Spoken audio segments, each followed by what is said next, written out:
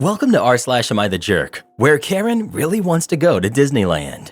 Am I the jerk for telling my husband I don't want his brat daughter going on vacation with us? My husband has a 16-year-old daughter, Amy, with his ex. She's a huge Disney kid, which I get because I was too. We have two kids together, Ryan and Ella, who are 9 and 2. Amy goes to Disney usually 5 times a year, twice with her mom, twice with my husband, and her maternal grandparents take her every Christmas break. The younger kids and I have never gone with my husband and Amy, as it's a tradition they've had since she was a baby. Well, my husband, me, and our 2 kids have a trip planned for early August to go to a different theme park for a few days. It was agreed that this would be a just the 4 of us trip, as it will be our kids' first theme park trip. Initially, my husband said he wasn't inviting Amy, as she will have just gotten back from Disney with her mom a few days before. My husband takes her every year over Thanksgiving and spring break. Whenever we've included Amy in any of our trips, she complains nonstop. It's boring, stupid, useless. She hates it. Disney is better. It's a waste of time, and she has a really bad mood for the whole trip. I'm not looking forward to that. I think the 2 younger kids deserve a fun time without Amy basically throwing a tantrum. Last time we went to a water park, Amy got upset because she wanted to go to Disney again, so she turned off her phone and ran off. We all spent the next several hours looking for her, and by the time we found her, it was time to go and nobody was able to enjoy the day. I told my husband I do not want her to go with us and my reasons why. He says I'm being unfair and Amy is still one of the kids, and if we're taking out 2, then it's only fair to include Amy. I told him if he insists on Amy going, I'll make other accommodations for myself, Ryan, and Ella. He told me I'm being a jerk and try to see how that would make Amy feel. Am I the jerk? Edit. Amy has said she does not care at all about our trip. We're going to Legoland, not Disney. My husband wants Amy to go with us since he's worried she'll end up regretting it later if she skips. Not the jerk. At 16, she can be held to appropriate behavior. I understand having her special time with each of her parents, but this seems excessive. Why doesn't their father take Amy on one trip and do older kid things, and then take the younger ones on another trip and do your younger kid things? Aren't 4 yearly trips to Disney sufficient? Why is it okay to regularly exclude 2 kids but not the other? My husband is in Dubai and his side piece showed up at my door with their baby. My husband and I, 40 female and 41 male, have been together for 10 years, and I consider our years to be very loving and happy, but apparently not for him since he had a side piece obviously. I make furniture and make around 1 million euros a year. My husband is a teacher. It goes without saying that I provide for us. I don't ask what he does with his salary. We live way below our means, however, because we're both minimalists, but we do have a big house, nice cars, and lots of art. Everything is mine, however. Apparently, he met his side piece, female 25, under false pretenses and told her that we were legally married, so he owned half my company and everything else I own. When she got pregnant, he started spending his salary on her. I wasn't alarmed because I didn't know what he did with his money. Now he's in Dubai on vacation, and her lease on her apartment expired, so she just showed up at my door with her baby. She told me she was his girlfriend and that he was getting a divorce, so she might as well live in his house and I could live in a hotel because I could afford it. She didn't have any money or a home. She literally refused to step out, so I called the police and locked myself in the greenhouse. When the police got here, she was literally unpacking in the living area. They escorted her out. I was very shaken. Later, I found out all the details I included above. My husband's mother thought I was a jerk for kicking out a little baby onto the street. That was her only grandson. I used my money and power to control everything around me. But honestly, teachers make $60K a year, so if he gave her his salary, I can't understand why she would be so homeless and destitute. She had big designer bags, designer stroller, and all kinds of jewelry when she showed up to my house. But now I'm the jerk? If your mother-in-law is so concerned about the baby, she can take them in. OP. She said she couldn't because she lives in a studio apartment. How long has your partner been in Dubai? Depending on the length of his stay, he may not even legally have residency in your home anymore. If legal, I'd change the locks now. OP. He's there for 10 days. 1 week left. It was the end of school kind of thing. I'm going to gather all his things and send him to his mother. I gotta ask, how do you make 1 million a year making furniture? Also, not the jerk. Kick out the hubby too. OP. Long story short, I started off as an interior decorator and designer, and I started designing what the market lacked in my opinion. Now it's gotten bigger. Update 1 week later. I will never see him again. It's over. He's back from his trip. Probably he wasn't expecting to start his summer vacation this way. My lawyer has already contacted him about what he's owed. It will be transported to his mother's apartment. Whatever more he thinks he is owed, he can sue me, and I'll be ready. And I hope he can afford my lawyers when he loses whatever lawsuit he plans to file. Apparently, the apartment that his girlfriend lost was his. He was sending her money for the rent, but she spent it on Prada instead. He swears that the baby isn't his and that he is going to demand a paternity test, like it would make any difference. Maybe for the baby, yeah. I hope to God that kid isn't his, so that maybe there's a small chance for that baby to have a better future and more loving parents. I'm moving in with my parents. Right now I'm in a hotel, but I have no desire to be in that house again with all the memories. I'm selling it, and while I find a new home and sell this one, I'll just live with my family. The girlfriend has contacted me a few times via social media because she needs to talk. She wants proof that we aren't married because he told her that we are. I don't do delusion, so I just blocked her. She's tried to contact me through my friends, so now everyone knows the truth without me needing to make an announcement. One last thing, I might have used the wrong terms because I'm not a native English speaker, but we are common law marriage. Our relationship is long-term and we live together, but we have separate finances. We have no rights to each other's property or estate. Am I the jerk for cutting off my cousin and her mom after they accused me indirectly of stealing at her wedding? I'm in a tough spot, and I could really use some outside perspective on this situation. So my cousin Emma and I have never been particularly close, but we've always been civil. When she got engaged in December of 2022, I sent her a thoughtful present, which she thanked me for repeatedly. Fast forward to February, and Emma invited me to her wedding in April of 2024. Living abroad and starting a new job, I made it clear that I needed advance notice to attend, and thankfully I managed to make it. Emma asked me to be part of her wedding entry, and despite our not being very close, I agreed, hoping it would help us build a better relationship. However, just a week before the wedding, I found out she'd been talking negatively about me and my career as a project manager. It stung, but I didn't want to cause drama before her big day, so I just kept quiet about it. During the wedding weekend, I helped Emma get dressed in her Hindu ceremony, and her mom told me to leave the jewelry as she would handle it later. So I only packed away the bangles. The entry went smoothly, and I attended the reception without any complaints.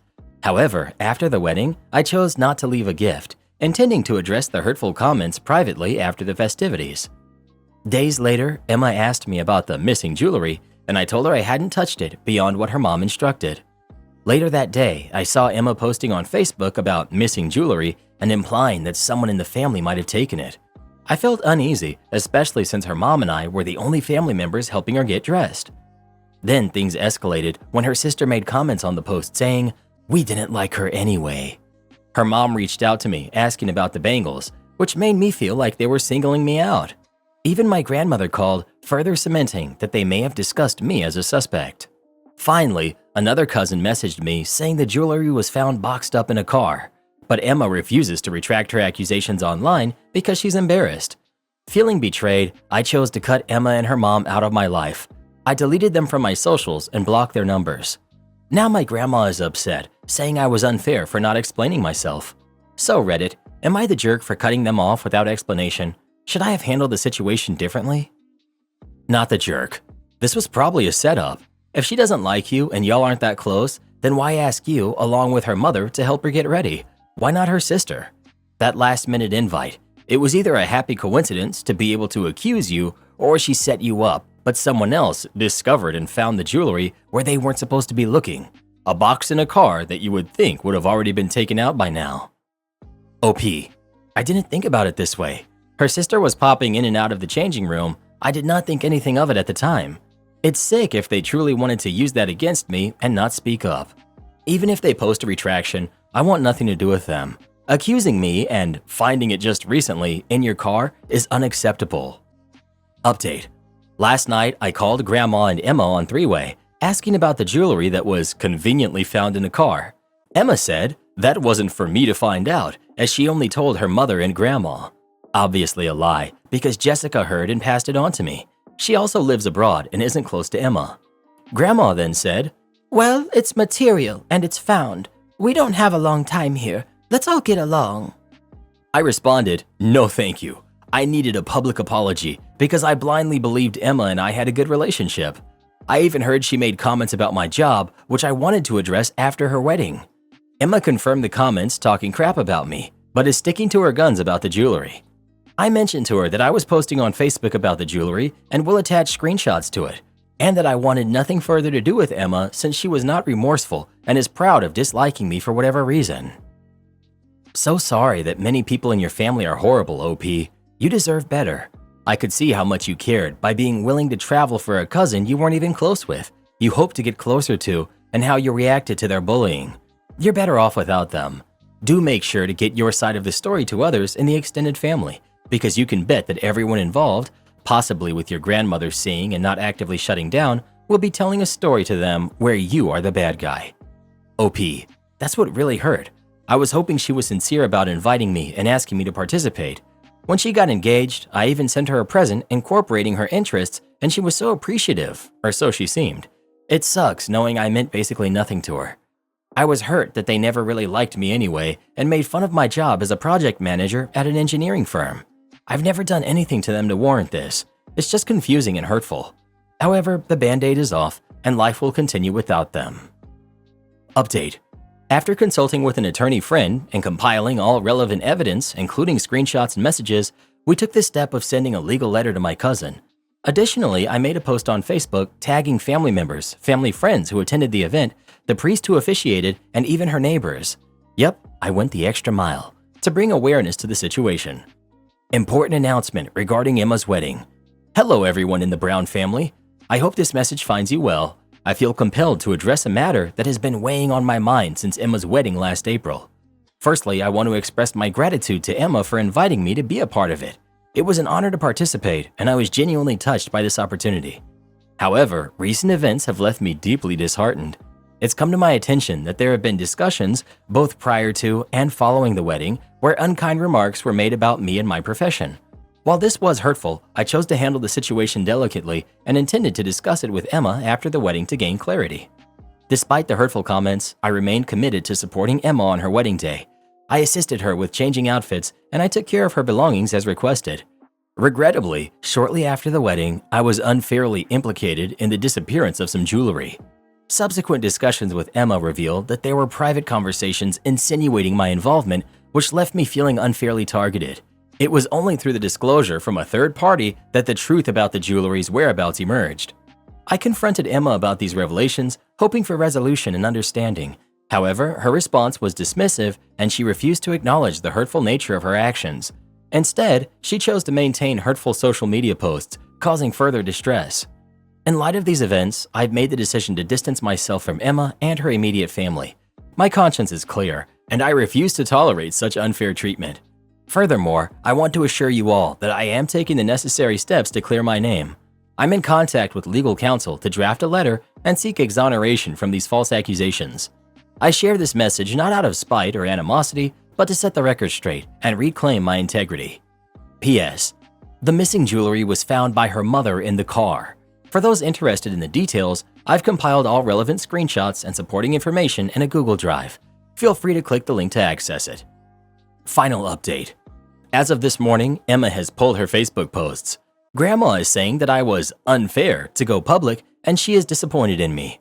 I explained to Grandma that after our three-way conversation, it was clear I was being accused. It was not fair to be unjustly accused and not notify the public that the jewelry was found because Emma wanted to save face. Emma's mom and sister have tried to reach out to me via friend requests. I want nothing to do with them until Emma issues an earnest apology and private apology. Since my last update regarding the Facebook post, multiple family members and family friends have reached out to me about what a crappy person Emma is. Some expressed disappointment in her actions to protect her facade and her treatment of me when I've been supportive and sincere to her on her big day. I thought that was rather amusing. And since someone assumed I'm putting up with my grandma's crap, she was cut off after that conversation. Am I the jerk for dropping off my employer's kids at her important meeting? I was an au pair before, and now I provide nanny services and annual babysitting services. A new contract is signed every year. There are no run-on contracts. I have 3 others working for me and the occasional teen looking to make some extra cash. One of my employees was done with a minor celebrity family abroad. The celebrity had recommended her to one of their other celebrity friends. I had a few families that weren't vetted on a list, but because she said she already knew the social circle, she wanted to start immediately due to cash flow and was willing to start before the formalities and paperwork was sorted out. The contract with base rate, extras, and holidays and all were signed and agreed upon before she started. Apart from some minor disagreements, her former celebrity employer was overall a good client, so I allowed her to start thinking her friend wouldn't be a hassle without vetting them first. The first week went okay, and I got good feedback from her when I touched base with her. The second week, there were some minor disagreements. The third week, they didn't serve her meals because they felt she was getting paid enough to get her own food. I contacted them and gave them a warning that they couldn't breach the contract and to reimburse her for the cost of food. They agreed to it, but the day after, my employee contacted me and said they gave her what they thought she should use for food instead of her actual costs, and she wanted to quit. I contacted them again and told them that there would be legal action if they didn't. They did, begrudgingly, but left a voicemail wondering why she felt the need to eat papayas and pineapples, even though this is part of their kids' diet, and as per the contract, she would get the same food. And other fancy stuff when she couldn't afford it. They also said people like her should stick to what is within their means of their budget. So I moved her out of this placement and came to an agreement that I would take over her duties until I found them a different one. This is in line with the contract. It's my responsibility if a nanny is sick or otherwise not able to do the job, not the parents. The kids were not the best behaved, but due to their ages, I let it slide. Things got bad for me during the fourth week as it was my weekend off. When I woke up, she had written me a note taped to my bedroom door that she was gone for the weekend and that I should help her out this once, as I had given her a faulty nanny to begin with. This was in line with her character from what I had observed, but I was still shocked that she would pull this after me explaining the contract before taking over. I let it slide. When she returned, she came back with her husband. I set them both down and told them that during my days off, which they would be informed about minimum 14 days prior, as per contract, they had to arrange their own childcare. In addition, I reminded them that as they had now been given 2 warnings, the third would void the contract, which was in the contract. They tried to raise objections, but I reminded them that I was an employee, not a slave. 6 weeks from then, which was yesterday, I was supposed to have the weekend off. When I woke up in the morning, the house was empty apart from the kids, the bearded dragon, the duck, and the other animals. Even the chef wasn't there.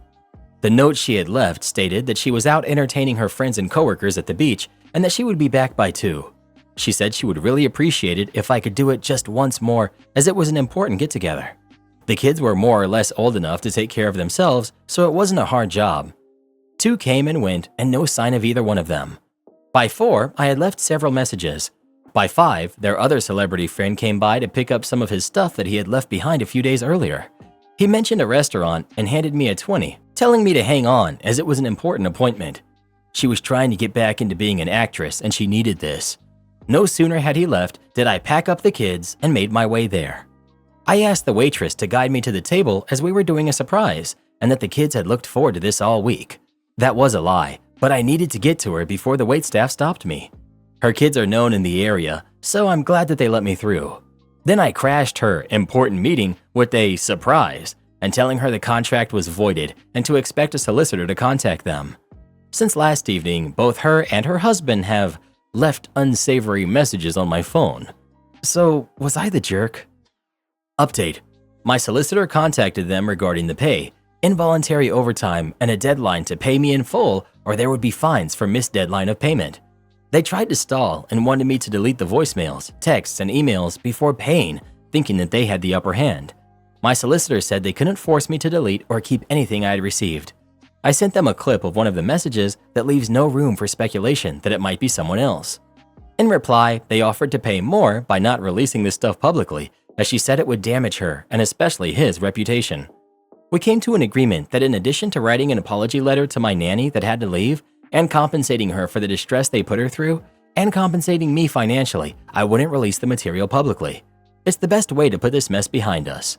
I will also vet all my clients in the future, despite where their referral comes from, to avoid a repeat of this. I may have spread it around that this family may be a little difficult to work for, so they are going to have to pay more than what the industry standard is in the future. Karen demands I hire a nanny to watch her baby so she can go party. My daughter, 17 female, has a 1-year-old daughter.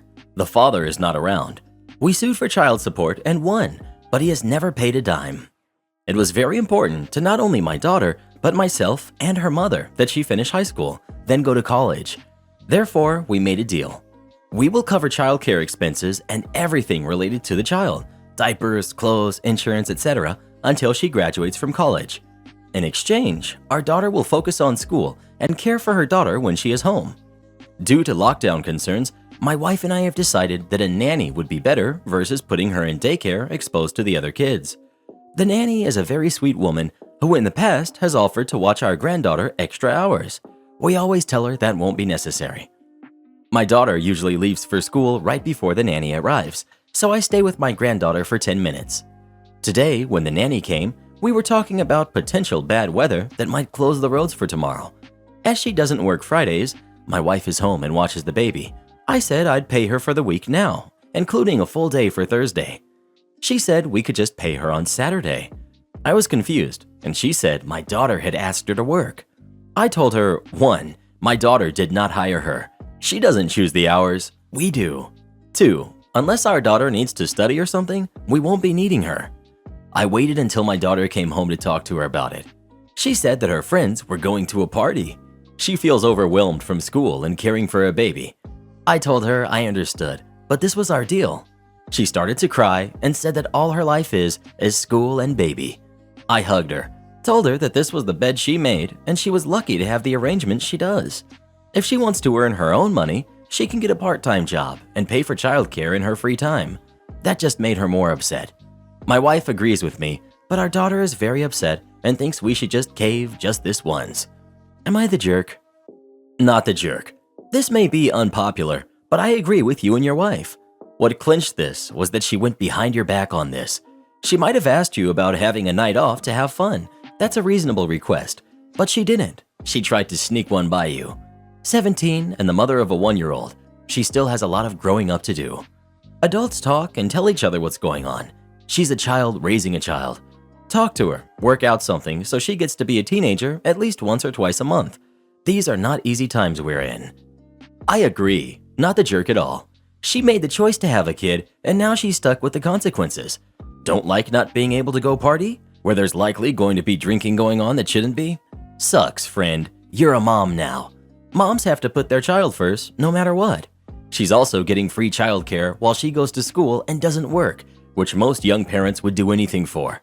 She's being ungrateful, especially because she's gone behind her parents' backs to get what she wants. Moms have to put their child first, no matter what? I don't think that's true. I'm a mom, and occasionally I'm allowed to do things for myself. Always putting my kids and my husband first doesn't make me the best parent I can be.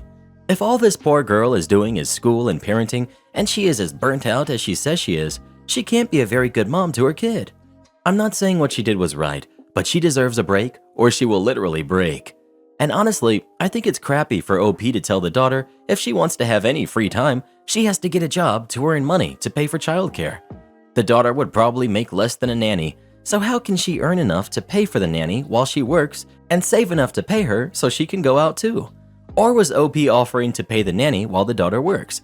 It didn't sound like it, so OP wasn't offering a realistic solution, i.e., the daughter will never be able to do anything other than study and parent. I think it sounds like the daughter is being punished for having the baby, but being told she is lucky. Gaslighting at its finest. Parents don't get a night off. Didn't that Dayquil commercial teach you anything? The problem with this setup is that she needs to grow up. Yeah, she's a kid. Boo-hoo. Well, she's a kid who decided to keep a kid. It ain't all teen moms, honey. It's hard work, and sometimes you miss parties, especially if you don't communicate. Imagine if this girl had said, "Hey mom, Susie is having a party on Saturday. Can you watch the baby?" Or "Can you pay nanny to watch the baby?" It would have been way different. Teaching responsibility is part of parenting. That's all this dad is trying to do. I'm kicking out my Karen sister. I'm a 30-year-old male who has been living with my sister for over a year. After our grandfather passed and left an inheritance to my mother and stepfather, they elected to move to Spain where they had met originally. This left them in a predicament as my sister was living with them at the time and didn't want to move to Spain. I was asked whether I would be prepared to allow my sister to live with me, providing a number of conditions were met. A. That rent was paid to cover some of the living expenses. B. That the responsibility for her 2 cats rested solely with her, meaning that the purchase of cat food, cat litter, and changing cat litter and food was all with her. C. That a conscious effort would be made to find a job which would facilitate her living independently over time. I work a full-time job as a senior manager within a company, which means that most weekdays I leave the house around 6:30 a.m. and return home around 6 or 6:30 p.m., sometimes later. Since I pay for 95% of the household costs on a monthly basis, I made the argument that she should take the burden of the household chores, like cleaning up, hoovering, doing the dishes, etc. We live in a small 2-bedroom flat, so the scale of the work isn't so great that it couldn't be spread over a number of days. I have also been in a relationship with my girlfriend for over 3 years, and we have consistently agreed that we both want to move in together. However, she doesn't want to live with me and my sister. She wants to live with me. That's a fair comment, and I agree with that sentiment. Unfortunately, in the years since my sister has lived with me, we seem to have argued more and more because she thinks I'm being taken advantage of and have got very little support from my family in general. She has taken no responsibility for any of the household chores and spends the majority of her time isolated in her bedroom. I found out that she has posted images on Instagram of a certain nature and explained to my parents that I find it frustrating that she would post pictures of this nature but doesn't seem to have given much consideration to finding a job or contributing in some way. I was told that there was nothing that they could do and that I should talk to my sister. In the past, these conversations have descended into tears, and I've backed away from my argument in order to make peace. I was then sent a text message from my sister telling me that it was none of my business, that she had been looking for a job, that she wanted to focus on her business, etc. I grew furious with that response and told her, aggressively I will admit, I wanted her out of my house and that she had until the end of the week to move out. I told her that I was tired of accommodating her lifestyle and being made to feel like my goodwill had been taken advantage of. Well, what do you think? Is OP the jerk for kicking his sister out or not? Please let us know. Demand we work overtime for free? Enjoy having no employees. I was reminded of this story due to the recent passing of the hero of this story. Grumpy, you will be missed. I met Grumpy in an addiction recovery program. He volunteered there after they helped him and he became my sponsor. Seeing that I was trying to get my life together, he offered me my first job out of high school. Grumpy was the manager of a store for a company that sold everything you needed to build a house, from cement and bricks to custom-made cupboards. I started as a loader, filling the trucks that were making deliveries. A little background for the company. It plays an important role later. When they started back in the early 80s, they sold everything you needed to build a brick-and-mortar home wholesale to professionals. During their first expansion, they got a really good reputation for their prices of power tools, custom cupboards, and landscaping, including custom-made garden furniture. The stores were basically big warehouses. In the mid-90s, they opened their doors to the general public, which, accompanied by a rising tint of do-it-yourself, skyrocketed their sales. They brought a second, smaller wave of expansion and the opening of the online store, first only with phone orders and later on with a proper site. When I joined, they were doing a third shift on their business plan. They had cut down on things that weren't big sellers, like bricks and concrete, and were focusing more on the big sellers, custom-made furniture, landscaping, tools, and for some weird reason, plumbing. My first 8 months on the job was a dream. Grumpy was an excellent manager. Having started in the company roughly the same age I was and being promoted through the ranks, had developed a very distinct managerial style. His concept was simple. If my employees are happy, they work better and provide better services, which leads to better sales. That meant that while Grumpy managed one of the inner city stores, meaning medium to small size compared to others, we were fourth in revenue nationwide and first in customer happiness. And then the reason for his nickname stroke. While everyone called him Grumpy, a nickname he was kind of proud of, he was far from it. The reason was he had a medical condition that affected his nerves and had him left with a permanent frown on his face. He had declined promotion due to that condition, knowing the extra stress would make his condition flare up, meaning he wouldn't be as effective as he would like. His medical condition flared up unexpectedly, and Grumpy had to be hospitalized and be on sick leave for a time. HQ decided to not have one of Grumpy's assistants be an acting manager for the duration, but bring in a regional manager to take over the store for the duration. Let's call him Wilhelm. Wilhelm was the exact opposite of Grumpy. He was younger than Grumpy. He was in his late 20s. Grumpy was in his late 30s. He had a business degree and he hadn't worked the floor at all. He was hired from the beginning as an office drone and climbed his way to regional manager. The reason he was put in charge of our store had to do with the change of the business plan of the company. You see, the change of focus had created a lot of empty spaces in the stores. A supermarket chain had approached the company with an offer to rent the empty space, especially for inner-city stores. The company had accepted and placed regional managers in key stores to help with integration. The thing is, the supermarket chain had a reputation of being bad employers. That was reinforced by one of our tellers, who had worked for them for 3 years before quitting to join us. Wilhelm didn't help also. His managerial style was based on only one concept: make more money in any way possible. He started by changing our schedule from monthly to weekly, raising the sales targets to unrealistic heights, and always demanded more. In the first 2 weeks, 6 experienced people had left, 4 quit and 2 were fired, and replaced by young, inexperienced people that were easier to manipulate. And then the integration happened. The floor was the first to feel the problem. The supermarket opened its doors and was understaffed. Wilhelm started sending people over to help for 4 to 6 hours, while also demanding to work their regular shifts. If someone declined, he or she was written up. 2 write-ups in 6 months and you were fired. Then Wilhelm came to lay the law in the loading bay. The loading bay was shared between the 2 stores.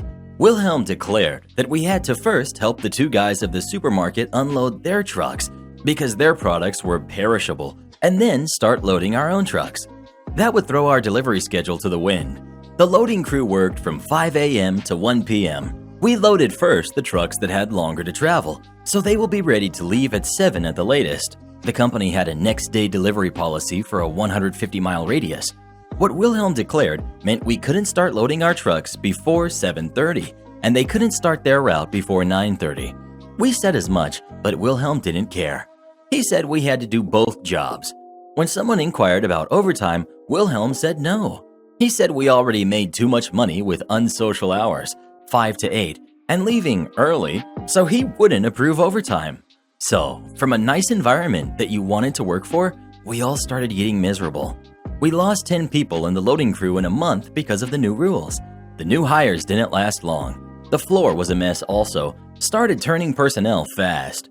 Anyone who is staying is either looking for another job, is afraid of unemployment, or is too young to know better. The sales had a very small decline, but customer happiness is plummeting fast. After almost 6 months, all the old guard that was left was ready to quit.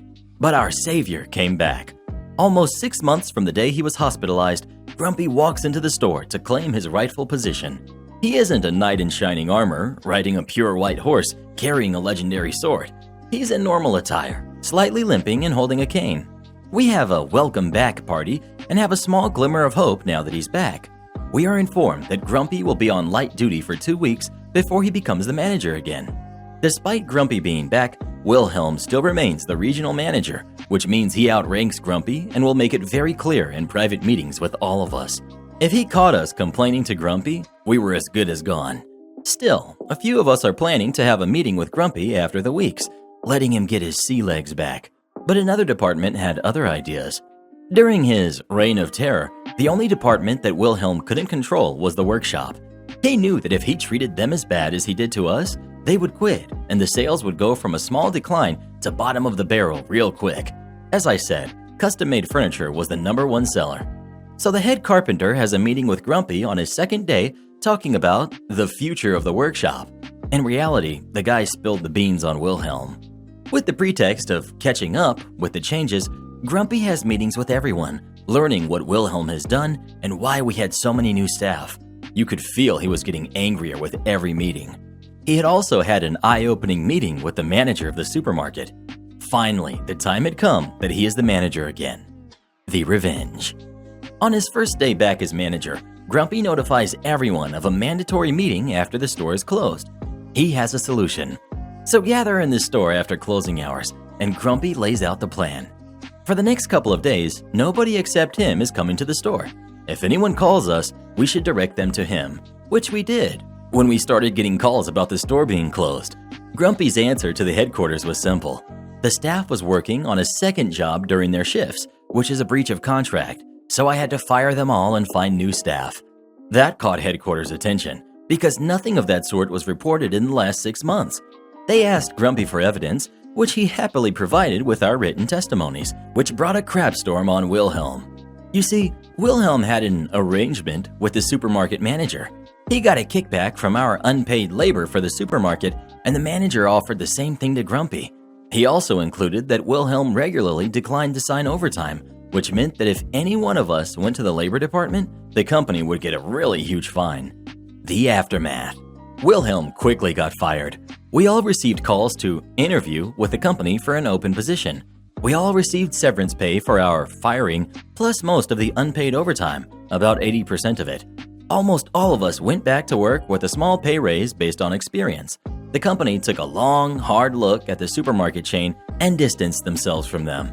They stayed until their lease was over, but no shared employees anymore, and a lot of theirs jumped ship to our side. Next time Grumpy had to take time off, one of his assistants took over. 2 did a stellar job, leading to being promoted to managers in other stores.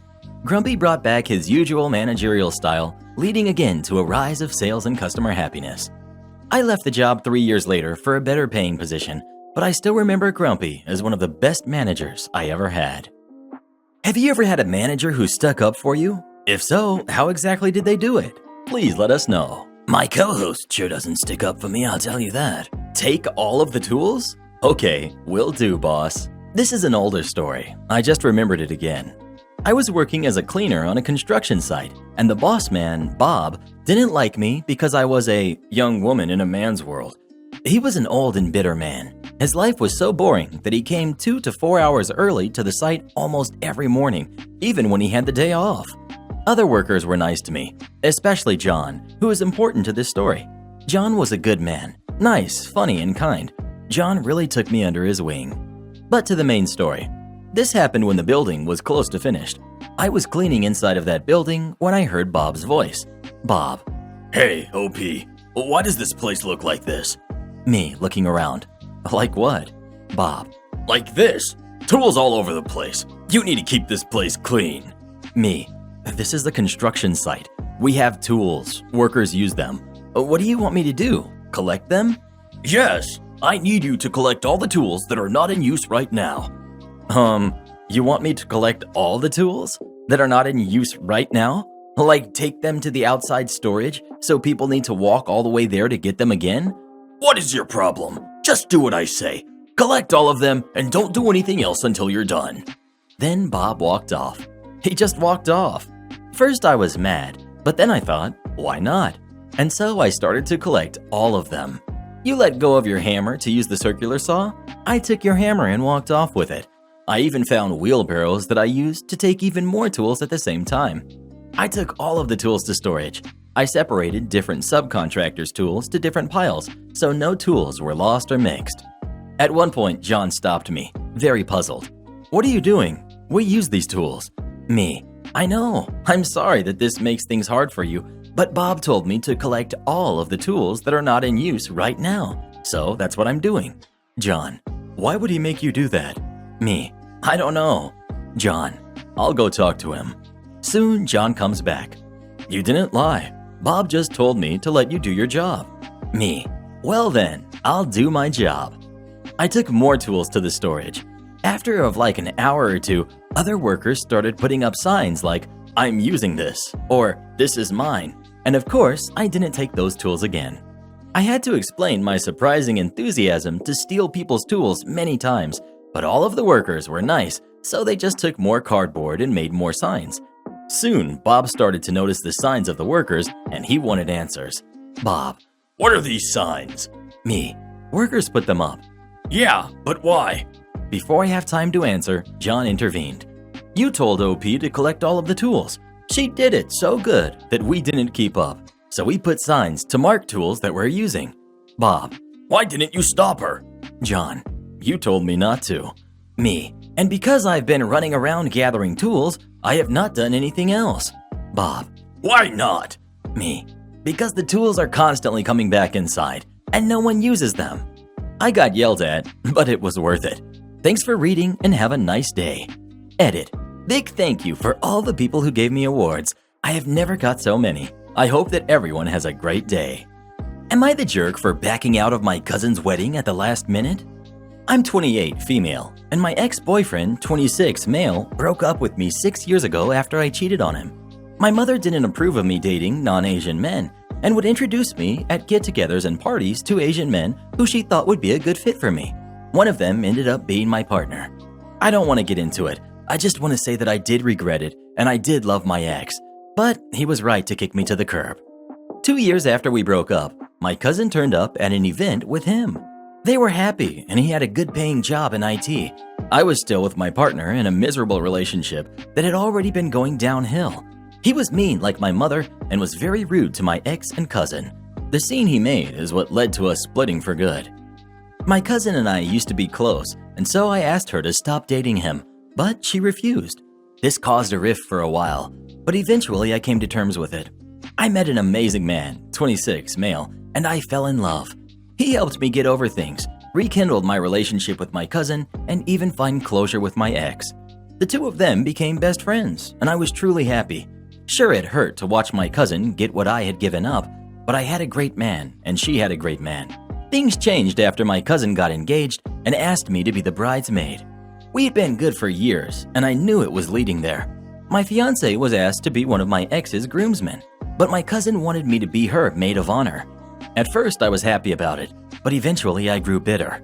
I didn't want to say anything to my fiancé or anyone, but I hadn't felt jealous or resentful in years. But watching the wedding unfold brought it all back up to the surface. I didn't tell my fiancé because I didn't want to be accused of still having feelings for my ex. I love my fiancé. This was just a bridge too far. I was cool until just before the wedding when I got a chance to listen to my ex and my fiancé as they worked on his vows with the best man in my house. It was all about loyalty and how he would always honor her, how he had only ever thought he was in love before they met. I couldn't handle it and started having panic attacks and realized I couldn't do it. I tried to get out of it, but with the wedding only a few weeks away, no one would let me. I couldn't tell my fiancé why because I didn't want him to think I still had feelings. So I tried to go, but had a panic attack and fainted early. After that, I just knew I couldn't do it, so I shut off my phone and left. Now everyone is mad at me. I told them all I couldn't do it, but no one listened. The only one not angry with me is my mother, and only for the wrong reasons. She thinks I was protesting the wedding. It was just too much. Am I the jerk for not wanting to ruin the wedding by passing out during the service or something? Well, what do you think? Is OP the jerk or not? Please let us know. This is one of those stories that I'm really looking forward to reading your comments on, so please do let us know what you think. Am I the jerk for telling my daughter to stop crying since this isn't about her? I have a 28-year-old daughter and a 33-year-old son. I remarried 1 year ago to my wife, 30 female, and I had told her while dating that I was in my 60s and I wasn't aiming to have more kids. For the past few weeks, my wife had started acting strange and said she felt sick and tired. The other day, my wife and I were visiting my daughter and her boyfriend who just got an apartment together. My wife was on edge the whole time. Finally, she blurted out that she found out she's pregnant. She looked apprehensive, so I asked why she was treating this like bad news. She said she wasn't sure how I'd feel about the news, so I told her that it was unexpected, but that especially recently, I've come to really value kids in a way I couldn't when I was younger, and was either away from home altogether or working 13 hours a day, 6 days a week. I told her that my business is very much hands-off now, and this time around, I have time and resources, and I'm so excited to devote that to our kid. And that I would do everything to make our kid the happiest with the happiest family. My daughter was in the adjacent room, but I didn't notice that she had walked in. She started sniffing, and when I asked what's wrong, she started full-on crying. She curtly said, "Congratulations," and started walking out. I caught up with her in the hallway, and she spun around and said, "Great to see that you finally calmed down, Dad. If only it happened 25 years ago, and not just because of age." I told her that I was only trying to make my wife feel better, and that she didn't have to cry and yell because this wasn't about her. This was about letting an anxious woman I loved know that she and her kid would want for nothing and worry about nothing. She looked furious and said, "Yeah, this is about a kid who is going to get a chill, indulgent dad and a happy mom because he got him the second time around." After that, my wife and I left because we knew we weren't welcome at the moment. Am I the jerk for defending what I said and for telling my daughter that this really has nothing to do with her and everything to do with a baby I intend to be a great dad to? Well, what do you think? Is OP the jerk for what he said or not? Please let us know.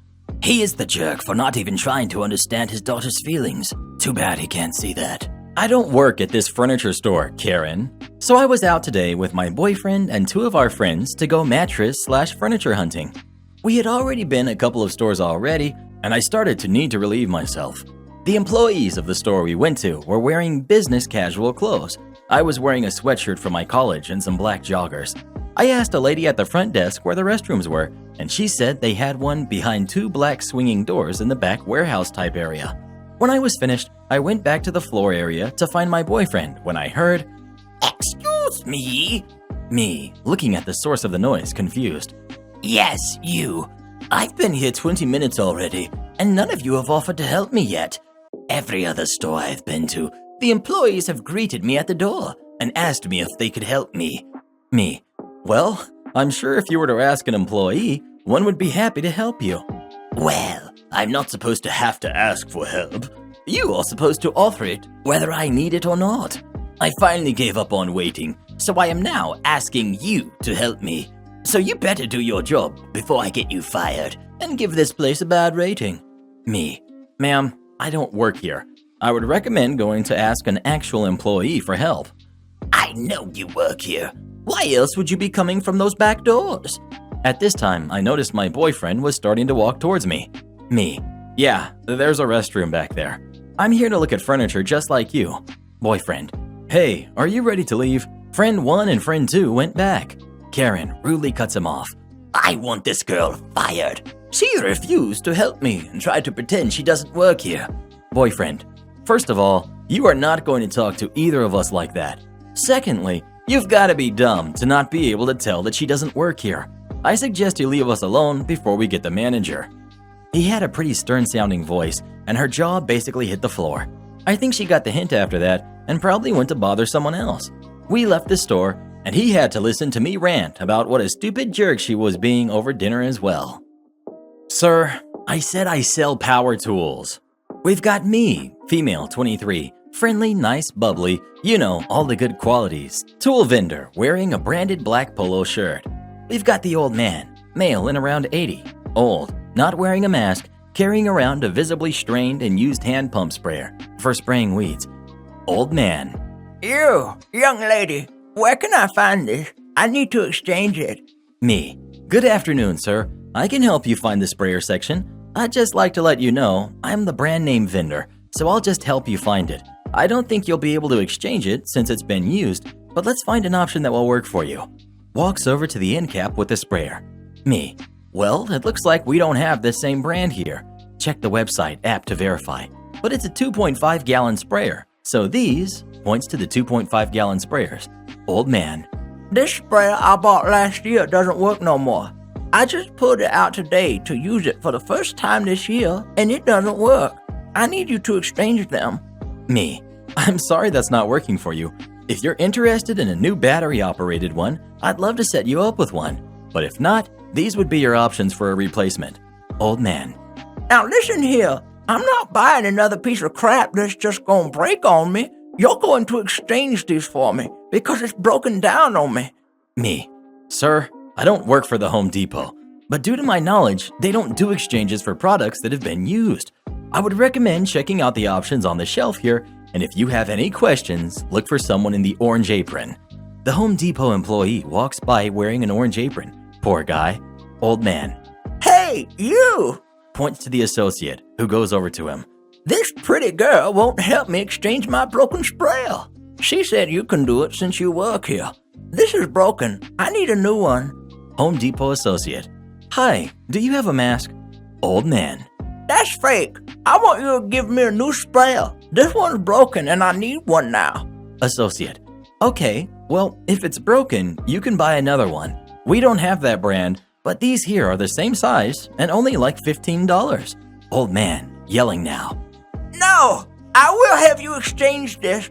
I only bought it a year ago and it's already broken. This piece of crap, I'm not paying for anything else, you stupid idiot. I didn't break it. Your store sold me a bad tool. Mind you, Home Depot doesn't sell this brand, so he didn't even buy it from this company. Associate, Here, let me take you to customer service to see what they can do for you. Old man. You better give me my exchange. I'm not paying for another one. He walks past me, reaches out, and squeezes my shoulder and literally coughs in my face. Old man. God bless you, girl. Take care of yourself. Me internally. Get away from me. What's crazy is interactions like this happen every single day and are often creepier. Ugh, why can't people just be decent? He liked his stolen watch so much, he came back to buy one. I used to work as assistant store manager at a retailer of primarily watches and leather goods. At this particular location where I worked, we had 3 points of entry and never much staff working, 2 to 5 depending on the time of day and the day of the week. The floor plan was set up so that even if you were trying really hard, while also not helping any customers, you could barely see 2 entrances at once. Additionally, we only kept about 20% of our display product under glass and had no security guard, and our watches were all in the $500 to $2,000 range. It was an LP nightmare, and uniformed officers and detectives got pretty used to visiting at least monthly, if not weekly, during busy shopping seasons to take down theft reports and to follow up on them. It was stressful, tedious, and probably the worst part of the job. One busy summer weekend day, when I was the only manager on duty, we noticed 2 watches were missing from their displays, so I had to step off the floor to review our security camera footage. We had something like 10 different cameras, and throughout my tenure at this retailer, I had gotten extremely proficient at snipping footage and capturing stills from our security cameras to provide to our LP team and the police department. So while reviewing the footage, I found some great angles of the culprit concealing watches and a pretty good shot of his face from where he entered the store. Needless to say, I knew what the guy looked like. We informed the other retail location in our area that we had been hit, only to find out that the guy had gone straight there, and in the short amount of time it took us to figure out the watches were missing and review the footage, he had already returned one of the watches for store credit. Bold. Cut to about a month later. I'm the only manager working again, and guess who enters the store? The shoplifter. He has returned to the scene of the crime, and guess what? He's brought his fiancée. And guess what else? He's wearing the watch he stole and wants to use his store credit to buy another watch as a gift for his business associate. Knowing that the best deterrent to shoplifting is excellent customer service, this is something I learned in luxury retail that has worked pretty well in my experience, since you can keep an eye on things while also not being the jerk whose behavior is blatantly accusatory. I started helping the guy as he and his fiancée shopped, while also whispering to all my associates that we needed to watch him because he had stolen from us before. He shops with us for about an hour, playing up how excited he is about his watch and about getting one for his associate. But folks, he had no clue who he was up against. 5 years of improv training. Anyone? On the sales floor, I'm all smiles, trying on watches with him and his fiancée. But in the couple of moments I get to walk away and hand them off to my associate, I'm able to sneak off into the office to call the police and to confirm from my footage that this is 100% our guy. By the end of the interaction, I'm in the cash wrap with my associate who is gift wrapping the new watch, and our thief kind of corners us to see what we're up to. We can feel him getting progressively more antsy, which is reasonable since we're taking our sweet time finishing the transaction as we await the cops. We assure him our system is just slow, and he sees my associate clearly trying to perfect the gift's bow. After we finish the transaction and handed him his ill-gotten wares, we watch as he hurries his comfortably seated fiancée out of her chair so they can get the heck out of Dodge. They exit, and we see him through our window fumbling with his phone to reactivate the app-based ride-share moped they were using to travel. As he's doing this, the cops cruise by and stop just a few car lengths ahead. They get out of their car, and as they approach our door, I look at them with wide eyes, frantically pointing out our thief. They go and arrest the guy literally just as he's sitting down on the moped with his fiancée, who is visibly baffled by this development. After all this was said and done, the detectives come and commend me on doing their job for them. Shoplifting arrests after the fact rarely happen, so they were pleased to close the case, and I end up looking the guy up because he gave his real name for the transaction, and I find out he's some kind of a jet-setting yoga instructor. I did see his yoga instructor bio, who travels the world, and literally has Instagram posts of him wearing his stolen watch. Clearly, the guy could have afforded it, but got some kind of thrill from shoplifting and returning to the scene of the crime. As for the fiancée, while I have sympathy for her, it's probably better she found out about his kleptomania before saying I do. Anyway, I left that job a few weeks later to work at another company where I'm happy to report that I haven't had to file a single police report for the entire year I've been there. Helping out doesn't mean giving you $100,000. Disclaimer: all names have been changed. This story occurs on my wife's side of the family, so I have a second row seat rather than a front row seat for most of this. My wife's Aunt Louise is a great lady. She and her husband lived in the San Francisco Bay Area and bought their home in the late 1970s. After her husband passed a few years ago, she sold her home for over $1 million and moved back to live closer to her family where she grew up, farming areas in Southern California. She's in her late 60s. Aunt Louise has 3 kids, who are all now in their 40s. The 2 oldest are nice, normal people. Her youngest, Kay, is a real piece of work. She meets all the criteria for a psychological diagnosis of narcissism. This is just one of literally dozens of stories I could tell. First, some backstory about Kay's husband, Pedro. He was a good provider. About 10 years ago, things began going well and began making pretty good money. To Kay, however, higher income meant more spending, and soon she was buying a new car every 2 years. They went on cruises. She had all the latest and greatest gadgets.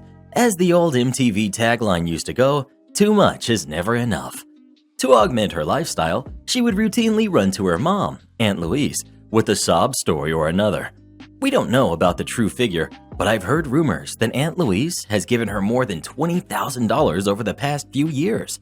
Kay and Pedro managed to keep their heads above water, but when lockdown hit and the state of California ordered economic shutdown, money became tight. Then in October, the company went out of business. He found another job, but was essentially starting his career over. Naturally, they'd begun fighting about money, and 2 weeks ago, it comes to a head. After hearing the blasphemous word "no" one time too many, Kay announces she's getting a divorce. Being California, she naturally expected the courts were going to give her one last payday from this poor guy: her car, their house, his 401k, and generous alimony. However, in her greed, she forgot that Pedro had kept draining his 401k to pay off credit cards, and all those papers about the house she was signing every couple of years was to refinance their house to pay off more credit cards, so there's almost no equity. And with having to start his career over, alimony wasn't going to be that great. So Kay does what she always does, goes running to her mother, Aunt Louise. Aunt Louise is naturally sympathetic and urges Kay to try and reconcile, but failing that, she might be able to help her out. Literally 2 hours later, Kay texts Aunt Louise with a photo of a pricey condo and asks for $100,000 to cover her down payment and costs to furnish it. Aunt Louise naturally pushes back, telling Kay that helping out didn't mean $100,000. She had meant letting Kay live with her while she got back on her feet, writing a check for a security deposit and first month's rent, and maybe helping with some car payments. At this point, Kay totally flips out. Here are the things my wife said were direct quotes. I'm getting these third hand, so they might be slightly off. "I can't believe my own mother would be so selfish. What difference does $100,000 make? You're not going to spend it all anyway." Meaning before Aunt Louise passes. "Just sell some stocks or something." Aunt Louise, fortunately, does have someone who manages her money, but she stays on a strict allowance. After Aunt Louise held out, Kay had begun polluting Facebook with passive-aggressive messages about finding out people's true colors.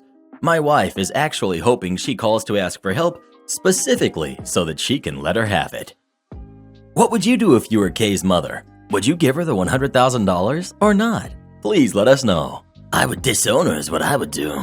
Revenge is a dish best served soiled. This is a story about how I found out my girlfriend of over 3 years was cheating on me and how I went about getting my revenge. This happened over a year ago, so it's been good to get it all down. Been thinking about it for a while. Certainly feels cathartic, and I've tried to make it as entertaining as possible. Thanks in advance for reading. I suppose, firstly, I should start by telling you how I met my girlfriend and what she came to mean to me. I first met Sarah at a yoga class in the summer of 2016. Never in my life did I think I would see myself going to something like that. The silly spandex, the holier-than-thou attitude, the way that everyone talked to each other so strange. It's not something I ever imagined myself doing, but when I hurt my back after falling from a first-floor roof at work, I decided to give it a shot on the recommendation of my back massage therapist and found a hall in my city doing beginner yoga classes. When the day to go came and I walked through the door, I instantly stuck out like a sore thumb. Everyone was standing around talking, dressed to the nines in their best yoga gear, while I sauntered in, wearing bog standard shorts and a t-shirt, looking like someone from a cowboy flick walking onto a sci-fi movie set. I immediately wanted to about turn and leave, of course, but the woman doing the class saw the look of pure terror in my eyes and came up to me and said hello. I told her why I was there and that I didn't feel very comfortable, but she insisted that I should give it a try, as she thought it would help my back problems, and if not, well, no harm, no foul. I felt better at this point and thought, oh well, might as well try it and get my money's worth, even if I do end up looking like a diseased pretzel. It was then that I looked across the room and saw the same look of terror that I had no doubt been portraying. That was Sarah. She had not long ago found out that she had scoliosis after years of being misdiagnosed and told that it was all in her head, among other things. She was there with her mother, who was with her for emotional support and to see how she got on. After seeing her, I instinctively gravitated toward her in the same way that a drowning person gravitates towards a life ring thrown at them. After the yoga instructor had a chat with her, she shouted me over and said that it was Sarah's first time too, so maybe we should sit next to one another and give each other a bit of support. I said that was cool with me, and she also smiled and nodded, so I walked over. We hit it off right away. My emotions went from a bit of embarrassment to serious amusement as we both attempted to fit in with the rest of the class. After the class was over, we were still talking away, and I felt a genuine connection and butterflies in my stomach, and as we said goodbye, we caught each other's gaze, and she smiled at me with a purity that for the first time in my life made me feel weak at the knees. I wouldn't have went back in a million years had I not met her, but I decided to go to the next week, and when I walked in the door, I got those butterflies in my stomach again and was hoping to see her face, but she wasn't there. As I was sitting there, I felt this feeling of pure dread and was sat there thinking, what the heck am I even doing here? I felt this sadness that was hard to describe. It kind of reminded me of when I went to this holiday caravan park when I was about 12 with my gran and cousins, and there was this big center with pool tables and amusements and all that stuff. I remember seeing this girl there every night for a week, and I instantly fell in love with her. Didn't say a word to her, but psyched myself up so that I was gonna try to speak to her on the last night at the disco. But when we went down, she wasn't there. I'll never forget that feeling of sadness as we went home. That girl had walked out of my life, and she probably didn't even know she walked into it. I felt the same aching sadness when I didn't see Sarah. I knew nothing about her, had no way of contacting her, and felt this surreal sadness that was hard to quantify. About 4 months later, I was working on a roof repairing a truss damaged in a storm when we decided to stop for a break. As we made our way back to the van, the house owner came out and asked if we wanted a cup of coffee. We accepted, and she came out with coffee and biscuits. As soon as I saw this woman, I just knew her face from somewhere, but couldn't for the life of me place her. It wasn't until that night, after racking my brain, that I realized it was at that yoga hall I had seen her before, and it was Sarah's mother. The next day, I was back finishing the job, and the same thing happened. We stopped for a break, went down towards the van, and the woman came out asking if we wanted some coffee. After we finished up, I took the cups and biscuit wrappers back, and as I was passing them over to her, I asked how her daughter was, and was she still having back problems. She looked surprised, but smiled at me and said yes, then asked how I knew her. I replied that I'd spoke to her at a yoga class months back. She laughed and said she remembered me now. I then gave her a card with my number written on it and asked if she could maybe get her daughter to text me, as I wanted to get back in touch with her. Shoot my shot, I thought. Wish I hadn't now. I got a text message that night from Sarah asking how I was and that she had looked for me again at the yoga hall, but I wasn't there. Turned out she had went back the week after me as she thought it was bi-weekly. We met up soon after, really hit it off again, and after 8 months, she moved in with me. She was funny, smart, and sweet, as well as being the most uniquely beautiful person I'd ever met. She had a whimsical beauty to her, pointed ears, and defined features. She reminded me of a she-elf or something. I truly thought I'd found my soulmate. She had moved into my home and everything was going great. She was on disability and got personal independence payments and was getting injections for her scoliosis, which along with painkillers and exercise were keeping her pain at bay. We would alternate the cooking while she did the cleaning and took care of our cat, Mitzi. I was also making good money, so we were in a comfortable position financially. When I got back from work, we'd always be doing things like going out on walks or the like, just always in each other's company. It was at this point I was seriously contemplating proposing to her. Things changed around Halloween of 2019. Our love life was great, but there were times when she occasionally wasn't up for things, and I was fine with that. Well, around October, she started complaining a lot about her back hurting more, especially just before the times we'd usually go to bed. Thing is, she seemed fine in other aspects of her life. She seemed happy. The first real red flag for me came in December, when she completely stopped showing me affection. She just became cold towards me. She seemed repulsed when I put my arms around her or tried to take her hand. She was the one who was so touchy and feely, hands in hair, constantly reaffirming touches, kisses, and cuddles. When we'd sit on the couch, she'd basically be on top of me. That all completely stopped. Didn't for Mitzi though. Yes, that's right, I ended up jealous of our cat. At this point, we were in the new year, and I suspected her of cheating. She had become downright hostile towards me. I started trying to up my workload around the house, but nothing was good enough. I ended up constantly being belittled and walking on eggshells, couldn't do right for wrong, and was starting to become a humorless shell of my witty former self. One night, I got a hold of her phone and looked through it. Nothing. Was clean as a whistle. Wasn't even any messages from her friends or her mother, which I found weird. That was when my friend told me that if we were on the same plan, then I could check on the carrier's website and see all of the activity from her phone. We were on the same plan, and I paid for her phone. That night, I logged into my account, navigated to mobile, then her number, started to sift through, and there it was. Thousands of texts and calls to this one specific number. It had started 6 months previous, and it had dates, times, and how long the calls were. She'd be speaking to and texting this person for hours and hours while I was at work, deleted everything before I got home, then going cold turkey when I got back. I googled the number, and up came a local garage, one where she had got her car fixed previously. I remembered it taking a while for it to get fixed, and her complaining about it a lot. The whole thing was a long, drawn-out affair, in more ways than one apparently. At this point, I was ice cold. I already had got into my head she was doing this, so getting it confirmed was more of a relief than anything else. I wanted to catch her in the act, rather than have her attempt to gaslight me and squirm out of the circumstantial. So I found out everything I could about this guy. I found out where he lived, that he had a wife and a kid, found out what car he drove, even walked in asking about prices so I could look this guy in the eye and get a measure of him. His name was Carl with a K. I knew the affair was physical for lots of reasons, but the fact that their phone calls and texts stopped dead from 1 to 2 each day said to me that that was the time they were meeting up. I came up with all sorts of silly plans to loan my friend's car and sit at the end of the street, then wait till she drove out, then follow her to the place she was meeting this guy and jump out of the car like, surprise! There were too many variables in that though, and I'm no private detective. One day I decided to drive by his garage about 1:30 and her car was just sitting there and the place was locked up, so mystery solved. I was at this point at the end of my tether and ready to just tell her that I knew everything and to get out of my house when she asked if it would be okay to go away to a spa place for the weekend, alone. She said she was depressed with everything with her back being so much worse, that this place would be great to help her with all of the things that she could do, that she could come back refreshed and like a new person. She was right about that, because I didn't know who the heck this was standing in front of me anymore. Obviously, she wasn't going there alone, if she was even going there at all. This would be a weekend getaway with this guy.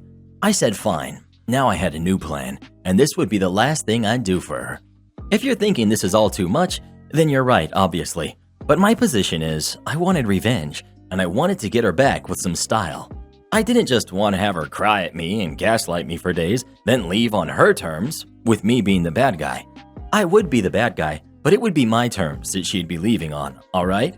The Friday came, and the spa was 100 or so miles down the road, so she decided to get a train. I jokingly asked her if she couldn't find something more local. Umming and oohing followed, till I told her I was only kidding. I got off work a couple hours early and took her into the train station. Despite her protest, she would get a taxi, as I wanted to see her off. We drive in, and as I'm looking for a place to park, you wouldn't guess whose car I spot. That's right, Carl with a K. I think I'm gonna have some fun and make her squirm, so I park up directly next to him. They're right next to each other, door to door, and she immediately becomes uneasy, not knowing where to look. I'm pretending to look for something, trying to draw out the moment, and the atmosphere is razor sharp at this point.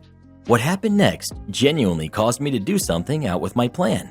She started to silently giggle. You know when you go to church and something funny pops into your head, and it's too hard trying to think of something else and stop yourself from laughing? Well, she's desperately trying not to laugh. I'm pretending not to notice. She's tapping her hand on her trouser leg, and from the corner of my eye, I can see him, with his head on the steering wheel. She actually lets out a laugh, then quickly disguises it as a cough and starts clearing her throat. I start doing the whole tapping of back thing, and I'm just thinking to myself, I can't wait to get you back. See, we all go through life being the butt of a joke at least once, whether it be passive-aggressive work colleagues or when you get up and try and do a talk at school with a face redder than the devil himself. But you never expect that crap from people who are supposed to have your back, even if you are conspiring against them at that point.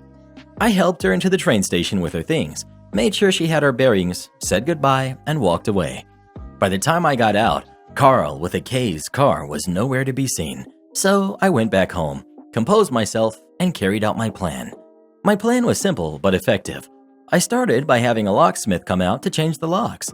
I then proceeded to pack all of her clothes and belongings into bin bags and put it round the side of the house. On Friday night, with the noise of her laughing at me ringing in my ears, I did something I never imagined I could do.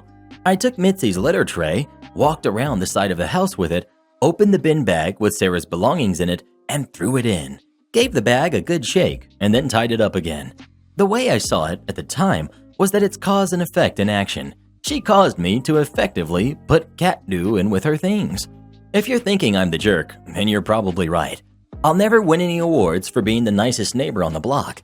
If I don't like you within 5 minutes of meeting you, I probably never will. And the only time I'd ever take out your trash is if you are trash. If you do break through those barriers though, I think I'm a loyal, caring person. I didn't do anything to deserve being cheated on, except maybe putting cat litter in with her things, but that was after the fact. I spent the Saturday in a mire of depression, answering her texts with the only energy I could muster, which wasn't a lot. I complained of a severe headache from a hangover I never had, and the texts dwindled. The reality of what was transpiring hit home, and for the first time since before New Year, I took stock of my life, sitting in my swivel armchair with Mitzi in tow like a Bond villain. Sunday came, and I was ready to execute the final part of my plan. Firstly, I drove to Carl with a K's house and put a letter through his door. It was addressed to his wife and basically said in block capitals, "Important, Carl with a K's wife, name, open immediately." Inside it was a letter outlining how her husband was getting with my girlfriend, copies of the phone calls and text log, as well as other information like they had been going together for this weekend. I put it through the door, rang the doorbell, and walked away. Got in my car and drove for a minute, then parked up again. Then I phoned Sarah. I genuinely can't remember a lot of what I said to her, but it was something along the lines of me asking how everything was going. She started to gush about how much she enjoyed herself, that she feels like a new woman, and that she could maybe see herself doing it 2 or 3 times a year. At this point, I blurt out, "How's Carl?" Her yapping stops dead. Silence fills the air until she finally says, "Who's Carl?" "You know," I reply, "Carl with a K." I then proceeded to tell her that I knew everything, that I had changed the locks and all her stuff was around the side of the house. Instead of being apologetic, she goes on a thunderous diatribe, blaming me for everything. At the end, I told her how her stuff smelled of Mitzi's dew and hung up. I blocked her number and didn't see hide nor hair of her until the Wednesday. When I came back from work, she was sitting on the doorstep. All the bags had been moved. I ignored her, walked around the back, let myself in the back door, and locked it behind me. Haven't spoken to her since, although she's made her attempts, including a letter. In regards to Carl, I don't know what happened between him and his wife. I do know that he said it wasn't personal to a friend of mine. That made me angry. Like, is that supposed to make it better? Someone saying something isn't personal just means it isn't personal to them. It was to me. If someone smashes through your front room, is it easier to get over it if they didn't personally mean it? Is it easier to pick up the pieces and put them back together again? No. I heard that lockdown hasn't been kind to his business though, but you won't catch me shedding no tears for that. Unless it's tears of laughter, that is. Am I the jerk for not getting dressed up with my wife? My wife, Sarah, is a senior surgeon and works very long hours. We discovered very recently that she's pregnant. While we were both delighted, It didn't take long for us to decide that I would be the one to take time off to look after the baby, as she is by far the higher earner. I work in maintenance, so I'm still going to work. I work long hours too, as well as crazy shift patterns, including nights and weekends. Because of that, and because everything is shut down, we haven't been able to spend much time together. I do most of the cooking at home because I'm better than her, and she doesn't really like cooking anyway. However, I got home yesterday and she made me my favorite meal. More than that, she was fully dressed up. I'm talking evening gown, heels, hair fully done, etc. She looked so beautiful, I wanted to marry her all over again. However, I was tired. I'd been working a 12-hour shift and just wanted to relax. I threw on a tracksuit and t-shirt, and when I came downstairs, she was obviously disappointed. She asked if I wasn't going to dress up, and I said I was tired and just wanted to eat. It was quite awkward between us for the rest of the meal, and when it was done, she went upstairs and said, "Remind me never to make an effort again." Later, as I was going to bed, I heard crying in the spare room. I went in to comfort her, but she told me to go away and leave her alone. Look, I know it must have been sad for her to get dressed up and for me not to do it, but I'd been working all day, doing heavy physical work, and just wanted to relax. I know Sarah loves getting dressed up and wearing beautiful clothes, and the pregnancy might mean less chances to do that. But she kinda surprised me with this. If we'd planned a date where we could both get dressed up and have a nice meal, I would have happily taken part. But I was tired and didn't have the energy. Am I the jerk? Edit. Okay, so reading these replies, it's obvious that I was in the wrong. I still think it would have been better if Sarah told me and we'd planned something, but after Sarah went to such an effort, it was only fair to play along. This morning, before Sarah went to work, we had a little talk. I told her that she looked beautiful yesterday and that I appreciate everything she did. I said I was sorry for not making an effort and said that as soon as we both get a day off, I'll cook her favorite meal and wear whatever she wants me to. I hugged her while she cried, and I told her that I loved her. I think we'll be okay. Well, what do you think? Was OP a jerk for not getting dressed up that night or not? Please let us know. You spoil me with that suit you wear every day, Mr. Reddit. That head of yours is just so round. Lady demands that I stop what I'm doing and open my register. Okay, no problem. I, male 19, work as a cashier in a gas station in Miami Gardens, Florida. Naturally, the people that come into the store tend to be on the crazier side. The store had a line of maybe 7 people. Now at this point, I had the register closed sign up, and I was stocking on the shelves behind the counter. My coworker was handling the customers in line. I turn when I hear the door opening. Another lady walks in without a mask on. I politely ask, "Excuse me, miss, do you have a mask that you can put on?" She scoffed at me and rolled her eyes as she dug in her purse for a minute or two. Finally, she pulls out a ratty little mask with only one functional strap and holds it to her face while she's waiting in line. Well, apparently she couldn't do that for very long. She comes to the front of the line, ranting and raving about how the line is too long and that we shouldn't be keeping a valued regular customer waiting. I've been working here for 4 months and I've never seen her. I'm fairly confident I know all of the regulars. I tell her that there are other things that my manager left for me to do before the end of closing and that I have to get them done. She didn't seem to like that at all. I demand that you open your register right now. Okay, you got it, lady. I moved the sign and I turned back to her. Do me a favor and stand a little bit to your side. Surprisingly, she complied, albeit with her arms crossed and what I can only assume was an angry gaze firing through her mask. Cue the malicious compliance. Next customer, I yell out into the store. It dawns on her what I'm doing, but the next customer scoots up in front of the counter before she can even fully process it. I go about this transaction as normal, despite the fact that this lady is yelling at me at the top of her lungs, no longer holding the mask to her face, mind you. I finish up with the other customer and I turn to her. She tries to yell over me, so I raise my voice a bit and try to be as stern as possible. I tell her, just because my register is open now doesn't entitle you to skip all the other people in this line who also have lives and jobs and other responsibilities. Get to the back of the line and be respectful, or I'll have no choice but to have you removed from the store. We don't have security, but we're 2 blocks away from a police station, and one of the cool officers who comes into the store gave me their personal number to use, just in case we have any issues.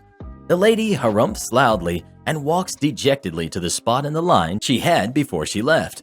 In the amount of time it took for the rest of the story to occur, more people had gotten in the line. I said the back of the line, I told her pointedly. She dropped her shoulders and walked to the back like a toddler. People, man. Am I the jerk for getting someone fired when they made a mistake? I was at a grocery store shopping for supplies some weeks ago, around 5 or 6. My cart included some alcohol, so I gave my driver's license as age proof. Now, for context, I speak with an accent from my home country. English isn't my first language, actually.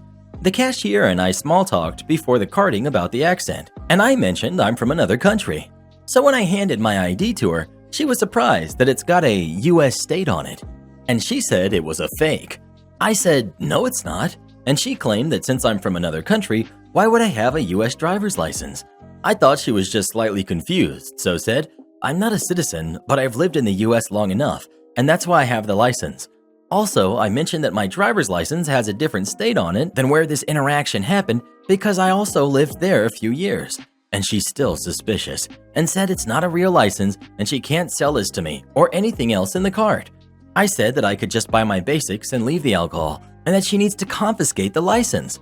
I was annoyed at this point and said, listen, it's not a fake. If you want, I can show you a picture of my passport to check my name and date of birth and know that it's not a fake ID. Then will you give me back my ID? Let me buy my stuff and let me get the heck out of a public store during lockdown. At this point, she loses her temper and says, wow, you're really full of stories and excuses, huh? This isn't my first day on the job. I know a fake when I see one. You aren't getting this back. And grabbed a pair of scissors and cut the card up. At this point, I'm furious. My card wasn't a fake, and I was happy to prove it. But now I'm stuck without a convenient ID document, need to go to the place, even if it's open, and sit in a crowd during lockdown to get a new one. And I need to start carrying my passport with me everywhere until it's issued so I have an ID on me. So I demanded the manager, created a big deal out of her behavior. I didn't yell, but I was absolutely furious and made it clear how much of a problem in terms of time, safety, and money she has created for me, and stormed off and received a gift card for my trouble. I didn't see her the next few times I went in, but saw someone new.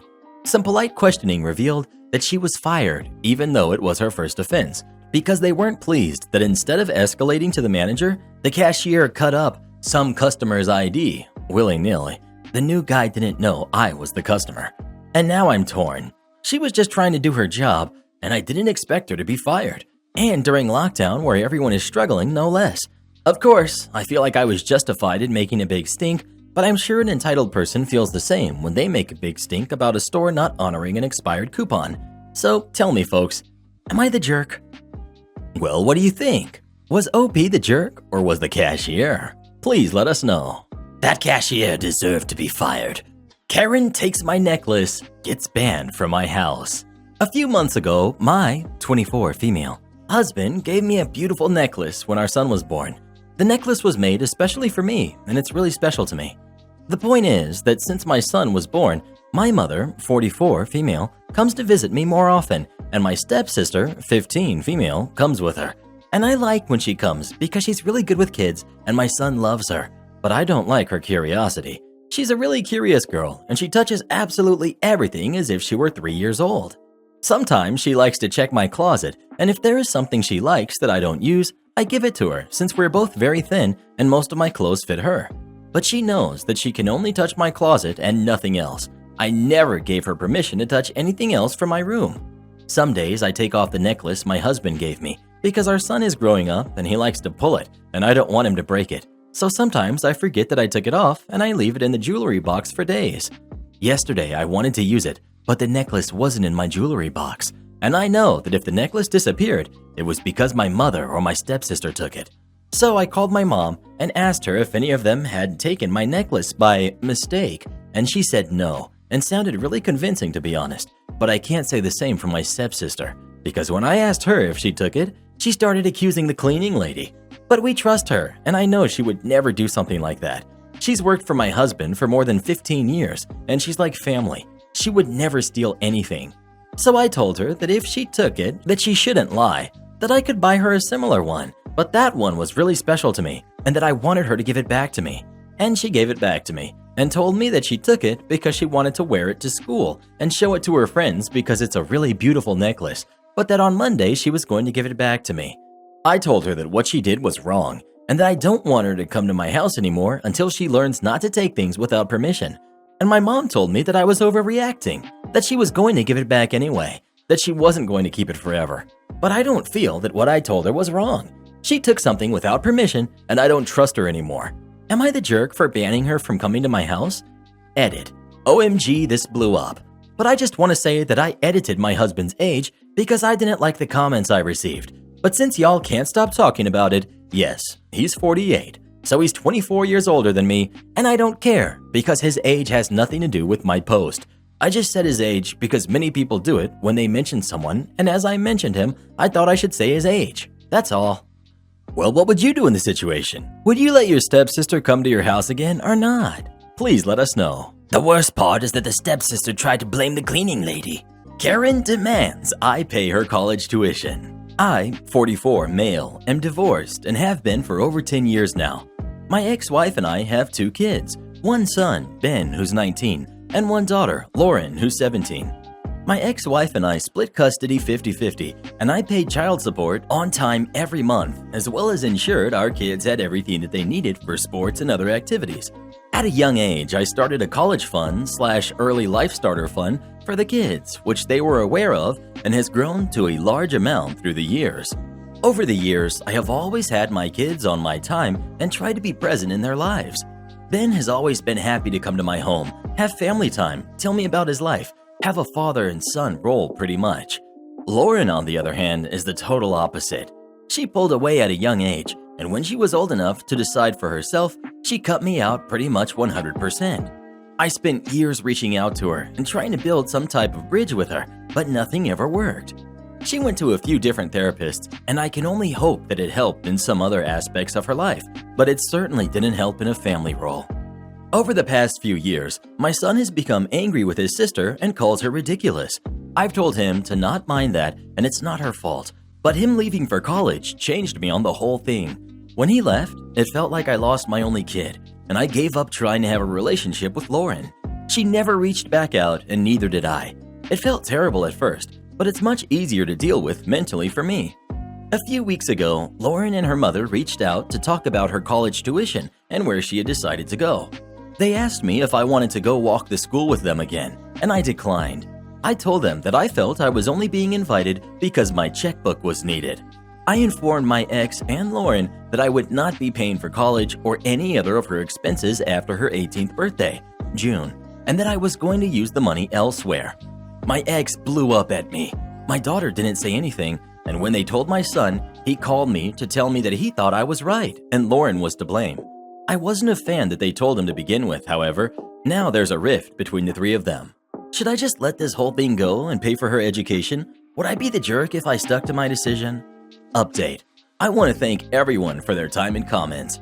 A lot of you have assured me this is the correct course, while others have disagreed and have been pretty rude. This is the best course, and I'll simply retire early and help my son with his first home. I don't expect to have a relationship with my daughter ever again, and that's something I need to make peace with. I won't serve as her ATM when she's in need though, and with child support ending in July, it will no longer be my concern. Therapy hadn't helped her much in the last several years, so I doubt she'll miss that much anyway. Well, what would you do in this situation? Would you pay for her college or not? Please let us know. Please do leave a comment. I really can't wait to read what you think about this one. Entitled Parent asks me to reevaluate if I want to keep my job, so I did. I, 19 female, work for my neighbors as a full-time nanny for their baby, Lena, who's 1. They have 2 other daughters, Haley, who's 8, and Taya, who's 11, but I've been specifically instructed by their parents that I am only there for Lena, not them. I wear a mask my entire workday, and so do the 2 older girls and parents. We are very aware and safe. So this past Friday, I was getting up for work, and I received a text from my boss, I'll call her Rachel, detailing that she and her husband would both be gone from the house until noon, and I was to skip my 11 a.m. break in order to make sure the other 2 girls would be supervised. I had just woken up, so I said okay and went to make my coffee. I had a hard time saying no on the spot, and it takes me a minute to think through some things. When Lena went down for her nap that morning, I texted both bosses and told them that I completely understood that there were going to be appointments that they had or things they needed to do, but I would like to be asked if taking on 3 kids and skipping my break is something I'm willing to do, rather than told. I also told them that my hourly for all 3 girls is $20, compared to the 15 I was making watching Lena alone, and that I would like to be paid as such. I received a long text from their mom around 15 minutes later that basically said they felt as though they had made several exceptions where my pay is concerned, and that she was perturbed by my message. She then went on to detail 3 different instances in which they had shown me kindness and felt as though I should have made an exception. To top it off, she asked me to reevaluate over the next 2-week period whether or not I wanted to keep my job. I was really taken back by this message, so I called my mom and asked her what she thought. My mom was angry. She told me that before lockdown, she would drive Haley and Taya to school in the morning along with my sister and would pick them up as well in the afternoon.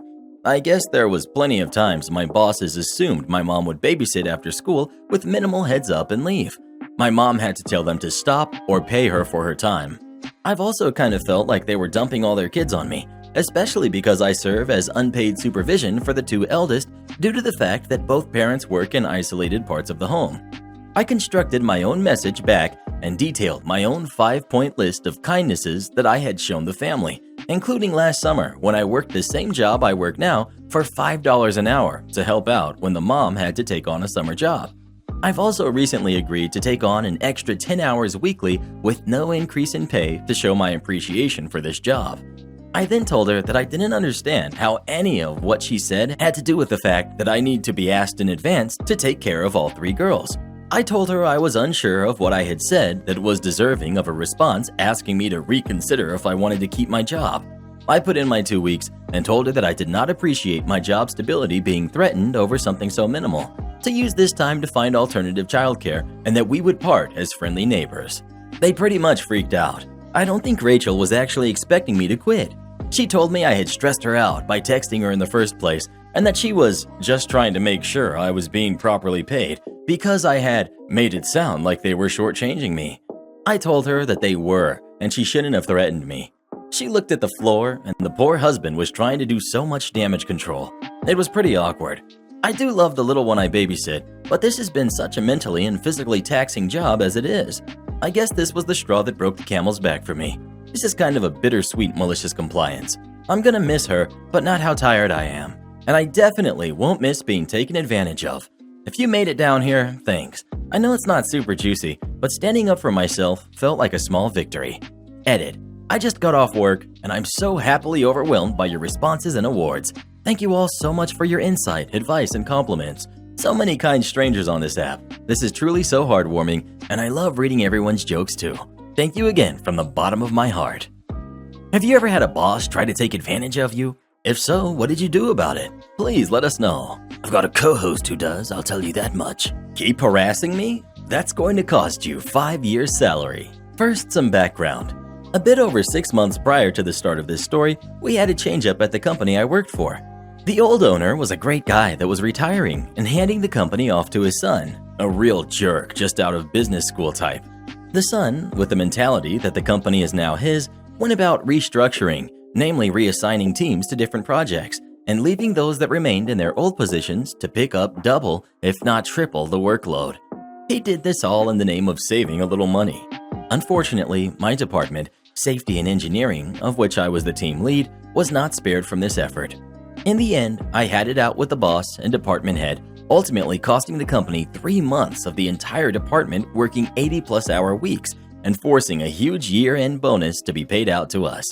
Unfortunately, after my initial meeting with the new boss, the son, he took a liking to me in a really bad way. Essentially, he really liked me and wanted to go out with me or hook up with me, or however you want to put it. He even enlisted his friends and secretaries to help him. It went on for months, just blatant harassment. They even made comments about me losing my husband, that I should just get back on the horse, so to speak. I kept everything, every email, every voicemail, and went to my best friend, who happens to be a really good lawyer, a contract lawyer to be exact. So not exactly their area of expertise, but they knew enough to help. This friend drafted a letter to the boss, essentially a stop or we're going to start a big case over this kind of thing. And yeah, everything stopped. However, I was then moved from working in office to a work from home arrangement. I knew what was coming. They were going to do their best to get rid of me, so I started documenting everything.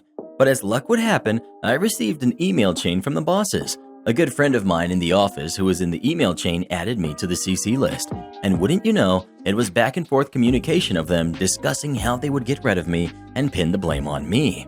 The email chain was just disgusting.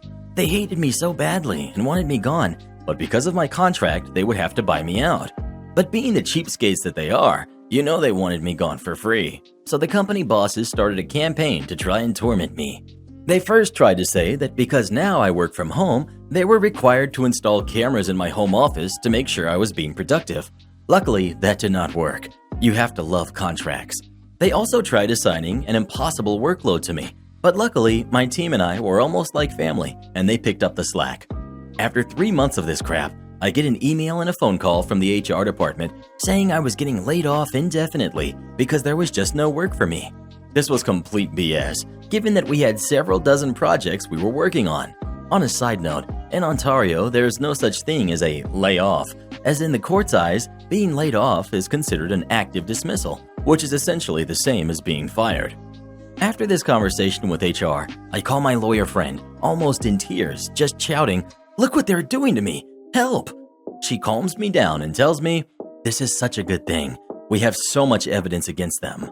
I had already forwarded and printed everything off that was sent to me, and it was lucky I did, because a few hours after I was laid off, my computer was remotely wiped clean. Everything was gone, leaving just a blank desktop. When I called the HR department to get copies of all my filed complaints, what do you know? Everything was gone. In their place was a bunch of BS reprimands that never happened, that I never signed or saw, dating months and months back, and all signed by the new boss, despite the fact that they were dated before he ever even took control of the company. It was clear they were total BSing, but I got copies of everything to add to my stack of records. I texted all my old colleagues to let them know what was happening, and that I'm basically gone. Like I said earlier, we were like family, and with me on the way out, they started looking for better employment. Not only that, but they contacted all their friends who worked for the company to do the same.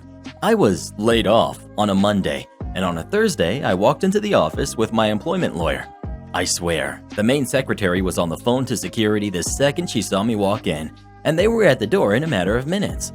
My lawyer simply handed her a legal document, a summons to meet for mediation at his office on the next Friday. During the following week, I received so many calls and text messages from the bosses, friends, secretaries, and people I know in the office to just be friendly with the owner, to just drop it, and that they wanted to bring me back and forget about everything. Like heck I was going to go back to such a hostile work environment. Friday finally comes around, and into my lawyer's office, my former boss walks in with a squad of 4 of his lawyers to settle the matter. And off the bat, he offers me 3-month severance to end all of this, because I didn't have any evidence to rebut the fake paperwork they had on file. At this point, my lawyer starts to bring out all the paperwork we had, namely copies of every complaint I had ever filed, which were all signed by the bosses, HR, and myself. Luckily for our case, I had made sure to take a copy of each complaint when it was written up. They didn't think I had anything? Oh boy, were they wrong. My lawyer made the case that in court, it would be obvious that all the paperwork they had on their end were forgeries. Nothing was signed by me, and he pointed out that there were dates with the boss' signature where he wasn't in the country, let alone working for the company yet. At that point, the boss and his lawyers went to speak privately. About half an hour later, they came back with a much better offer, a full year's salary. But my lawyer was like, "Nah, we'll just go with what the contract says, plus go for damages in court." Given the recent change over at the company, the lawyers seemed to know they couldn't afford this going to court, not to mention it would be so bad for the company's reputation. So they basically rolled over and asked, "What do you want?" We demanded 5 years' salary, plus the average bonus I would have made for each year, all the legal fees paid. It was a big win, but it didn't end there. I got a little taste and wanted more. I made phone calls to several companies where I had contracts and found jobs for every member of my team and several members of other teams. By the end of the week, the company lost 10 of its most talented people.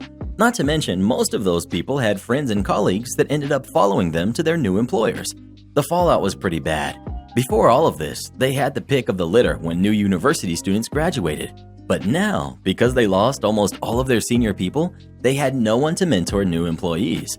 Plus, word got out fast on how they treated workers like crap, so no one with any talent would even think about getting near their company. As of today, the company is just a shell of its former self. It's still big, but it bleeds money. They also now have a problem with permanent staffing and are paying out the nose to hire subcontractors. Let's just say they don't make money like they used to. In fact, they have not started any new projects in something like 9 months. If something isn't done on the side of management to improve things fast, they will likely be going bankrupt in the very near future. Am I the jerk for telling my parents I don't want to buy a house with you? Hey everyone! So I'm Indian American, and if you're Indian American, you know that parents and relatives love purchasing expensive houses to flex on others even if they can barely afford it. Same goes with luxury cars, luxury huge houses, expensive clothes, gold. So I'm 26, male. I work as an HR administrator and I make around $60,000 after taxes, which isn't much, but I don't mind. I'm able to have basic necessities, rent a nice apartment, and have plenty of money for my hobbies like gaming, woodworking, and books. My parents in general think I'm a failure and that I'm dumb and I'm not successful. Long ago, they cut contact with me. All the words and ways they treated me started affecting my mental health extremely bad, resulting in numerous mental disorders, which I take meds for but still isn't gone. So since we distanced, I've been feeling much better. Recently, they wanted me to come over to their house because they wanted to talk about something important and it can't be said over the phone. So I came over and they made lunch and treated me nicely. And then my mom and dad started talking nicely and both of them apologized to me and said that they love me and all. They acted really friendly. I thought they actually changed for real because it's been a few years since we came this close. Then they cut to the chase and said, "We want to buy a new house and it costs $500,000. Then they showed me the pictures of the house they want, and it's a beautiful house. It's 5 beds, 5,000 square feet, with a luxury gate and a huge land, pool. I say, nice house, Dad, but where will you get this type of money though? Loan or something? You retired and you don't earn as much as you used to, and Mom's a housewife, so $500,000 might be out of your range, right? Then my dad said, "Oh no, we aren't going for loans. You pay us $250,000 and I will put $250,000. Then I can buy the house." Immediately when my dad said, "You pay us $250,000, I was shocked and just got up quickly and told them, "Sorry, Dad, I can't afford $250,000 at this moment. I don't have that type of money. I don't want to buy a house with you." I quickly leave, and before I closed the door, my dad said, "I thought you loved us. Don't you want your old parents to live in a nice home? I brought you to America, and now you're leaving your parents?" Mom starts fake crying, and my dad is telling me, "Wow, you're leaving your old parents. You should be ashamed of yourself. I knew you were a failure. Disgusting." Mom continues to make boo-hoo noises and fake cries, and says some really mean things to me in Hindi. I just closed the door and left. I have saved up a good amount of money, around $100,000 for my job, side hustles, etc. But I don't plan on purchasing a home right now because I'm not certain where I will be living permanently yet. Plus, with job layoffs and all, I don't want to have all these responsibilities yet, especially at this time. Am I the jerk? Well, what do you think? Is OP the jerk, or are his parents? Please let us know.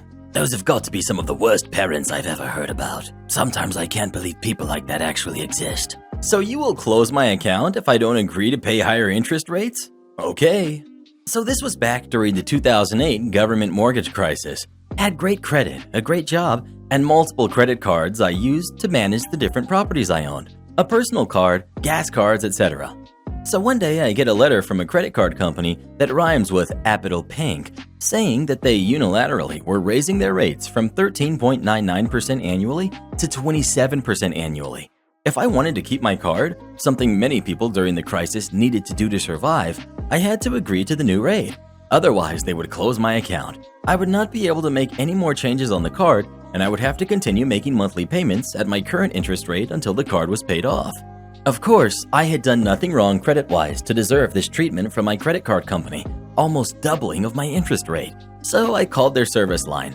After being on hold for over 2 hours, I finally got to speak to a CSR, and after not getting anywhere with her, I had to hold for another 30 minutes to talk to her supervisor.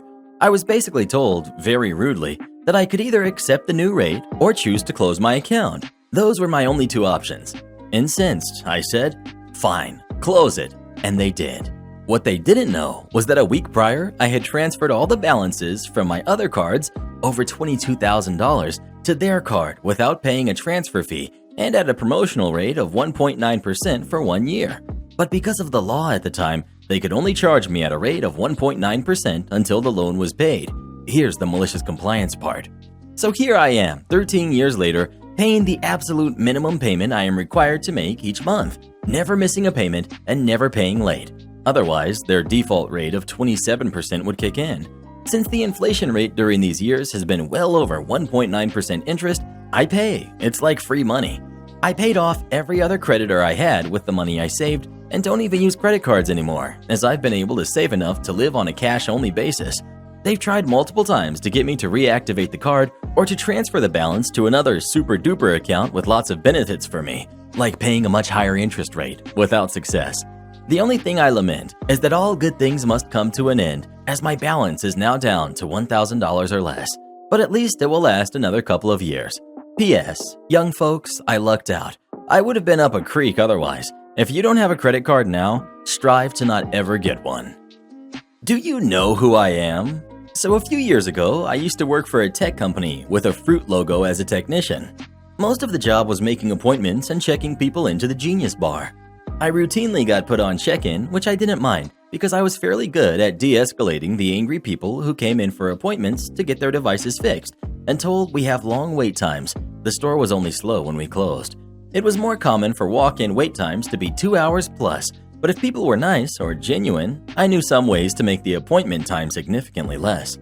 After a while, I got talked to by my leadership to try to avoid doing that and to move through the line because it affected the amount of in-store wait times and made us look bad, which is fine, I understood that. However, anytime an angry customer came in and threw a hissy fit, super rich area, and the never being told mentality was common. The management folded over and did whatever they asked. A few days later, I'm back on check-in and the line is to the door and packed.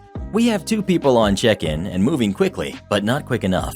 I see a larger dude in a nice suit that walked into the store and right past the obvious line straight to me and starts yelling he has to be seen right now. He tells me he has an issue with his phone that sounds like a simple software bug that we can easily fix, and I tell him, I'm sorry you're having these issues, but rest assured we can and will get them fixed for you. Unfortunately though, our wait times are extremely long, but if you return to the line and wait, I can either put you in our queue and text you when we're ready, or I can make an appointment for later on today or tomorrow. At this point, I notice his face is turning red, and he looks like he's about to blow. This dude screams at me, Do you know who I am? Do you know what I do? I'm important, and I need this phone working now, so find someone to help me. At this point in the day, I was already tired and was about 30 minutes late for lunch because the line was so long and I stayed to help my replacement with the line a bit. I stopped what I was doing and dropped my customer service smile and looked at the dude with the dead-eyed, worn-out retail worker's stare and said, Sir, I have no idea who you are, but if you need help with that, you're in the wrong place. The hospital is about 2 exits down. I suggest you go there. But if you need help with your phone and want to be seen right now, I will do so. If you tell every person you walked past that your time is more valuable than theirs, so you must go first. If they agree, I'll get you taken care of. But if not, get to the end of the line and wait like everyone else. Surprisingly, the dude actually turned to the lady I was helping when he barged in and started to say, Ma'am, I have, before she just cut him off and said no. I told him, You heard her. Sorry, please move to the end of the line. I never found out who he was because he stomped like a kid and stormed out of the store, throwing the heavy doors open and disappearing from view. After he left, I helped the lady and went to lunch. When I got back, my leadership on the floor told me I should have tried to be more helpful. And I told him I just got talked to for being too helpful, and for the rest of the time I worked there, they didn't bring up the issue again. I believe the guy probably sent his secretary or assistant up because that practice in the store was really common. The "Do you know who I am?" phrase became an inside joke between me and some coworkers when we had demanding customers. I got upgraded to husband from somebody I've never even met before in my car. So I had to stop and get breakfast before I went to work and thought I'd put minimum effort in and go to the convenience store. I parked my car in the front space and shut my car off. I then unlocked my doors to get out. Well, in the split second in between these actions, my back door flies open and somebody with bags in their hands starts sitting down. Lady, I cannot wait to get home. Now, I've heard these stories about people being crappy in this situation, and I didn't want this lady to A. say some funny business happened in my car and I go to jail, or B. run out of my car screaming and I go to jail. So I turn around and politely say, me, ma'am, I'm not your Uber. Lady finally looks at my face. Oh my god, I'm so sorry. I thought you were my husband. Me, I say this a lot and it just came out. Not with that attitude, I'm not. Now she's laughing and slightly teary, I assume from embarrassment. I'm so sorry. Oh my god, I'm so sorry. Me, it's okay. Please don't make a habit of getting into random people's cars. Please look in the window next time. I'm so sorry. I thought you were my husband. I get that. Awkward silence. Please exit my vehicle. Oh yeah, haha, sorry. Have a nice day. So not the most exciting thing in the world, but it was definitely weird. And I guess maybe from her side it made sense. She gets off the phone with him and sees what she thinks is his car roll up. And as soon as she gets to it, the doors unlock. I get it. Still scared the crap out of me though. Nice lady. Some say she's still looking for her husband to this very day. Entitled mom waits until I go to the bathroom, then lets her brat eat all of my food at a restaurant. Hey guys, so been a while since I posted here. I was in luck. No entitled parents in sight for so long, but looks like my luck ran way out yesterday. Here we go. We've got entitled mom, we've got entitled kid, we've got decent dad, and we've got amazing manager. Alright, let's dive into some context here. So in my city, amid everything going on, patio dining just started opening in restaurants. I've been super careful during this whole thing, social distancing, the whole bit. Yesterday, I finally decided I wanted to go eat at a restaurant for the first time since March, and this one great restaurant near my house was doing patio dining. I show up and grab a table and place my order. Shortly after, my food comes. Entitled mom and entitled kid take a seat at the table nearest to me. I really needed to pee, and I had a whole bunch of stuff with me. I'd been running some errands. So I turned to entitled mom and asked if she would mind watching my stuff from her seat while I went to the bathroom. She was super sweet. Oh, sure, honey, go ahead. And then I went on my way. But then, oh Lord. When I came back, I didn't even know what I was looking at. Her spawn was sitting in my seat, with his bare hands shoveling my food into his mouth. All of my bags were rummaged through and full of food from his dirty hands, and entitled mom was just sitting at her table, scrolling through her phone. Me. Whoa, what the heck happened here? Entitled mom.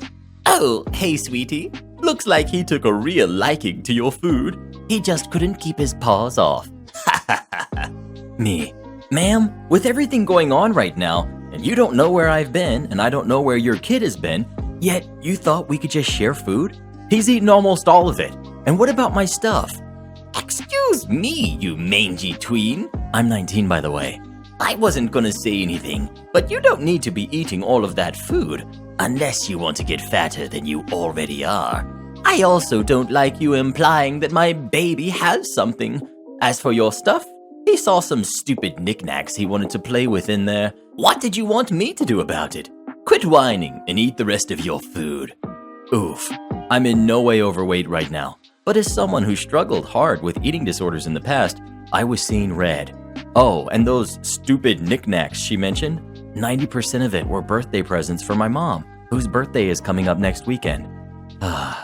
Oh, and all the while as we're arguing, entitled kid is still eating.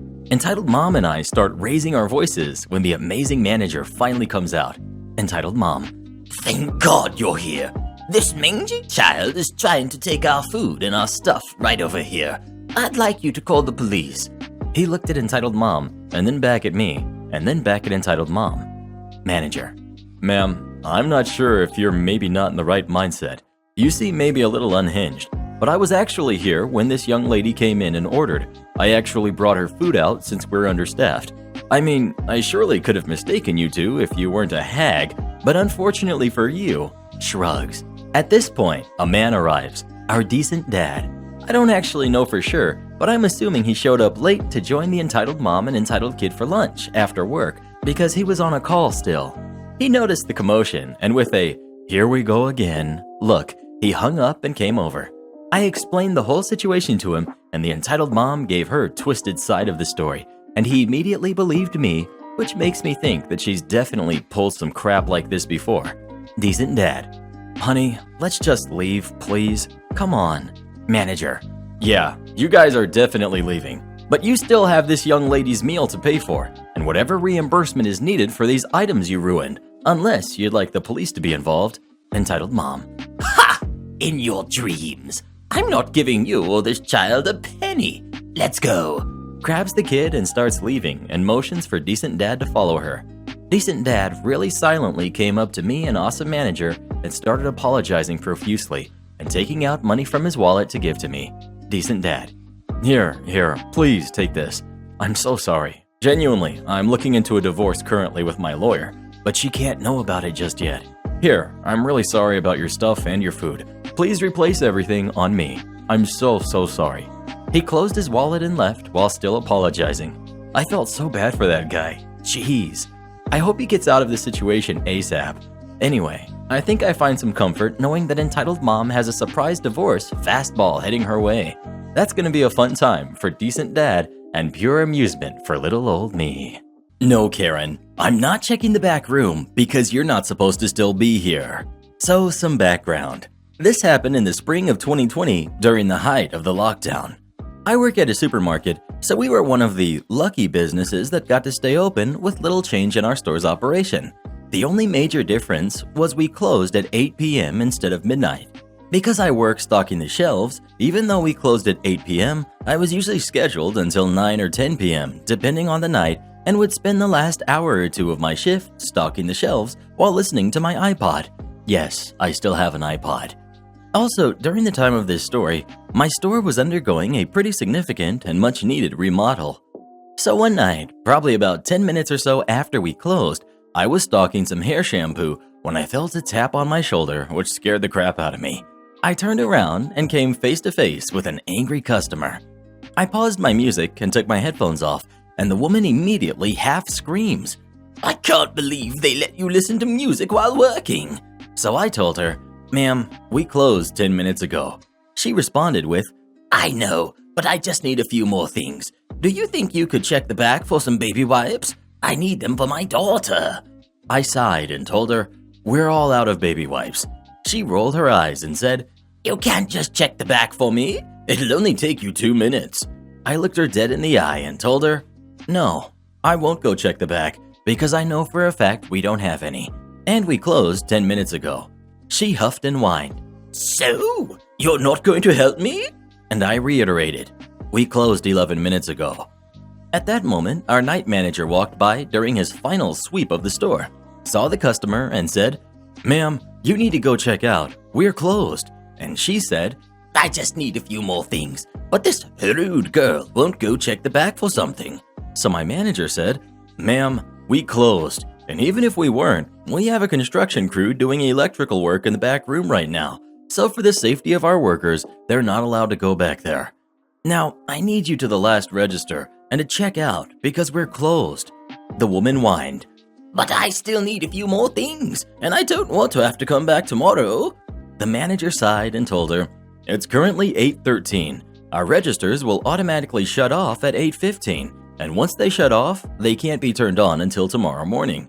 So unless you start your transaction within the next 2 minutes, you're going to have to come back another day anyway." The woman huffed and said, "Fine, but I can't believe how rude you people are. She was listening to music when I first came up to her. I can't believe you allow that sort of behavior." The manager sighed, looked at his watch and said, "Ma'am, we're closed, and you have 1 minute to get to the front and check out, or I'm going to refuse to serve you." The woman stormed off towards the last open register while the manager followed behind her, and I went back to stocking shampoo while listening to my music. What would you have done in this situation? Would you have gone and checked in the back for her or not? Please let us know. Good job, OP. Sometimes Karens need to be put in check. Karen judges my exercise routine even though she doesn't even exercise. I've struggled to stay in shape ever since the lockdown shut down my school's athletic facilities, so I've been trying to run more frequently. Motivation has been a huge factor, so I signed up for one of those virtual races where you log your miles working towards a goal and a cute medal at the end if you finish. I signed up for a virtual race where your goal is to run 50 miles, but it doesn't have to be consecutive. You just log every time you run by turning the app on, and it accumulates to 50. I did that and it was a lot of fun. It got me out and running every day. I posted the medal with a photo along the lines of, Just completed this virtual running challenge. Highly recommended. I did a couple more varying lengths and posted about them when I'd finished, just as an accountability measure mostly. Then, one of my friends commented on my most recent finish. "You shouldn't post these. It's very misleading. You didn't actually run 50 miles." I quickly commented, explaining it's not meant to be a continuous challenge. It's cumulative, copying the link for the event to the comment again. She replied that it was still a farce, and it's self-serving of me to be posting about completing a run that isn't even straight through, showing off a medal like a kid, because anyone can do that, so it isn't an accomplishment. Eventually, I snapped, telling her I never see her doing any running, so she had no right to judge my routine or what I post about it. Now I'm starting to feel badly about it though, because I could have defended my position without making it personal against her physicality. I don't want to become what I oppose. And what I said feels harsher than what she said, in a way, since she was talking about the events and I was talking about her personally. But at the same time, I was just trying to share my good feelings and stay motivated, and she went out of her way to rain on my parade. So I might have been entitled to speak up. So I'm really torn. Am I the jerk? Well, who do you think is the jerk? OP or their friend? Please let us know. Friends are supposed to build you up, not bring you down. I would have unfriended her after that first comment she made. Am I the jerk for telling my dad that my stepmom deserves every penny she has gotten? So I'm 27, male. My stepmom, 53, female, has been in my life since I was 1 year old. My mom dropped out of my life when I was 3 months old and I never met her. My dad, 51, male, started a business when I was 10 and my half-siblings were 5 and 8. My stepmom would take care of us when we got home from school and then work 6 to 8 hours a day for my dad's business. I would remember her going out to distribute marketing materials, driving out with him to trade shows, do his accounting into the early hours of the morning, and filling in the blanks for employees who either quit or were absent in some way. Basically, she worked close to full-time and she would only take $1 a year because she wanted my dad to put her would-be salary back into the business. When his business started turning a large profit, around when I was 16, she worked more part-time, but still never took a salary. But I feel like what she added emotionally to my siblings and I was worth more than she could have ever been paid in a full-time, skilled job, because my dad was distant and a difficult person. However, 2 years ago, they suddenly split up. My dad moved on. By then, my stepmom still worked part-time for free, but was mostly staying at home. But my dad, we all thought, was also close to being semi-retired. At end of their divorce, my stepmom got 50% of my dad's business. My dad is absolutely furious. He said it's so unfair that this was a tax on his hard work that deters further innovation from him, and that my stepmom didn't build his business. She merely stepped back and allowed him to do so. Every time he comes over to my house or comes to events for any of his 3 kids, he's angry. His greatest hits of complaints include, "Your stepmom took herself out of the workforce, and that's her fault. What has she ever done to get free money?" The final straw was when yesterday he complains that his girlfriend, 25 female, yells at him every day over the fact that my stepmom is basically a business partner now, and that, "If I was able to work 70 hours a week 16 years ago, she should be able to do the same at Walmart for the next 20 years. I finally snapped, and I said that until he can bite his tongue about my stepmom, I didn't want him coming over anymore. I also told him that in my opinion, my stepmom deserves every penny she's getting, and if I were the judge, I would have given her all that and more. Am I the jerk for being fed up? Well, who do you think is the jerk? OP or their dad? Please let us know. His new wife is 25? Bruh. Oh, you want a photo roster of my staff to facilitate the tattling of tales? Okay. I spent my summers as a teen working as a lifeguard at the local lake/water park. The job was pretty hard. We often had large groups rent out the pavilions and leave them absolutely trashed, not to mention the state in which they leave the bathrooms, which we also had to clean. Alcohol was permitted, so the later it got, the drunker they'd get, and the less attention they'd pay to, like, making sure everyone was safe. We'd regularly have to rescue the kids who bobbed out too far, or worse, had gone down the water slide into water over their heads after assuring the guard at the top that they could swim. There were a fair share of adults we'd have to pull out of the deep water too, who were just far too overconfident in their swimming abilities. But we made up for the gross cleaning jobs and the constant dampness from saves with a healthy dose of tomfoolery, and it was the best job I ever had. Cut to a few years later. I still had summers off, but I'd moved with my partner to be more convenient for her job. So I got a job through a lifeguard company managing a local swimming pool in an area that is, to say, hoitier and toitier. The pool ran like a dream. No booze, no deep water, no slides, and significantly less danger. I kept the staff on their toes with stories of what could happen, and we prevented any serious injuries or accidents from happening with proactive rules enforcement. That wasn't enough for the members of this swim club, though. They constantly found nits to pick, and my time as manager was spent mostly as complaint department. Not only did they want to complain to me, but they wanted to complain to their property manager about our staff. The property manager was basically the person who made the decision to outsource the running of the pool to the lifeguard company. We'd had a few good ones who rarely got involved, but this one was a typical micromanager. She wanted us to hang a poster with pictures of all the staff and their names so the resident busybodies could name names when they nitpicked. I said, okay, we'll put up a staff board with all of our faces on it. But I should mention, the lifeguard company took sun protection very seriously. We weren't allowed to guard without several layers of protection: sunscreen, shirt, sunglasses, hat, umbrella, etc. Plus, we were supposed to be rescue ready with the lifeguard tube in hand and our whistles ready. So that's how we posed for our pictures. If someone came to our impromptu headshot session out of uniform, uh-oh, can't have that. Put on a shirt. Here's my hat. Oh, and your sunglasses aren't polarized. Best wear mine instead. Pose with your whistle ready. Once the board was up, all of the lifeguards looked nearly identical. The lifeguard company owners, the people who actually hired and paid us, loved it. They already thought we were the model of professionalism, and this sealed the deal on that image. The members were still stuck complaining to the property manager by saying, one of the blonde girls yelled at my kid for breaking the rules. Can we get her fired? And the property manager would have to go through me anyway to find out who that was. Before my malicious compliance, if they could tell me what time they had a problem with something, I could just check the schedule and tell them exactly who was on duty, but never mind that now. I ended up leaving that job a few months later anyway because I couldn't keep up with the fabricated drama and the extreme levels of pettiness the members and property manager would stoop to. I did love testing the pH of those pools though.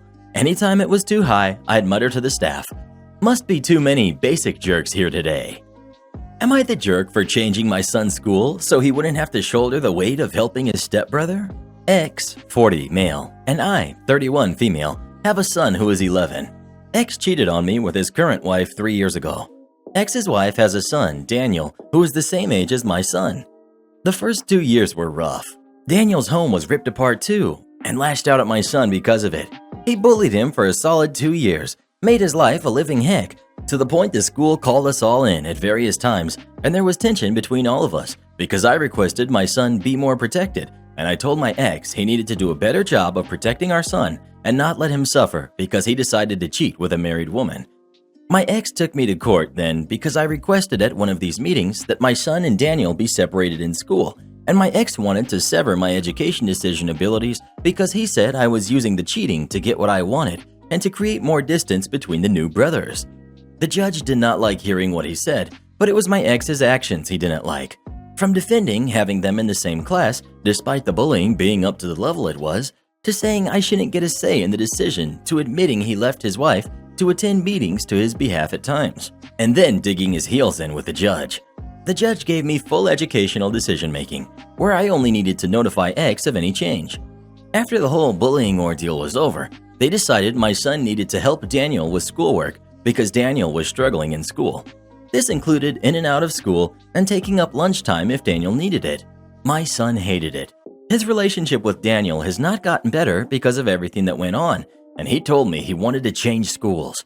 I weighed the options, and after talking to my ex about the pressure he put on our son despite everything that had happened, and him saying they were brothers and our son would grow to appreciate being forced eventually, I decided to respect what my son wanted, and I moved him from that school to another one in the district, which was possible because of my address and slight changes in zoning in the last 2 years.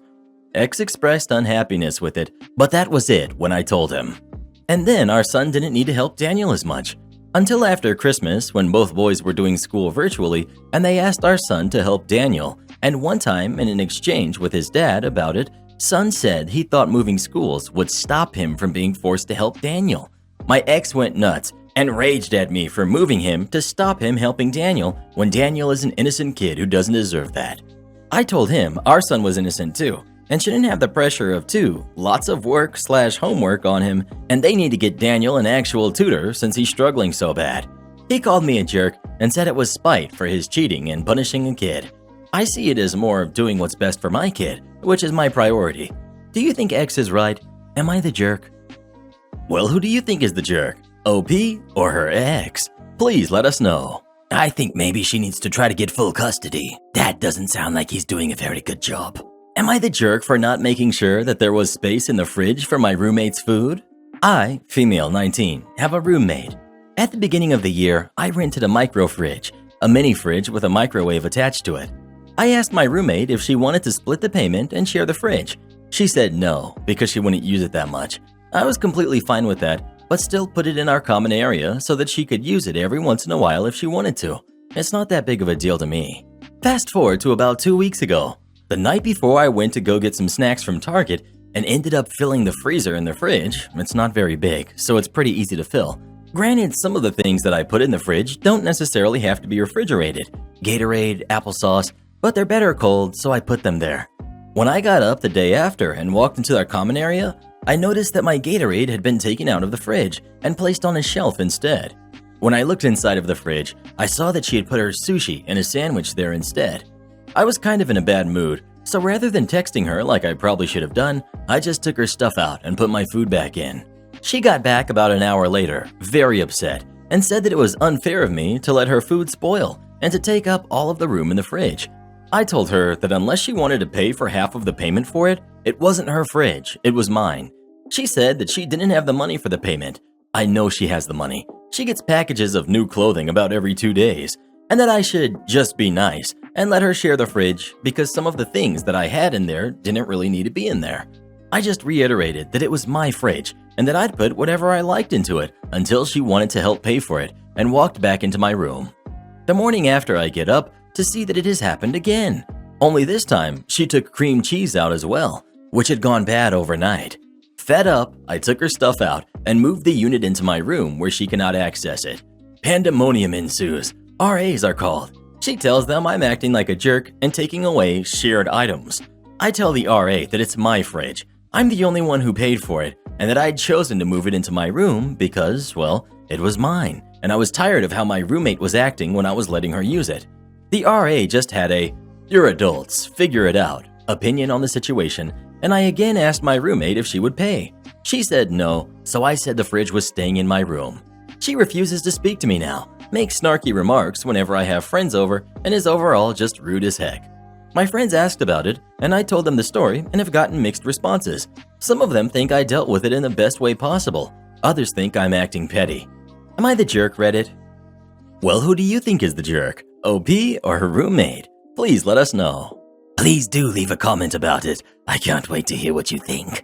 How an entitled mom tried to get me fired on my first day working at Subway because I did not know her order. I'm 16, and so recently I applied and got a job at Subway. Today was the first day of my job, and it was a relatively slow day, and it was almost close to closing, and apparently every Tuesday they have someone come in and order the exact same thing, a plain Italian BLT. But it being my first day, I did not know that. So the woman comes in and I think to myself, I can probably handle this. She walks up to the counter and says, "I'll get the regular." Me, not knowing what their order is, says, "Sorry ma'am, I'm new here, so I don't know what your normal order is, so do you mind telling me?" She gives me a glare that makes me think to myself, what did I just do? She immediately starts yelling at me. "Just because you're new here doesn't mean you shouldn't know my order. My order is the first thing they should teach you." I say, "Ma'am, look, I'm sorry.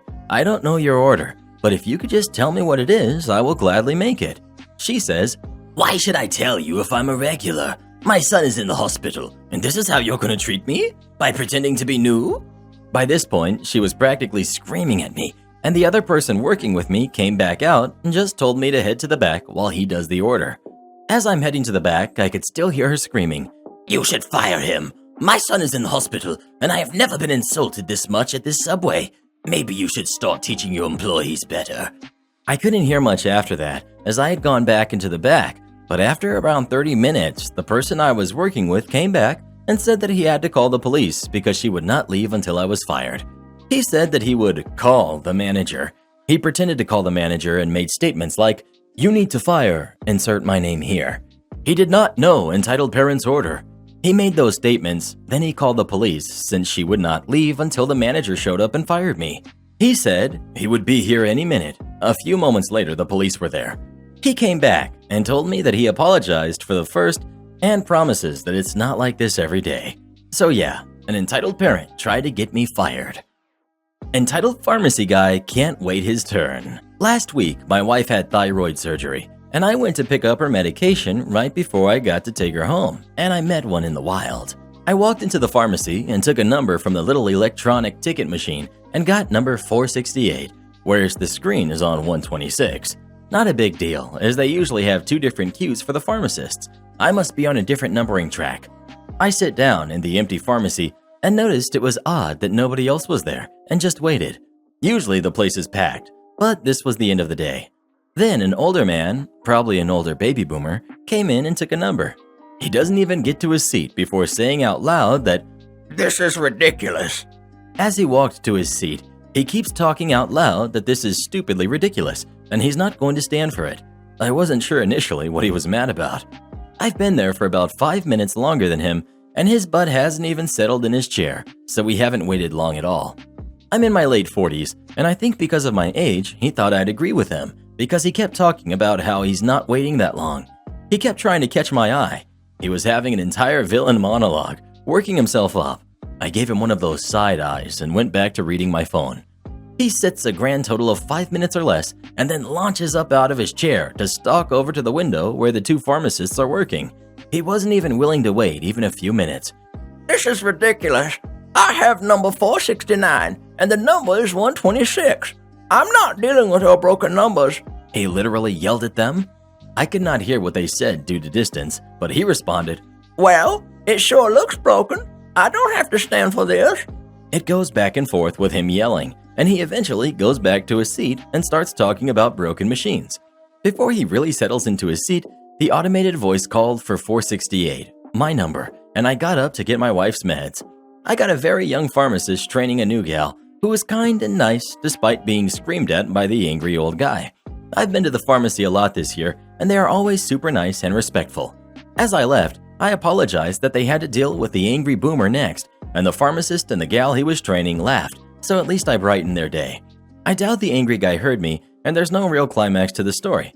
Just another entitled jerk who thinks they don't have to follow the bare minimum of expected behavior. We are not jollies. Please stop harassing us.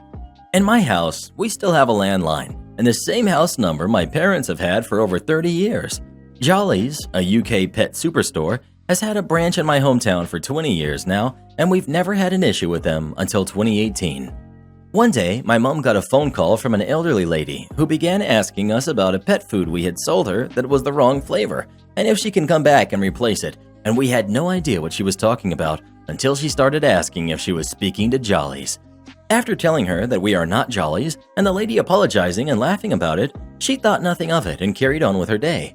Only to suddenly, for the next 6 months, get multiple phone calls a day from people asking for Jollies. It turns out that the phone number for our local branch was almost exactly the same as ours, except theirs ended in 88 and our number in 38.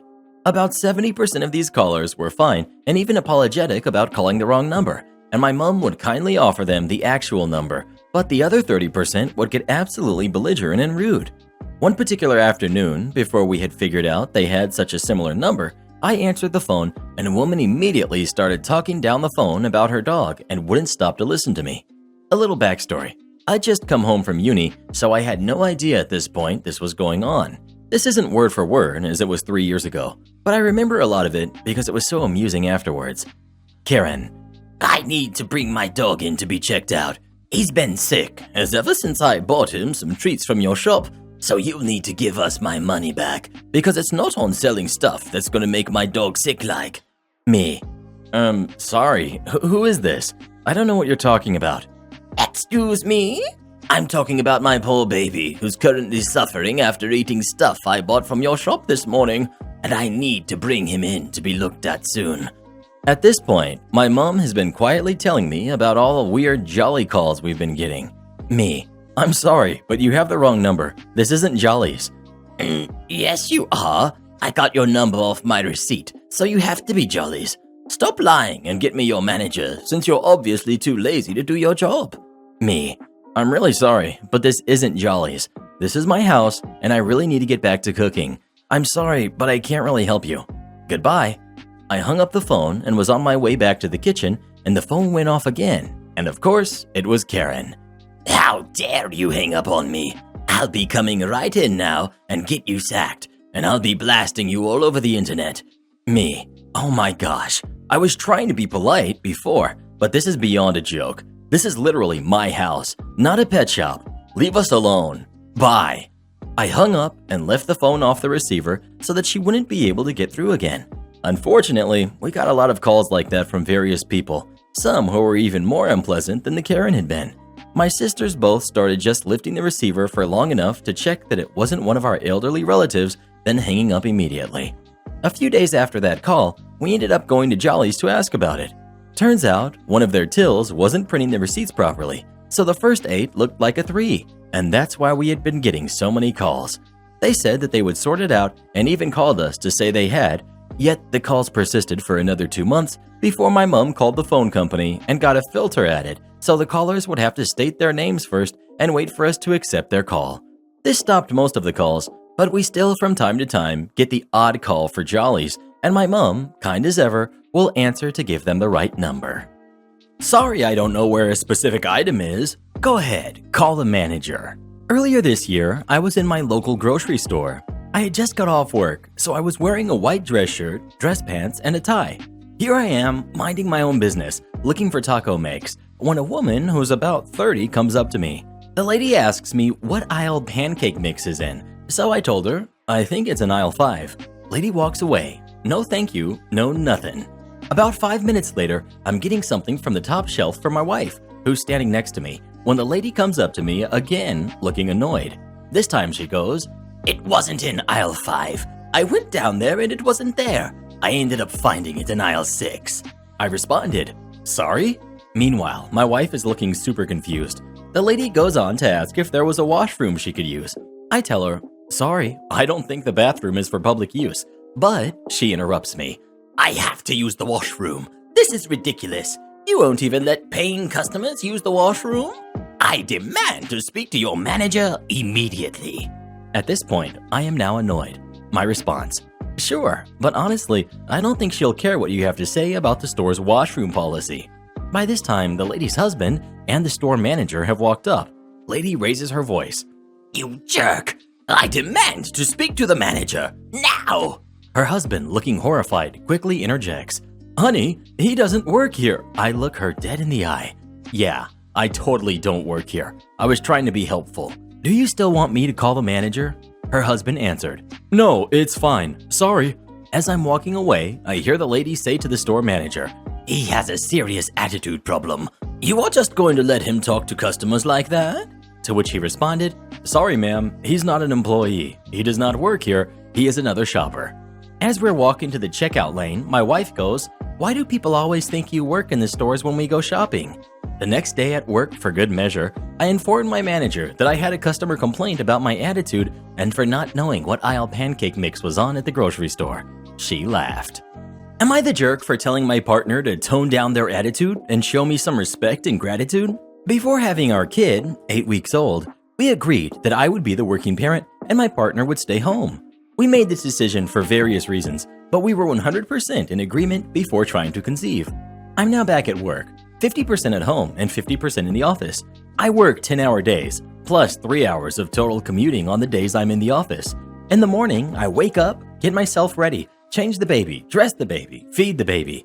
I will try and get the baby to go back to sleep before starting work, but this doesn't always happen. When I work from home, I will take the baby during the day when I'm able to keep an eye on her and work simultaneously.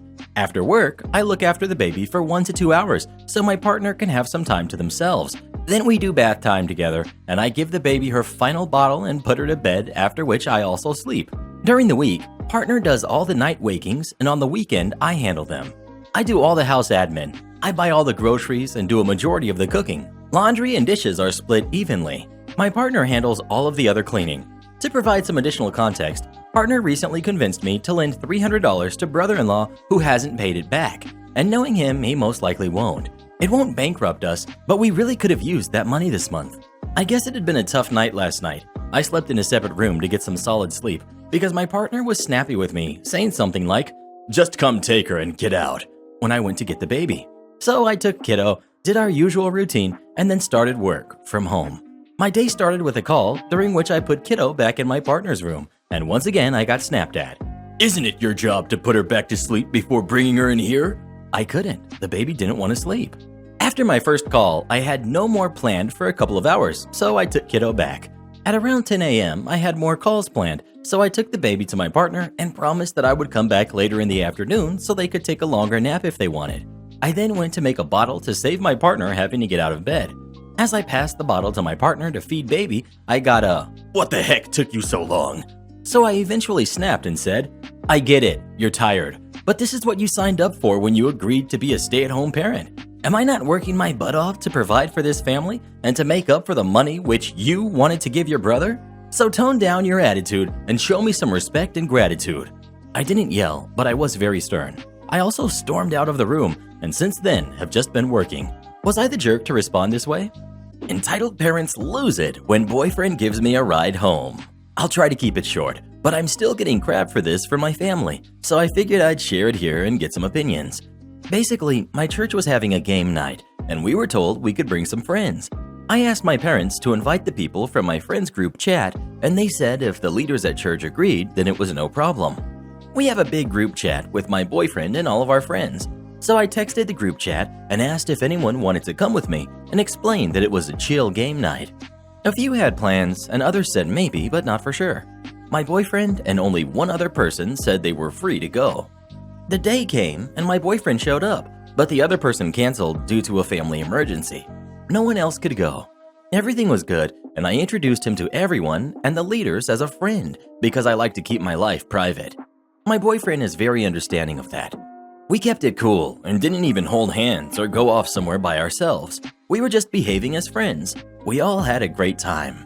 At the end of the night, I called my parents and they couldn't pick me up due to them working night shift. So they asked me to find someone who would be able to take me home, or if absolutely necessary, call my aunt, who just came back from work that was almost 2 hours away to pick me up.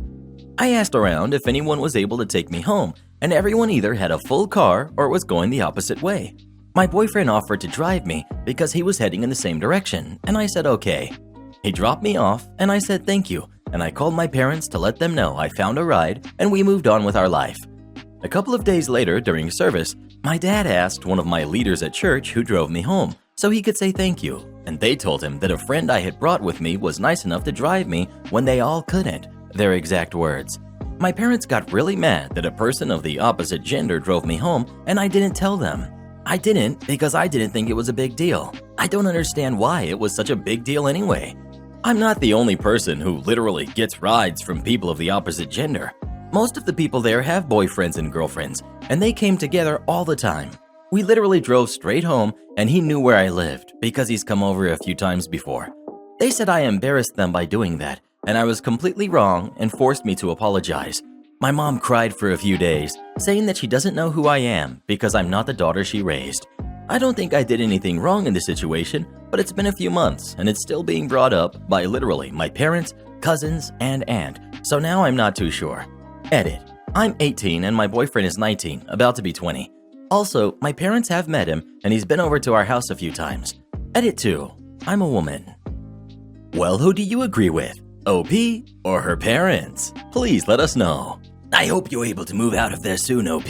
At 18 years old, they shouldn't be treating you like this. If you want a refund, you have to buy the product from us first. The day was like any average retail day. The store I work at is run relatively well, so the day passes by smoothly. That is, until about an hour before my shift ended, when a teenager comes up to my desk hoping to return some computer parts. This includes RAM, a motherboard, and a CPU. He doesn't have the receipts. However, receipts are not required, as long as I can find the transactions in my point of sale system. Thankfully, he has an account, and I'm able to find the RAM and motherboard. The RAM I was able to give him a refund on, no issue. However, the motherboard was about 50 days old. Our return policy is 30 days, but I was feeling nice. He is a kid after all, and I remember how confusing I found the world when I was his age, which was not that long ago, but feels like a lifetime. I told him I couldn't give him his money back, but he could exchange it for a new one, or get a gift card, which was standard practice for returns outside of 30 days, but within 60. Teen. Well, I can't have a gift card. My dad will get mad. Me. Okay, but I can't give you money back. You are well over the return period, so it's either gift card or an exchange. Kid. I guess I'll get a new motherboard then. Me. Which one do you want? The same one, I guess. At this point, I realized that I had forgotten why he wanted to return it. It wasn't required anymore, as any open product at this point would be sent back to the distributor for inspection anyway. Turns out, his computer wasn't working after he put it all together, so he needed new stuff. Kid. Yeah, I don't know why it's not working. Me. Okay. Did you want to go look around for other stuff? Or did you want me to call a salesman over to grab you another board? Just give me a new one. Now, are you going to refund me for the CPU? I hadn't gotten to the CPU yet, as I was still pretty new to returns, and I was doing them one at a time to make sure I didn't mess up. Now, of course, I have to be extra careful about returns, making sure the item is the correct one and all of that. Now, I have to be extra careful with CPU returns, so I opened up the package to do my checks, and I instantly realized why this customer's computer wasn't working. For those not in the know, the CPU is a small square chip that essentially acts as a computer's brain. Super important and extremely fragile piece of equipment. Depending on the brand of CPU, there may or may not be pins on the bottom that are essential for the functionality of both the CPU and the rest of the computer. They are extremely easy to bend and break. However, it's also extremely easy to not bend and break them, so there really isn't a good reason for someone to damage a CPU. This kid's CPU looked like he had taken a hammer to it. Me. Well, this is why your computer isn't working. What? The pins are smashed. Nothing at the computer can work with damage like this. Oh, well, can I return it? I didn't want to say anything yet because I felt bad for the kid, but we were unlikely to take it back due to the damage, and that he clearly bought it over 30 days ago, as I had yet to find the receipt for the CPU. It was a pretty expensive CPU, so I was hoping that management would make an exception and let him exchange it. So I kept looking for his receipt for the CPU. He didn't have a lot of transactions, so I figured I could just brute force it and go through them one at a time, and yet I couldn't find it. It wasn't on any of his receipts. Me. I'm not finding the CPU under your account. Is there another name it could be under? Kid. We could try my dad's. His name is Dad. I look up his name and no account shows up. Me.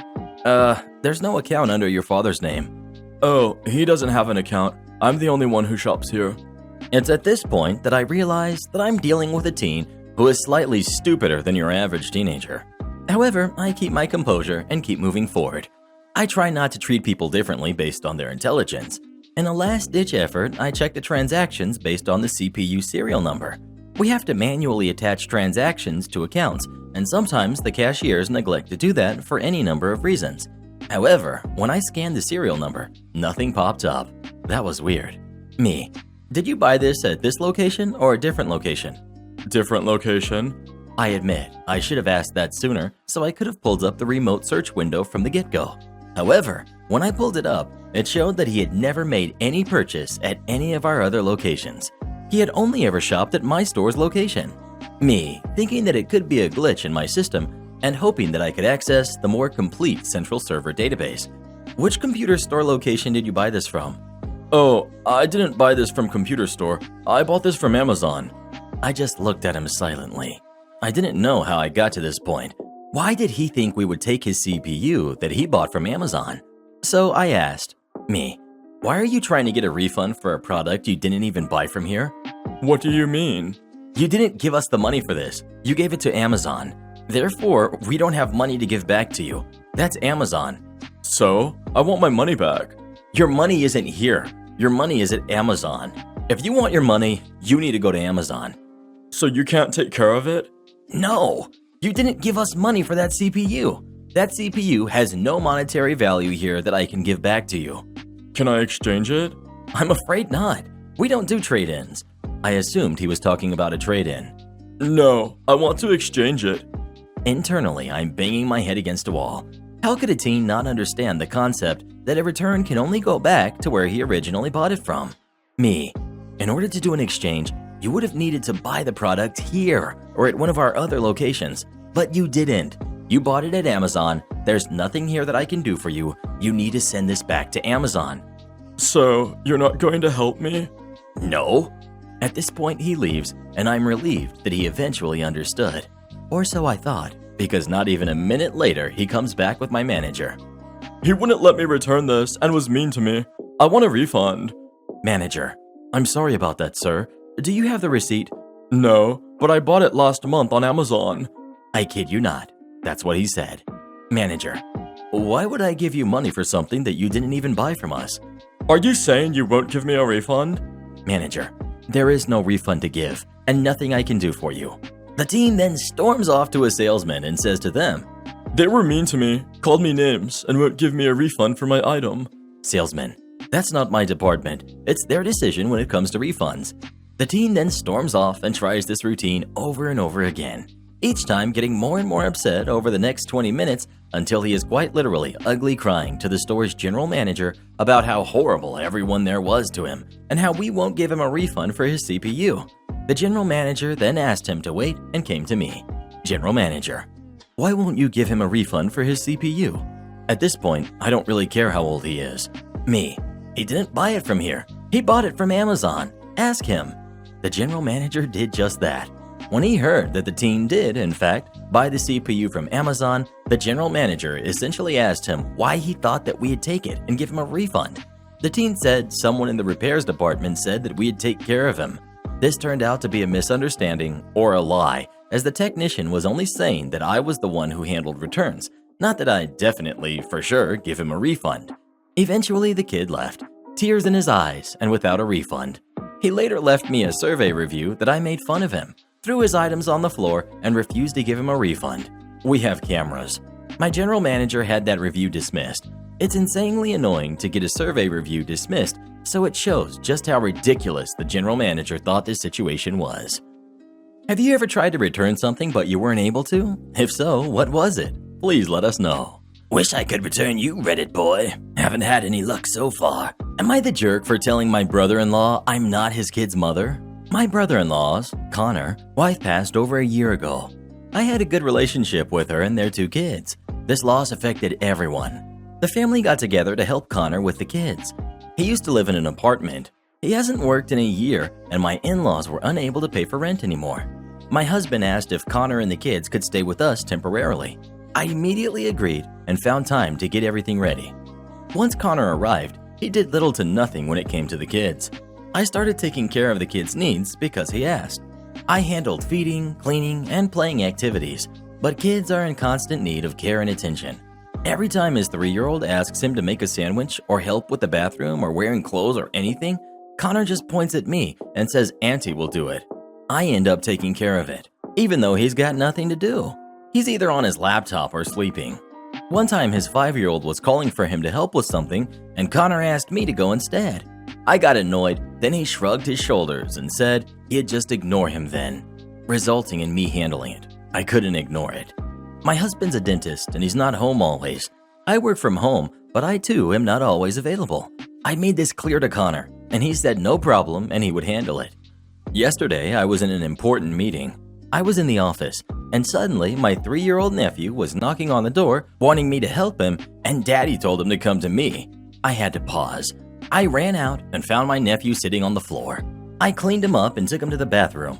I was kicked out of the meeting since it wasn't the first time I left. I was mad, and I went to see what Connor was busy with. He was busy playing an online game and talking to a lady. I asked him, and he just brushed me off. I unplugged the device and told him his neglect cost me a meeting and that I already told him my work can't be interrupted to take care of his kids while he ignores them and avoids responsibility. He criticized me, saying a few minutes won't hurt, and brought up how overwhelmed he was and needing help. I snapped, yelled at him that I'm not his kid's mother. He was staggered. Clearly what I said made him too upset to react. He argued with me, and then he left the house. My in-laws took an issue with what I said, calling it ghastly callous treatment towards someone that lost his wife so recently. They offer to help, but then they make excuses. saying I need someone to give me a talking to learn some empathy for those poor kids. My husband said I was right to be upset, but I hurt Connor by what I said, and I shouldn't have handled it like that, making him feel like he and his kids are a burden. They're expecting me to apologize to him. What gets me is that Connor posts pictures of them on Facebook talking about how he's making so much effort to keep them healthy and happy while I'm the one doing the work. He basically lies and pretends to be a caring parent on Facebook.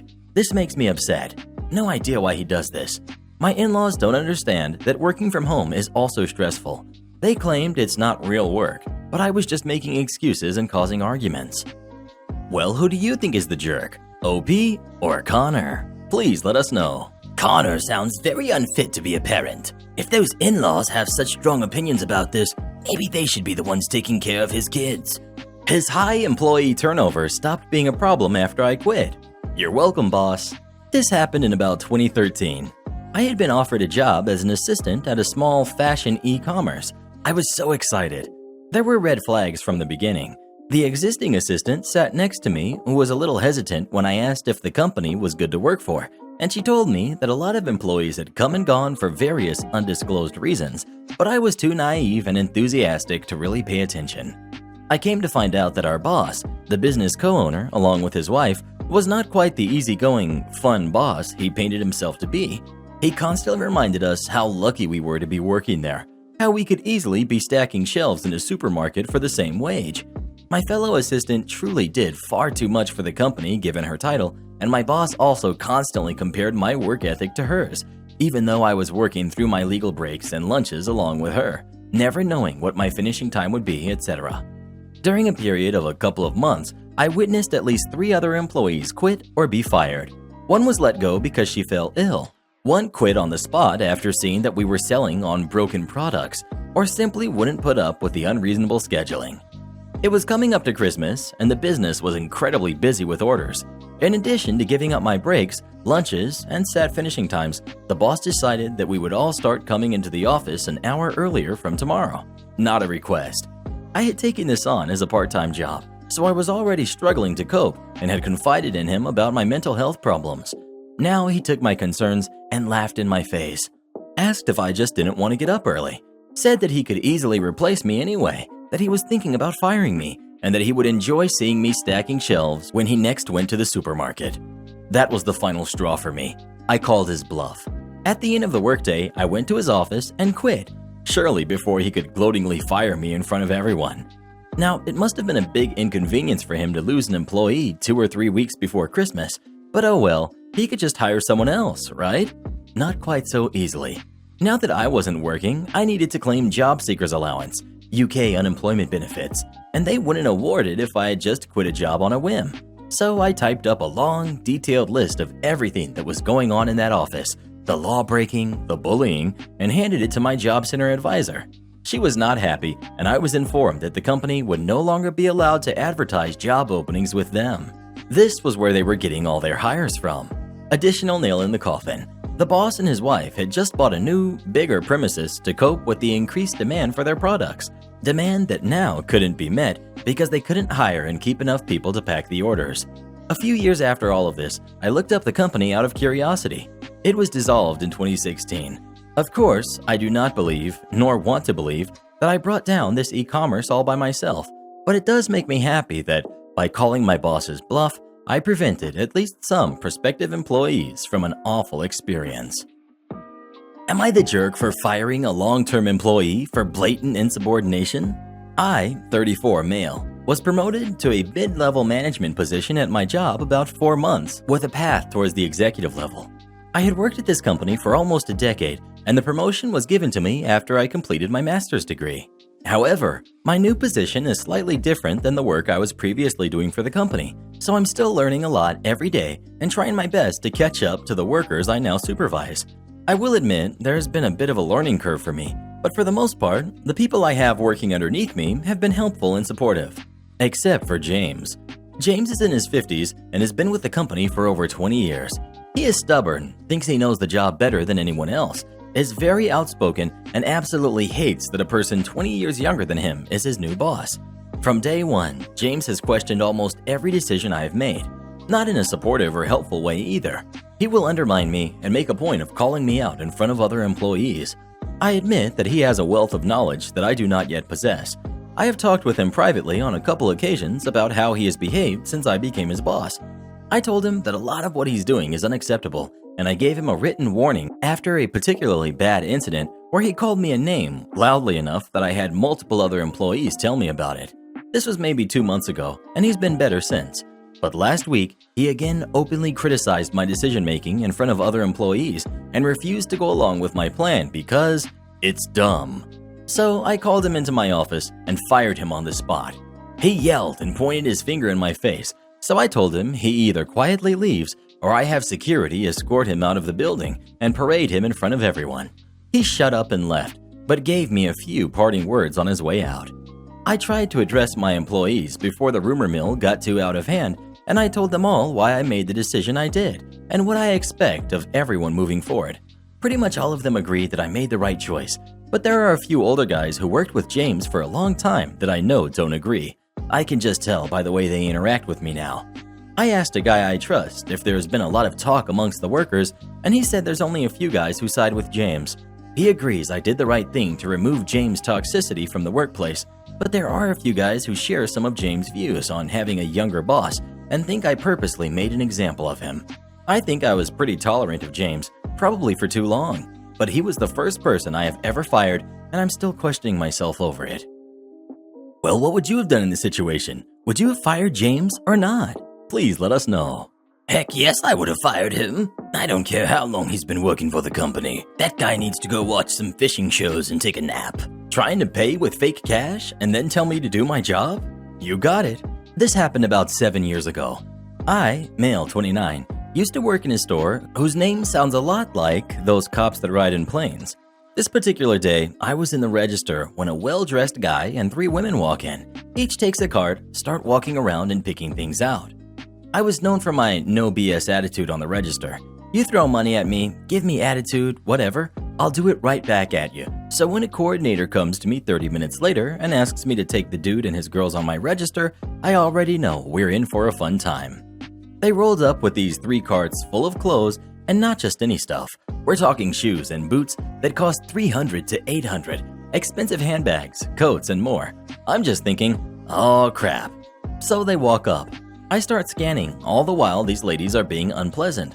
Finally, I get through it all, and the total comes up to about $3,000. Dude reaches into his coat and pulls out a wad of cash, all crisp $100 bills, and immediately I knew something was off. So I take the money and go to the machine to check it. First bill doesn't pass, neither does the second. So I turn back around and tell the dude that I can't take the money. Before I even get a chance to fully explain, one of the chicks cuts me off and tells me, Take the money and do your job. Cue the malicious compliance. I say, you know what? You got it. Let me get the manager so he can help. See, at our discretion, we can decline a form of payment. Say if 2 of your cards get declined, gotta use cash. Your cash doesn't pass, gotta use a card, or we can just tell you to buzz off. But if we suspect you're using fake money, we gotta try and keep you there while we get the cops. So I got to my manager, cash in hand, and tell him what's up. He goes to the office and checks the money. Now the dude is nervous, but just imagine his pants when the 2 cops walk in and head straight for us. His horrified face made my day. Cops take my statement, and the next thing you know, all 4 of them are getting arrested, while one of the ladies is screaming at me, while I tell her in the most innocent voice I can pull off, "You told me to do my job." Edit. Because so many people have been asking, I believe the shop OP is referencing is Marshall's in the US. Am I the jerk for telling my brother-in-law that he won't be staying with us forever? My fiance, 30 female, and I, 23 female, have been together a little over 5 years. We moved states back in December when her grandmother, that she had been taking care of for the past 4 years, passed. She lived with her little brother, 25 male. He dropped out of high school in 10th grade, had one job that he had for maybe a couple months, and was never taught any domestic skills like cooking, cleaning, laundry, etc. His grandmother believed that men shouldn't have to learn those things. Since he had nowhere else to go, he ended up coming with us when we moved. We're currently staying at mother-in-law's house. Brother-in-law is trying to get a job, and he has put in applications at a lot of places. Now, initially, I had no problem with him. We were friends for a while in high school. Living with him now hasn't been the best. Us three share a room/bathroom/tiny kitchen in a part of mother-in-law's house. He's always putting the expectations of cleaning and cooking on me, as my fiance works all day. I work too, just not as long, as he just sits on his computer playing loudly with his online friends all day. If I don't cook something, he'll spend the rest of the night complaining, "I'm starving," even if there's plenty in the cupboards and fridge to make. He just has to do it. Whenever laundry needs to get done, he'll complain about none of his clothes being clean, and he'll just mix his dirty laundry with ours, giving me more work to do. Dishes aren't done? He'll complain. You get the picture. While me and my fiance were discussing apartments and houses to move into to get the heck out of her mom's house, we were talking about potentially finding a place with an extra room so we can have a kid in the near future. He was apparently eavesdropping and asked, "Where would I sleep if you guys did that?" And that there'd be no room for a kid. He apparently assumed he was moving with us. I said, "You can sleep on the couch then," and that made him angry. "That kid can sleep on the couch," in which an argument ensued, where I got angry and said, "I will not let my kid grow up on a dang couch." Then said, "You're not staying with us forever. You'll be fully expected to get a job, find your own place, whether by yourself or with friends, and live your own dang life. I want to be able to get married, have a family, and live a life without a grown man expecting me to do everything for him." He said what I said was uncalled for, and that if I hate him so much, he'll just leave, called me a jerk, and he ran off to his mother. My fiance says she agrees with the message, but that I should not have said it during an argument. I said I shouldn't have been in an argument to begin with, but he made it one and needed to be told what it was. His mother now berates me whenever I see her about hurting her son and that I should apologize and tell him I didn't mean it. But I did mean it, 100%. Am I the jerk? Well, who do you think is the jerk? OP or her brother-in-law? Please let us know. He doesn't want you to have a kid because he wants to be the kid. Seriously though, this guy makes me want to throw up. Karen keys our car because it's too loud. Characters. We've got me, my brother-in-law, my sister, Karen, my mom, person 1 and person 2. So it all started when I decided I wanted to start learning stick. Since my brother-in-law is the only person I know with a manual car, I had him come over and teach me. When the car starts up, it does make a rather loud rev. We make sure to do it in the afternoon as to not wake people up and trying to be considerate. Anyways, it was about the 3rd or 4th day of him teaching me when she first appeared. Karen. Nice car. Bit too loud for my taste, but it's still nice. Me. Oh, thanks. Mind trying to keep it down a bit?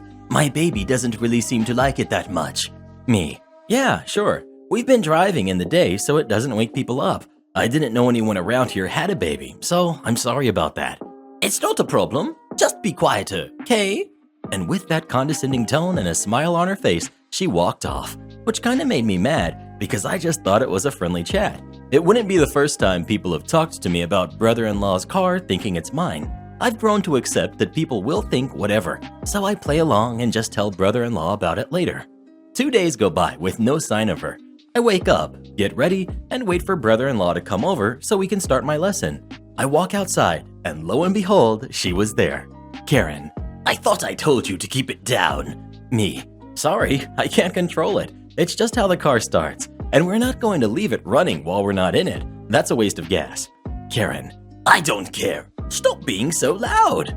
With that, she was gone.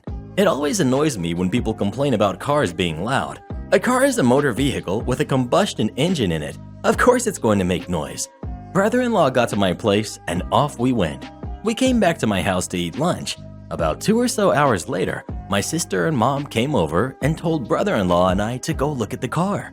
The entire driver's side was scratched up and even a tire was popped. Only one person came to mind when I saw it. Karen. We, meaning me and brother-in-law, walked down to her house, which was only a few houses down, and knocked on her door.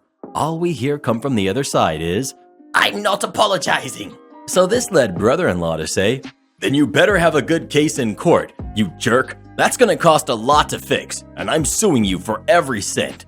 Karen. Maybe keep it down then, you jerk. Brother-in-law. Maybe don't go keying cars and popping tires, and you won't get sued, you jerk. This went on for about 20 minutes. We head back, call the police, and get everything ready for what was about to come. As soon as they got there, we started to explain what had happened, how I was learning stick, how the car was, showed them the damages, told them what the Karen had said, etc. We were making sure our side was accurate, so we made sure our timeline was correct.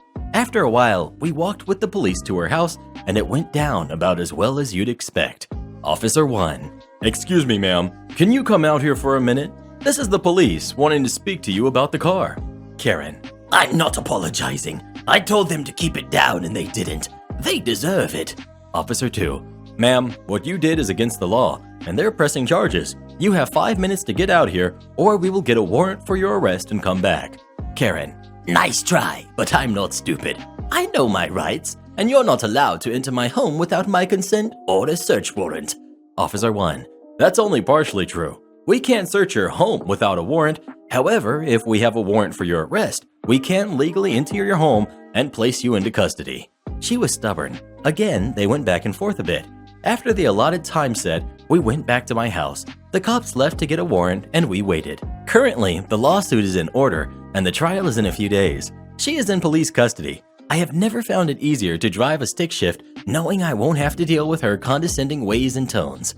Edit. First off, stop calling us rude because we couldn't keep it down. We tried to be quiet, but either way, she overreacted and we also did go to a parking lot to practice. Like I said, we went back to my house for lunch the day she keyed the car.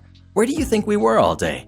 Also, thanks for all the awards. I really don't post on Reddit in general, so it feels weird having them on a post. Also, we won the case. We got the money, the car is being fixed, and she is moving. Her choice, not the judge's. Edit 2. So I keep seeing some bits talking about the case. I want to apologize for me wording it poorly. We've basically won is what I meant. We have 2 cops that can confirm she admitted to doing it. We have pictures, and we've been looking around the neighborhood asking if anyone saw her actually do it, and so far no one has. I apologize for me being an idiot and having improper wording. Karen demands to cut my hair. I've only had my hair professionally done one time in my life. I know the snarky response is, yeah, and everyone can tell, or something like that. I learned to do my own hair as a teen. I'm 36 and struggling, have 4 roommates to help pay rent, and just don't have the extra money for luxuries outside of getting a bottle of $3 Chuck every other paycheck. Sure, I wish my life was glamorous, getting my hair did and nails with the girls, sipping $8 cocktails, but that's not the lot I was given, so be it. Kathy married into my family, and she does hair for a living. Last time at a family get-together, she zeroed in on me and made a joke like, "Time for a haircut?" And I said, "Oh yeah, I need to trim the ends soon." She gasped dramatically and put her hand on my chest and was like, "You need to? Oh, sweetie, that's what I'm here for. Let's get you in, okay?" I shook my head no and said no thanks. I cut my own hair. She looked appalled and said, "Honey, it's okay. I'll be gentle." I just said no thanks again and went on with the gathering. My cousin announced that Kathy's happy to cut hair for us for a discounted rate and that we need to support one another. Kathy just looked at me and smiled knowingly. I was annoyed, but just ignored it until like a week later, my cousin texted me to ask if I was interested in using Kathy's services and that she had some openings this weekend. I said no thanks. He pushed the issue saying, "Come on, support a family member who has had a rough year with the shutdowns." I just responded, "It's out of my budget." He responded with, "Wow, okay, I guess it's too much to ask you to support us." I wrote back, "I have $15 to last me until my next paycheck. Are you going to support me?"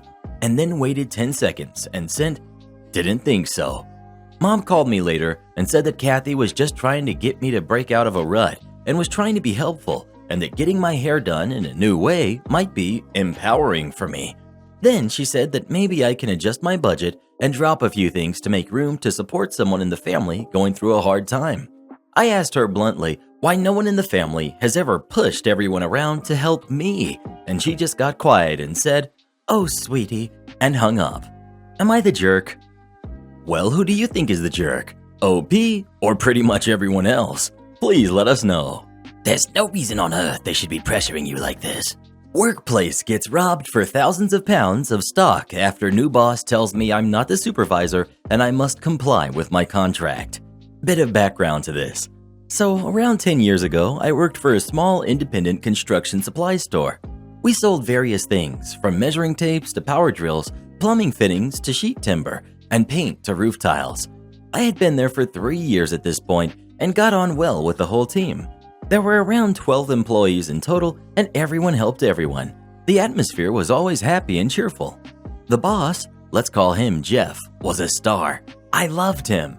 He was laid back as heck, and we had a lot of mutual interests: sports teams, bands, movies, etc. He would bring in stacks of donuts every Friday for the team. Jeff was just the best boss ever. We had this supervisor, Lynn, who had been with the company a good while. Lynn would come in early and open up in the morning before anyone else arrived, and would stay back at night to lock up and close the gates. When Lynn left the company to move to his wife's home country about 2 years into my being there, I agreed with Jeff that I would take over from Lynn for regards to opening in the morning and closing at night. The verbal agreement with Jeff and HR/payroll was that I was not promoted as supervisor. I was happy with that, as I didn't want the extra hassle. Plus, the soup had to work every third Saturday, where I didn't. Jeff took on the extra duties that went with the role, but I was to be paid an extra 2 hours per day for the added duties in the morning and at night. Things were normal for a good while, until Jeff went on long-term sick leave. He was a huge loss in and around the place, and naturally, we were all worried about him. I visited him regularly while he was absent and kept him up to date with the goings-on and gossip. In the meantime, the firm hired a temporary replacement manager, Rick the Jerk, to fill in for Jeff. This guy was a complete jerk, of the highest order. No one liked him. He was smug and arrogant. He would say crude things to us and had this top dog, tough guy attitude. Mess with me at your peril kind of guy. It was to the point where the donuts on a Friday were ordered to be stopped. Signs up, the lot. With the extra OT money, I had taken over the buying of the Friday donuts as to keep morale high. But no, it had to stop. Soon enough, Rick was assessing the timesheets and noticed my daily 2 hours overtime claim. He called me in to speak about it, and I informed him that as per the agreement with Jeff and HR/payroll, he asked if I had it in writing, and I said no. It was a verbal agreement that people from HR/payroll would back me up on. Rick was his typical arrogant, smarty self and told me, "I don't give a hoot what you have agreed. It ain't in writing, so you ain't getting the OT. I know it doesn't take 2 hours per day to lock and unlock a door or two. I have good reason to write you up for falsifying timesheets for this. It stops now. You work your stated hours, and you do only the stated duties as per your contract." Thing is, the silly jerk confirmed what he said to me by way of an email, just so I had it in writing, so I was perfectly clear as to what my place in the company was. Fine by me, Rick. That evening, I hung the shop keys in the key cabinet and went to wash up. I wasn't the last out, but I left at 5:05, instead of my usual 5:45 or thereabouts. I walked out while all the lights were left on, the doors were unlocked, and the gates were left open. Even the roller shutter door in the warehouse was left half open. The next morning, I arrived a little after 7:15 instead of my usual 6:30. Some colleagues had already turned up by this point. The place had been done over good style. All the power tools were gone. Loads of wood stock gone. Pipes all gone. Paint all gone. It had been ransacked, good and proper. An estimated 30,000 to 40,000 pounds of stock was gone. And as the store was now a crime scene, we were all sent home until further notice. We all had to give statements to the police, and a few days later, I was called into a meeting with HR and Rick the Jerk. I was well aware of what was coming and was well prepared. He went to town on me. He accused me of being in on it as I was the only key holder. I wasn't, and that I was facing years in prison.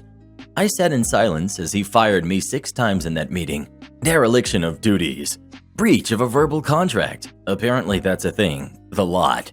He was coming after me like wildfire because I had failed to ensure that the building was secured, as was the ongoing agreement put in place by my previous boss. After what seemed like forever having this irate lunatic scream at me, I asked HR if I could log into my emails on her computer. Surprisingly, Sarah agreed. Imagine the absolute crap-eating grin as I pulled up the 3-day-old email from Rick, reminding me of our conversation and confirming that I was to stick to the duties and times as stated in my contract, and smugly and innocently told Sarah, "I just did what my boss told me to do." And the best part was the sheer horror on Rick's face when I pulled out 5 printouts of that email and handed them to him and said, "I have more of these at home just in case you feel like destroying these ones and removing emails from the system. Now, is there anything else? Can I get back to work, or am I still fired?" Rick resigned that day. Update. Wow, so much activity on this post. For all those who gave me awards, thank you so much, you magnificent people. One comment in particular to address, where someone said I purposefully left the building vulnerable to thieves. I did not. I had no idea the building was going to be left open. I left in good spirits as I was on my way to a football game, soccer, that evening, and was happy that I would be able to leave earlier and would be able to park closer to the stadium. It's the simple things, eh? I complied with a direct verbal and written order from my supervisor. As we officially didn't have a supervisor after Lynn left, I took on the opening and closing duties as agreed with Jeff. I was told to stop this by Rick, which I did. On the evening in question, I was not the last one to leave, and the others who left after me assumed I was still inside somewhere, as I was always last out prior to this happening. They had no reason to think I wasn't going to be locking up as usual. I didn't ask Rick who would be locking up at night from now on because, well, he wasn't a guy with whom I wanted to spend any more time or converse with any more than was absolutely necessary. I thought he would have done it and claimed the extra 2 hours a day of OT for himself. He was that kind of guy. He failed to put in place any directive to anyone in terms of locking up at night. The incident was, in my opinion, entirely his fault. As for the person/people who suggested Rick could have been in on it, the police tracked down who was responsible, and after a few days, there were no connections discovered to anyone in the company. Yeah, Rick was a jerk, but I honestly don't think he would have done something that could get him jail time. One of the guys arrested and charged admitted it and said it was an opportunist deal. They were driving around and spotted the lights on and no cars in the car park, so took the chance and got away with loads of equipment and materials. Total of 3 people jailed for a couple of years each. The business was located fairly close to one of the shadier parts of town, not the worst area, but certainly not Beverly Hills. Jeff had insurance to cover every possibility, including loss, fire, or theft as a direct result of non-criminal mismanagement. So the only cost to the company was a slightly higher insurance premium for the next couple of years. Jeff returned to work 2 months after the incident, 2011, and 2 of us were promoted into the supervisor and general manager roles. I was the new official soup, so got a raise as well as the OT for opening and locking up. In 2013, Jeff sold out to a huge national building supplies firm and retired. He now plays golf 4 times a week and keeps good health. I left in 2015 due to the family feel of the business no longer being there, and the atmosphere was just different. Not bad in any way, just different. It wasn't the same and I wanted a new challenge. I still see Jeff from time to time and we remain good friends. Jeff's Construction Supplies is the only place I have ever worked where I kept in touch with colleagues since leaving. I saw Rick in a supermarket grocery store in a neighboring town, maybe 18 months or so ago. We made eye contact and I smiled at him, but he never acknowledged me. I don't know what he's up to these days, nor do I particularly care. Have you ever had a boss that you just absolutely loved? Or what about one that you couldn't stand? Please let us know. I've got a co-host I can't stand, I know that much. Self-entitled substitute teacher thinks it's her classroom. Back in 2008, I once had a sub-teacher try to prevent me from leaving class after I had finished my work for the day. Class was an hour, and I had finished my work in 25 minutes. I had been reading up on everything literally up until the class started, so everything was quite literally fresh in my mind, so I soared through it. At the time, our principal had set up something called Productivity Week, which was trying to promote productivity in students by rewarding extra hard studying by allowing them to leave early if they had completed their work for the class early. I got up, walked up to the desk, put my answers into the in tray, walked back to my desk, grabbed my bag silently, and started to walk out the door. The teacher stops me and says, "Where are you going?" Me, "To the library to read up for the next class." No, you're not. Class isn't over yet. Sit down. Me, "Yes, I am. We're allowed to leave early if we finish our work before the end of class. It's part of Productivity Week." Me, points to the giant banner over the desk that explains it all. Sub, This is my classroom, and I don't believe in that. Sit down quietly until the end of class. Me, starts laughing and walks out. Sub tried to reprimand me and have me sign a thing that pretty much said I would have to stick to a pre-approved plan to change my attitude and behavior. They were called BCP, Behavioral Contingency Plan, and were very common at my school. I picked it up, walked out again, and straight to the principal's office with her in tow, to the front desk, and asked the lady if I could speak with the principal. Very politely, might I add, and she said she'd buzz him out. Principal comes out from his office. Me. Hello, sir. Could I get your opinion on this BCP? Principal. Scarmex, what's this about? Sub. Scarmex walked out of my class when we weren't even halfway through the class hour. Me. After I had finished my work. To Principal. This is still productivity week, isn't it? Principal. Yes, of course it is. Sub, I told you about this when you came in this morning. I don't care. It's my classroom, and I don't want that hogwash making my students think they can leave whenever they like. Principal. Sub, that's enough. I don't care if you don't agree with it. This is what's happening, and it's not your classroom. It's the regular teachers. We'll continue this in my office. To me. Scarmex, go to lunch. Me. Yes, sir. Bye.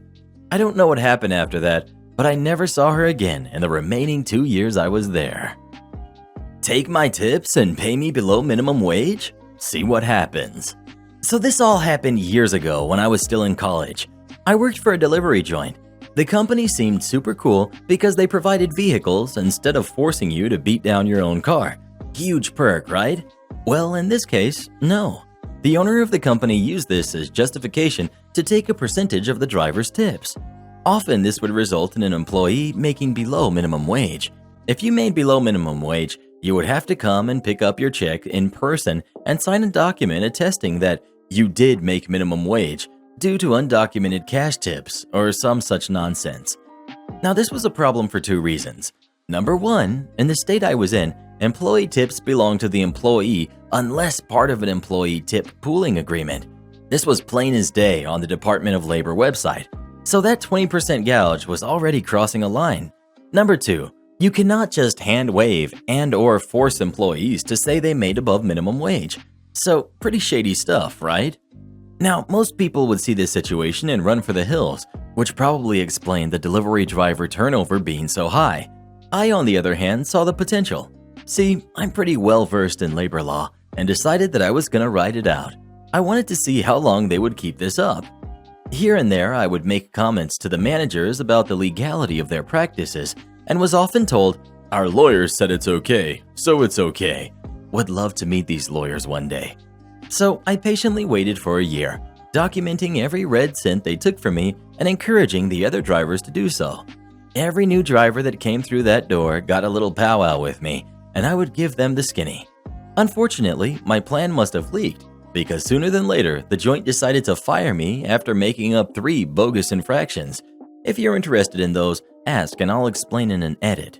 This wasn't a problem though, as my plan was already in action. See, in this state, unpaid wages collect interest. So, what was $20 to $40 a night, 5 nights a week, over 1 year, quickly became a decent sum. So I began collecting the names of current and previous employees whom had been done over by the company and collected their documented data, then sent it off to the Department of Labor.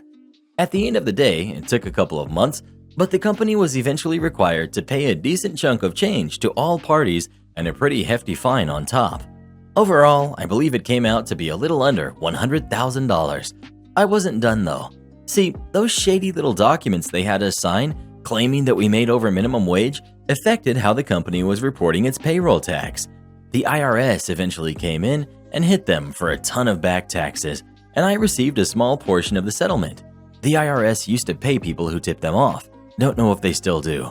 Finally, I was increasingly aware of the companies under the table agreement with their health inspector, which I decided to go ahead and tip off to the health department. This resulted in even more fines and as a temporary closure for the joint. Altogether, it ended up costing this dumb little delivery joint a ton of money just to stay open, all because they wanted 20% of the driver's tips. The moral here is this: know your labor laws. It's jerks like these whom profit off the ignorance or fear of a workforce. The more you know about your rights, the less idiots like these will be able to survive in the wild. Thanks for coming to my TED Talk. Edit. I wanted to address something I saw in the comments quite a bit. If you're in a situation that does not seem right, document everything. Keep a little black notebook and write down everything. The most important thing you can do to protect yourself from nonsense in the workplace is document, document, document. If you are ever in question of something, be it disability rights at work or earnings, you can always contact your state EEOC branch or DOL branch. They will gladly help you figure out what is and isn't proper. Don't be a person who gets taken advantage of by bad employers only by fighting back. Will they ever learn their lesson? Am I the jerk for refusing to take my nieces and nephews out to fun places anymore because my sister won't help pay the bill? My little sister has 6 kids who are 10, 7, 6, 6, 4, and 2, who I love and babysit when I can. I'm child-free, and my husband and I have a decent amount of fun money saved for us to spend on whatever we want, and I'd use mine sometimes to take them fun places. I still take them all out somewhere at least 2 to 3 times a month. Now, when it was just the oldest, I'd take him for a day to give my sister and brother-in-law a break. I'd take him to museums, fairs, play places, Chuck E. Cheese, amusement parks, etc. With just one kid, it was pretty easy to do. Then the second oldest came along, and I was still able to swing it. But with the addition of the twins, it became harder to afford. Not to mention, watching 4 kids is way harder than watching one. By the time the 4-year-old came around, I couldn't afford to take them all to the same places anymore. It cost too much. So I started taking them cheaper/free places, like the park, free kids days at the museum, the mall, swimming at my house, etc. Now with a 2-year-old, I've totally stopped taking them anywhere that cost more than a couple dollars each. But last week, when I was dropping the kids off at my sister's place, the oldest asked if we could go to the fair next month. I didn't think I'd be able to afford that, but didn't want to outright say no, so I told them I wasn't sure, but we'd see. After the kids ran off, my sister asked why I wasn't sure about the fair, and I told her I didn't think I'd be able to afford tickets and food for 7 people. She said it couldn't cost that much, so I told her that each ticket was about $10 the last time we had gone, and that wasn't counting the money spent on food. I said I'd be happy to take them all to the fair if she paid for at least the tickets. She went off saying that she and brother-in-law didn't have that kind of money, how they had 8 mouths to feed and clothes to buy, and she couldn't waste money on the fair. I asked why she thought I was made of money, and she said I had more money than them, and it's not like I have 6 kids to care for. I told her I loved taking them out, but if she couldn't help with paying for the expensive places, then the kids would have to be content with going to the park or swimming at my house. Sister said I'm a huge jerk, and when I told our parents, they said I was sort of a jerk since I only take them out a couple times a month instead of caring for them 24/7 like my sister. So now I don't know. Hubs says I'm not the jerk, but I don't know. I mean, yeah, I could swing taking them all to the fair, but it's just so expensive. Am I the jerk for asking for help paying? Well, who do you think is the jerk? OP or her sister? Please let us know. You're already babysitting 6 kids for free. If sister can't afford things for her kids, maybe she should stop having so many. We deliver, but not for the supermarket. I work as a delivery driver for a store that sells plumbing supplies, bathroom supplies, and tiles. Our usual attire, for the delivery guys at least, is jeans and a blue shirt with a store logo on the left.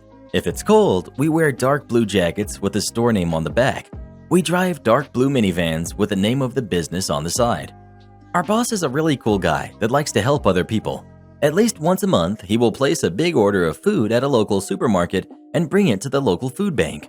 Usually, one of the delivery guys would go by the supermarket, pick the order up, and deliver it at the food bank. A couple of days ago, it was my turn to do the pickup, as the supermarket was on my route back to the city. There I was in the parking lot, playing Tetris with the boxes and bags of stuff my boss had ordered, and waiting on at least 2 more carts full of stuff, when I notice a woman pushing a cart overflowing with bags towards me. I know she's not a store employee because A, one employee is responsible for one delivery, meaning the person that starts the process has to finish it, and B, the employees wear black pants and orange shirts.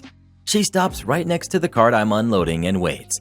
I continue to unload my cart and can see she's getting impatient. As I grab the last bag, she speaks. Finally. I look at her, admittedly kind of confused. I want a delivery, she says. Are you waiting for tiles or toilets? I ask, checking my mental list for a delivery we forgot.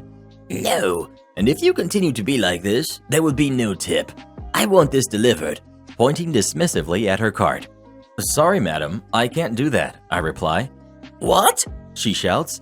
You decline a client? I will have a word with your supervisor then. I can give you his number, but I don't think he will let me deliver your groceries either, I said. All this time, she's getting angrier and ready to unleash a tirade when 2 things happen. 1, a van from the supermarket passes by, turning around the corner. 2, the guy in charge of my order comes back with another cart. He sees us and asks what's happening. She goes off how this unhelpful employee doesn't want to deliver her groceries. He looks at me, looks at the van, and then at her. Madam, this guy doesn't work here. First, he isn't wearing our uniform. Second, our vans, as you just saw, are white with orange letters. 3. If you haven't placed an online order, you have to go next to the help desk to arrange a delivery. She stood there, looking at him for a couple of seconds, and then huffing and puffing, took her cart and left. The guy just shook his head and went to get the other cart. You don't want me to organize our documents? Cool, I won't do it then. I used to work as a legal assistant in a big electric energy company. They're owners of a lot of wind energy plants here in my country, and to say that they're a strong competitor in this market is an understatement at best.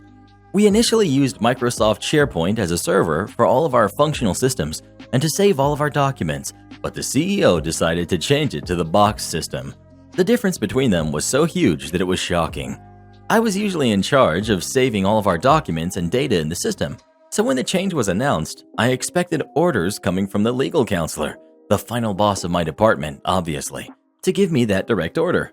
During a team call via Teams, she started to talk about Box and how we must organize our stuff. Since a big part of them were the company's contracts, we needed everything in check. As ridiculous as this sounds, the legal department wasn't liked by at least 5 other departments, and truth being told, our document server was a mess. Each person had their own way to save stuff and nothing made sense. Even the legal counselor said it herself. Our server looked like some kid's room when they have a lot of fun and they don't tidy it up. Of course, this was extremely bad. As he mentioned the organization of the system, I immediately proposed to be the one to create a routine for us to save stuff, such as the archive naming, folder distribution, etc. The paralegal, she was great, also offered to help me since the workload was immense. We practically would start from scratch and do our best without a basis. My direct boss, one of the legal analysts, immediately interrupted us and said she was going to do it. I told her she wouldn't have enough time since she's mostly busy analyzing contracts and other incidents. She said for me not to worry because I also had a truckload of things to do and that I wouldn't do a great job anyway. Really? Fine, I won't do it then. Fast forward to a month, we were entering the archive transferring phase of the project. Every single department in the company must have their server organized because they would do a direct transfer without any sort of checking. Guess what? Our server was still a mess. And to top it all off, the VP came towards the legal counselor and ordered her to have everything organized in 48 hours. Yes, 48 hours to organize a completely complicated and messy server. In an emergency team call, she questioned my boss why nothing had been done regarding the server. My boss, trying to keep her own slate clean, threw me under the bus, saying that she shifted the responsibility to me. Luckily, the paralegal backed me up and saved me. She reminded us of the call where my boss strictly told me to not do anything since I wouldn't do a good job. Despite the hassle, the counselor told me to stop everything I was previously doing and just organize our system. And so I did. I cleaned up the server in the allotted time, had to reorganize everything on my own, didn't eat, sleep, just to make sure everything was in check. When the day came, the VP checked on us again and saw what I did. She said for the counselor to not let things go out this way again, and that I had done a miracle and a half for my department. Boy, what a day. Am I the jerk for firing an employee for not complying with my views? Okay, the title sounds horrible, and I really don't know how else to put it, so I'll leave it like that. But hear me out. I own a medium-sized company in my country, roughly 180 employees. I'll keep it vague so the chance of recognition is kept to a minimum. Currently, most of our employees are working in home office, and we've been having an increase in productivity, which is awesome. Regardless, at the start of 2021, we needed more people to work with us in our IT department. I put in a request of HR to make an opening and post it to the usual channels. It's been 3 months and we still haven't hired anyone. That was very strange since I actually believe our company would be an attractive place for people to work. Regardless, I scheduled a meeting with the head of HR to discuss what was happening and what we could do to improve the situation. He said they had a few applicants, but no one filled the requirements. Now, I must explain that this is an entry-level position. It's not something that should have a lot of requirements. To be honest, it shouldn't have a requirement at all. We already have an IT department established. We just needed more personnel. I asked to take a look at the opening. I'm not someone with a lot of knowledge in IT, but the requirements posted for an entry-level job were out of this world. It actually said we required 3 years of experience. I was horrified and questioned them the second I saw that. There were a lot of excuses of the likes, "It's what the market asks." Well, it didn't end well, and I immediately told them to take that offering off. I already was pretty upset and went on our server to check the records of HR behavior, especially with the openings they have posted. Most of them, for all areas, had been outrageous. I was barely holding my own anger at the sight of that. I immediately went to talk to the HR department head again, and they actually argued with me that they were doing what was best for the company. I never asked them to do that. I asked them to hire good people who were looking to learn. Experience shouldn't be a requirement for an entry-level position or internship. After a lot of arguing, I ended up firing them, all within the terms of their contract, and it's being handled by our lawyers. Regardless, this person has been bad-mouthing me and my company through the four corners of the city. Not only that, even to some of my current workers. Jerk was the least of the names I have been called. Now, I don't think I'm in the wrong, but I might have overreacted in my anger, especially since we're in a very delicate situation and finding a job is very hard currently. So I thought I would ask for peace of mind at least. Am I the jerk? Karen has lived in my house rent-free for 1.5 years. My friend broke up with her longtime boyfriend who she lived with. She had trouble finding a place to live. I have a second home. No, I'm not rich. I'm just in a fortunate situation that I stay at when I'm working and offered to let her live with my kids and I in our second home for a while until she figured out what she wanted to do and save some money up. Because I had the space, she got her own room. That was more than 1.5 years ago. For the first 6 months, we all lived together, and she was a considerate house guest. I did not ask her to pay rent or contribute to utilities. She did help pay for groceries, however, and occasionally helped me with my kids. Then, in March 2020, we all know what happened, and I began working from home. My kids and I moved back to our other home to be with my husband, and because we have more land to roam around. My friend has continued to live in our second home rent-free. Until January, we also paid all of the utilities, though we weren't using them. Since January, she has contributed a total of $500 toward utilities. Monthly cost is somewhere in the range of $300 to $550. Well, my daughter is going back into hybrid mode for school, so we need to go back to the second house. My friend regularly hosts her horrible boyfriend and his kids at my home, which I've asked her not to do. She has not altered her behavior as a result of the situation that started in March of 2020, and she has no intention of getting inoculated. My youngest has a condition that makes him particularly vulnerable to illness. I am unwilling to place my family, especially my kids, at unnecessary risk by allowing her to live with us, so I explained my reasons and asked her to move out. I gave her 1.5 months notice and told her that, if necessary, she could have another month. Now she's upset. Am I the jerk? Well, who do you think is the jerk? OP or Karen? Please let us know. She's mooched off you long enough. Get ready to evict her. Am I the jerk for telling my mom, you get what you get and you don't throw a fit? I, female 24, live with my parents with my kid.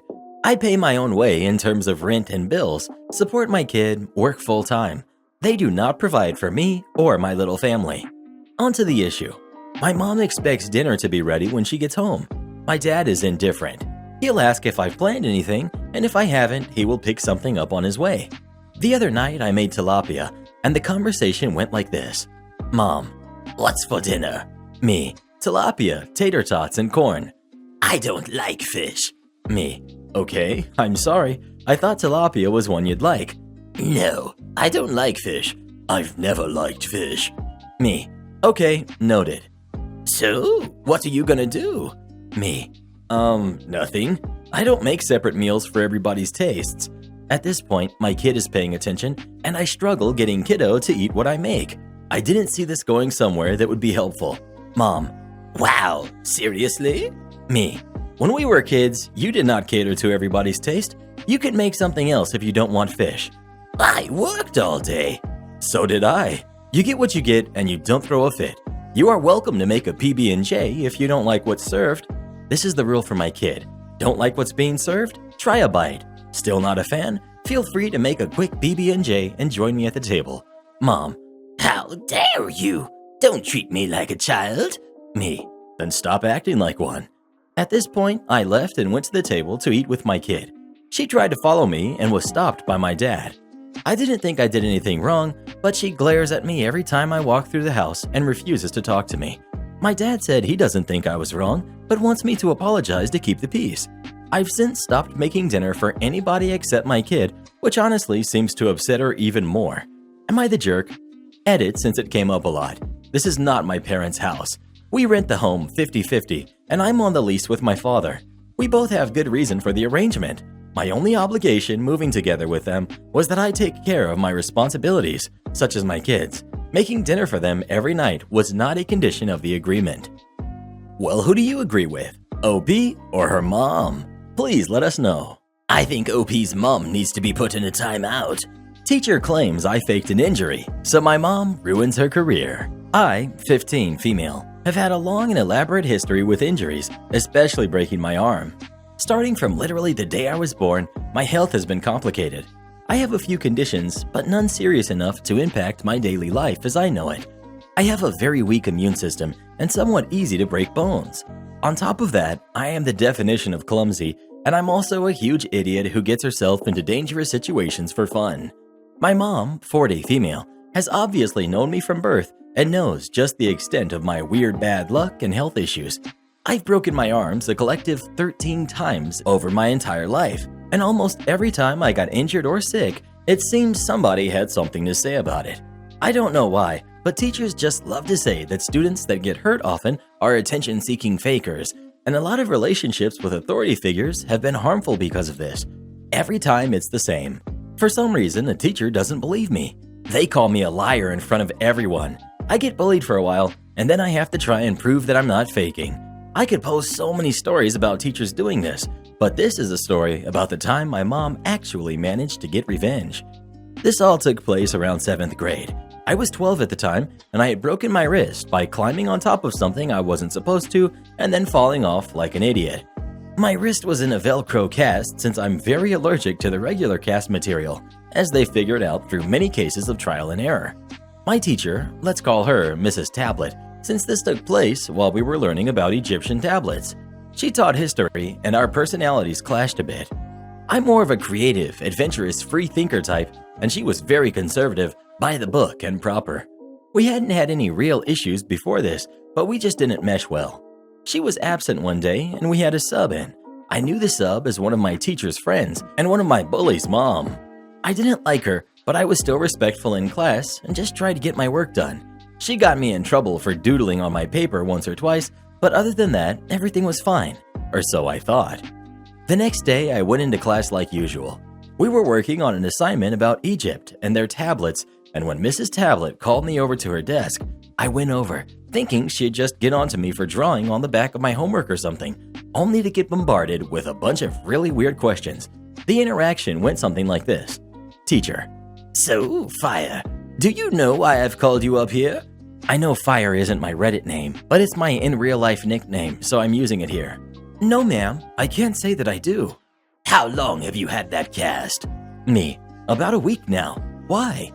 Do you really need that cast? Yes. Teacher: Well, the substitute told me she saw you take it off. Me: It's a cast. I can't take it off. It would hurt. So, if I asked the class, they'd say you need the cast? Me: Yes. And if I called your parents right now, they'd say the same thing? Yes. They were the ones that took me to the hospital. And she did this in front of the whole class. I was eventually dismissed, and people looked at me weird for the rest of the class. As I later learned, apparently the substitute had told Mrs. Tablet that I'd taken off my cast as soon as I left class. I didn't, and that I threw it in my locker like, ha ha ha, I'm getting away with doing less work. So basically, she pretended I was a bad guy in a crappy high school movie. I don't know why she said this, but it had my teacher convinced that I was a liar and a fake. I technically could remove my cast since it was Velcro, but that would have been extremely painful, and it's not like I could just walk around without it. I wasn't going to make a big deal about it at the time, but it turns out she was serious about calling my parents, but she made the mistake of calling my mom. Now, me and my mother don't have a perfect relationship. She has anger issues, so we don't always get along. But she loves me very much and doesn't let people like this mess with me if she can stop it. According to my mom, Mrs. Tablet called her all upset and said things like, "Apparently your daughter is wearing a cast. Did you know that?" And, "Well, we all know how dramatic teenagers can be, especially unique kids like her." She apparently even threatened to have me suspended before my mom stopped her and tore her to shreds for talking about her kid like that. I don't think I'm allowed to repeat what was said, but by the end, Mrs. Tablet had to retreat with her tail tucked. She started being even more cold to me after that day and started giving me unfair detentions for not sitting still and doodling on the side of my worksheets. Even then, outside of the school, we went to the same art studio sometimes. Weird that someone who hates art so much likes to paint, and poisoned the art director against me and got me put into a lower class. When my mom found out about this, she started the real revenge. My mom has never been a PTA mom. She honestly can't stand most of the PTA members, and their kids are chosen as favorites at my school, and they use this power to bully others, including me and my friends. My mom is, however, friends with a very lovely woman on the county school board, which has more power than the PTA. She told her friend everything that had happened and supplied all the doctor's notes needed to prove I needed the cast. Her friend managed to convince the rest of the board that Mrs. Tablet was discriminating against an impaired student, given her comments about me being slower at work and just wearing the cast to slack off, along with detentions related to me not sitting still when she knew I had nervous movements and slight ADHD. At the art studio, my mother pulled me from the classes. I took it upon myself to inform the fellow kids about why, and rumors spread quickly. Soon enough, kids were getting pulled left and right, and my art teacher was pulling at strings to try and get the situation under control. I actually think the studio went into temporary closure before reopening again. She was suspended for a week to go under investigation, and it turns out she treated a lot of the unique, as she put it, students in a similar way. She was verbally reprimanded by 2 different departments, and instead of getting her standard raise over the next 3 years, she'll only get half of that. Not only that, but she had to retake a course on how to properly treat students, and if she's ever caught to cross this line again, she'll lose tenure. She'll just be getting her bonus back at the start of next school year, and I'd just like to say that I hope she learned her lesson. Have you ever had a teacher treat you unfairly? If so, what did they do? Please let us know. I've got a co-host who treats me unfairly, I know that much. This is false advertisement. This story spans over a week. It ended today. We've got Mum, we've got Son, we've got Clipper, me.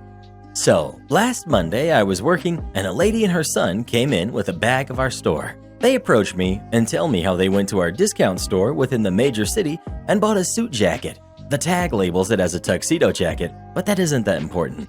They say that they would like to exchange the jacket they have for a bigger jacket. After sizing up the new jacket on the son, we take it over to the counter and start to scan the jacket for the exchange. And I see that they have bought this at a discounted price, as we no longer stock that jacket anymore and haven't for at least 2 seasons now. Because the jackets are 2 different prices, I let them know of the situation. Me. So the jacket you want to exchange is coming under a discounted price of $50. If I'm going to exchange the jacket, you will have to pay the difference because I can't do a straightaway swap for an older and a discounted product. Mom. That's fine. How much does it come to? Me. So the difference you would have to pay is still $110, as the price of the jacket you want to exchange is $40. She gasps. That is too much. Is there anything you can do? Me. If you can bring the pants you bought and the docket. They didn't have the docket for the exchange at the time, as they wanted to see what they could exchange it for. By the end of the week, I can lower the cost of the exchange down to $40. For context, we had a deal last week where if you buy the jacket, you get the pants with it for $150 instead of the full $200. If they exchanged both their suit pants and the jacket, they would only need to pay $40 instead of $110, and that would give them both the jacket and the pants for the same price as the jacket by itself outside the deal. Mom. Okay, that sounds good. We will come back either tomorrow or the day after. Me. Too easy. I will put it aside for you so it's an easy exchange. They both leave the store, and I put the things aside along with a note stating their name, number, and what they're doing with it. A couple of days pass, and it's now Friday. They've not come in, so I take the suit from out of the back and put it back, as it has been more than the time I am allowed to keep something aside, especially in a busy sale based on said suits. Cut to today, a week and a half after they originally came in. Since the deals have changed and we no longer have sales on suits and they have gone back to full price, Me. Hello again. Mom. Hello again. We came to exchange the suit and pants for the full suit. Me. Of course. Let me go get the suits and get you the things you were after. I go, and luckily find that the suit and pants haven't been bought since I put them back. They are the only ones in those sizes left in the entire state. I begin to start the exchange and remember that the sales have changed. And now for the exchange, they have to pay $40 if they exchange their jacket and pants for just the jacket without the pants. If they were to get the pants with the new jacket, they would need to pay $90 now. Like mentioned above, the full jacket and pants are back at the full price of $200. Me. So because the deal we had with our suits has now finished, I can only give you the jacket for $150 without the pants, as adding the pants takes it up to $200. This means if you exchange both your pants and jacket, you have to pay $40 for the jacket or $90 for both the new jacket and pants. Mom and the son are confused. Last time you said you could do it for $40. This is false advertising. Me. I assure you it isn't. Our sale last week was a discount on full-price suits, and at the time, I could have done the exchange with you, and you would have only had to pay $40. But because they have gone up to full price again, you have to pay more now.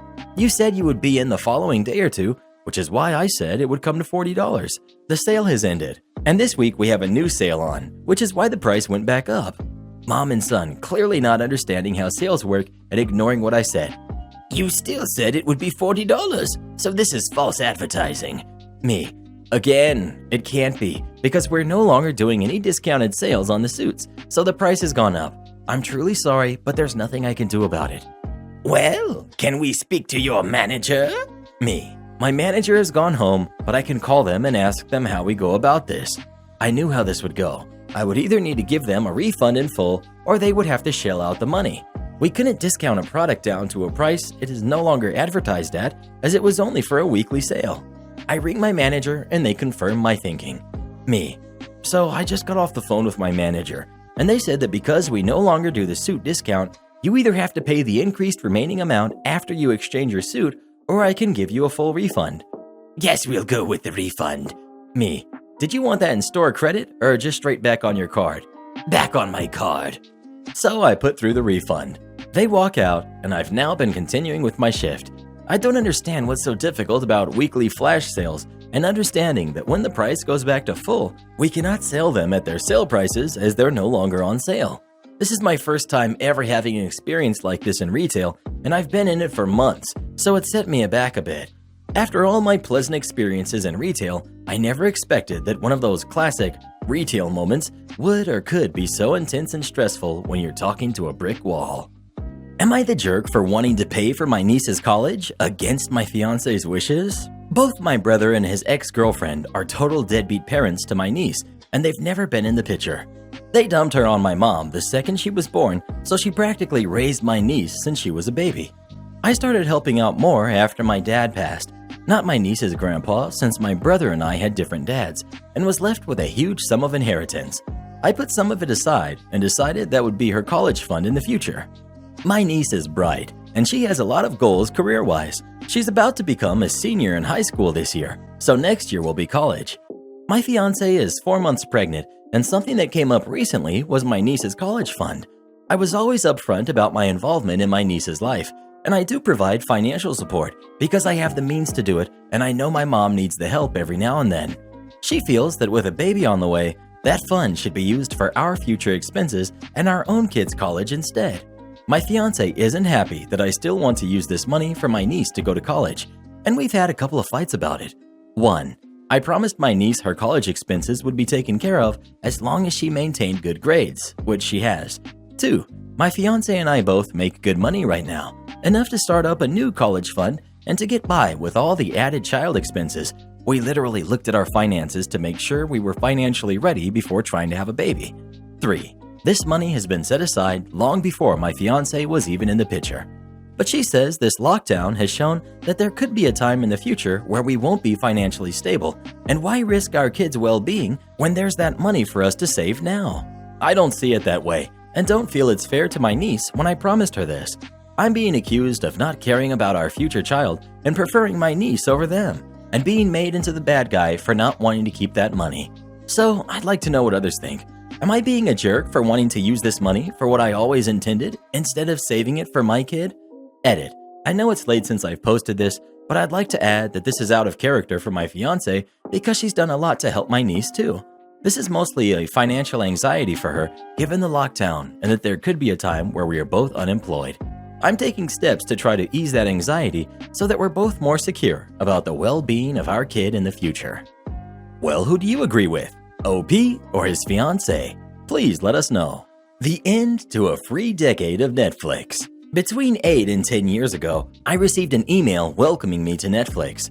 That was a bit concerning since I hadn't signed up, so I contacted the company. They told me someone must have accidentally used my email when they created an account. Our last names were the same and our first initial. I said, "Oh, no problem. You must have additional contact information for them besides my email. Could you please remove my email from the account and let them know so that they can fix it?" Well, immediately, that was a big problem for Netflix. And well, no, they couldn't remove the email because it was the only one they had for the account. And how did they even know that it was mine? I said, "Give me your email address and start talking. I will email you the words as they come out of your mouth." That wasn't good enough for proof somehow. More likely, I was in the other person's Gmail account asking to not have Netflix. What they finally ended up doing was changing the account password so that when the customer went to log back in, they wouldn't be able to and would need to do a password reset by calling Netflix, and then they could confirm the email address. I kept getting Netflix emails, so that didn't work. I called again and again. It didn't work. I changed the password several times myself because I could use the forgot password function and get an email to reset it. That didn't work.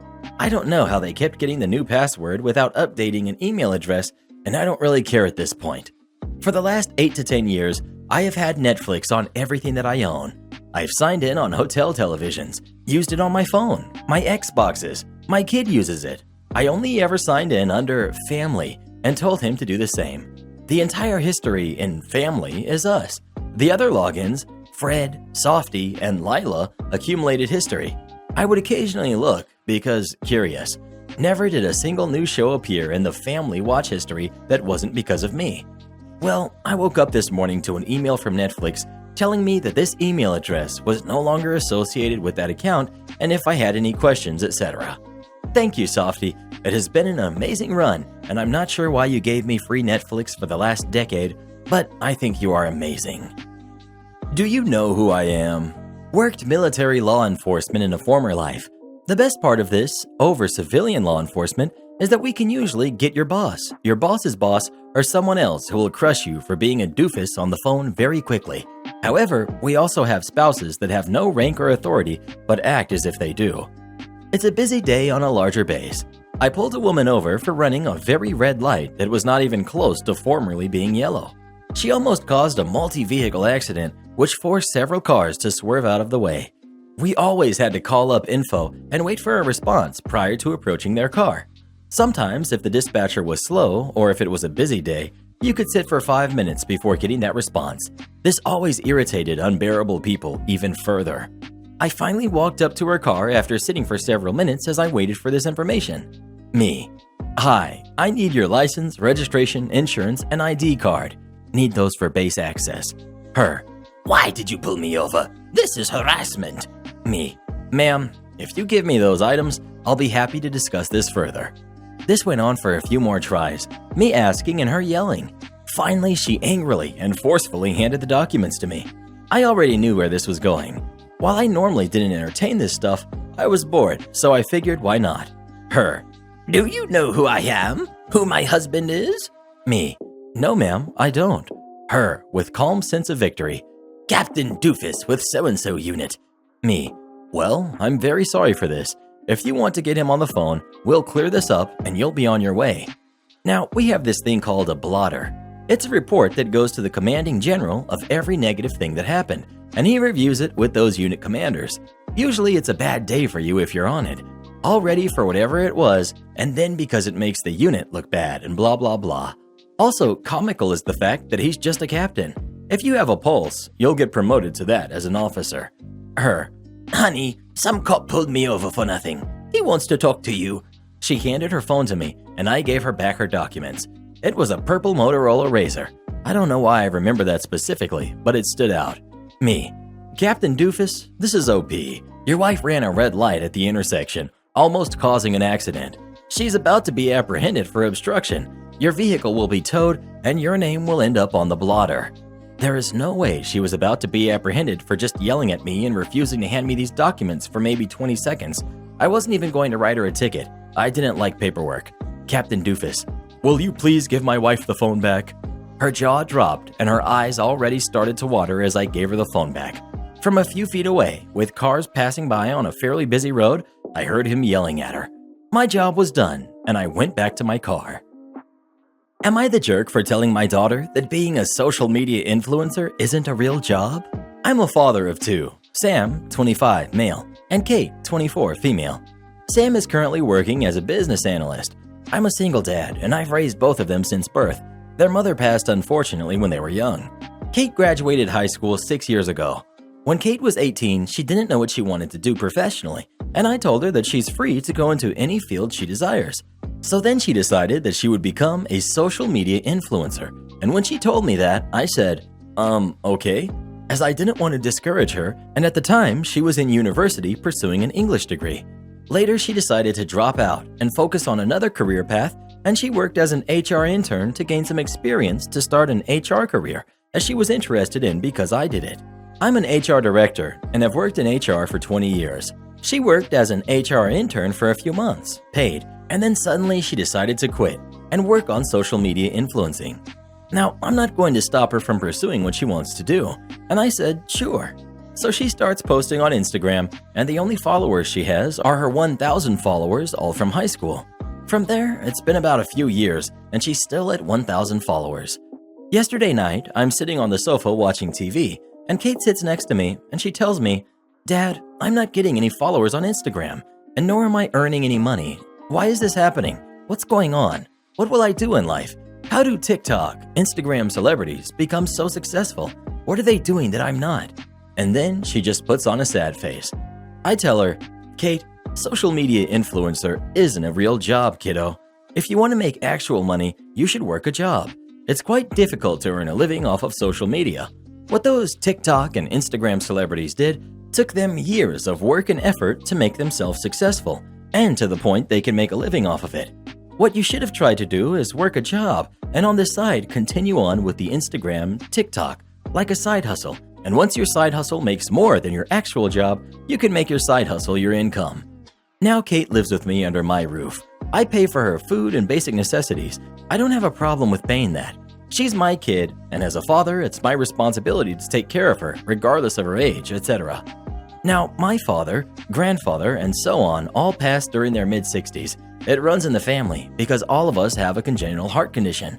I'm not in my 60s yet, but will be in a few years. And along with the condition, it means that my body weakens with age, and there will be an increase in disability for me and eventually passing on. Kate ended up sobbing, and she went to her room and called her aunt while crying. And then her aunt called me a jerk for telling Kate that social media influencer is not a real job. Her aunt then yelled at me for an hour on the phone and called me a couple of not-so-nice words and said I'm being a bad father. Am I the jerk? Edit. When I wrote, Kate, social media influencer isn't a real job, kiddo, I did not intend to mean that it is not a job and it's bad. I didn't mean that. I implied that it's a difficult profession to actually make a living off of it. I do understand that it's not an easy job/work to do working as a social media influencer. It isn't easy, and for the last few years, she's been ranting and complaining to me about how she's not earning any money from it, which is why I explained to her that it's not a real profession in that sense, as it's a career that isn't that stable.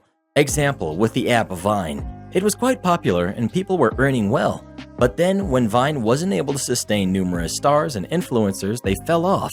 And now what? Well, what do you think? Is OP a jerk for what he said to his daughter or not? Please let us know. Repeat the question as many times as you want. My answer isn't changing. Cast. We've got me and we've got the rude dude. Hi, I've never posted before, but I follow this sub and thought some of you might enjoy this. I work in a small chain family restaurant that serves a lot of home-style cooked food. Lately, there's only a hostess on weekend morning shifts. My manager desperately needs to hire multiple front-end staff, but just hasn't gotten around to it. So it gets pretty hectic having to serve and hostess when it gets busy at night. I usually end up serving my section and hostessing for both me and our other waitress.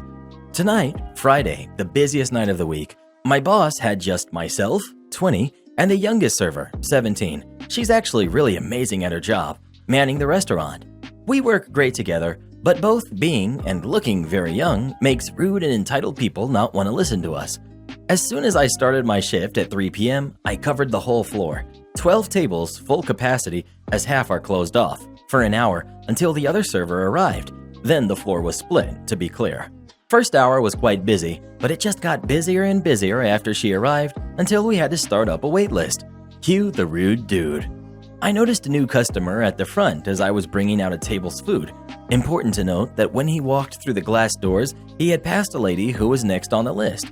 As soon as I walked up to him and was in the middle of saying hello, he looked straight ahead at the one dirty table in the joint and said, I'll take that booth. Go clean it. Me. I'm sorry, but we're full and actually have a waiting list going.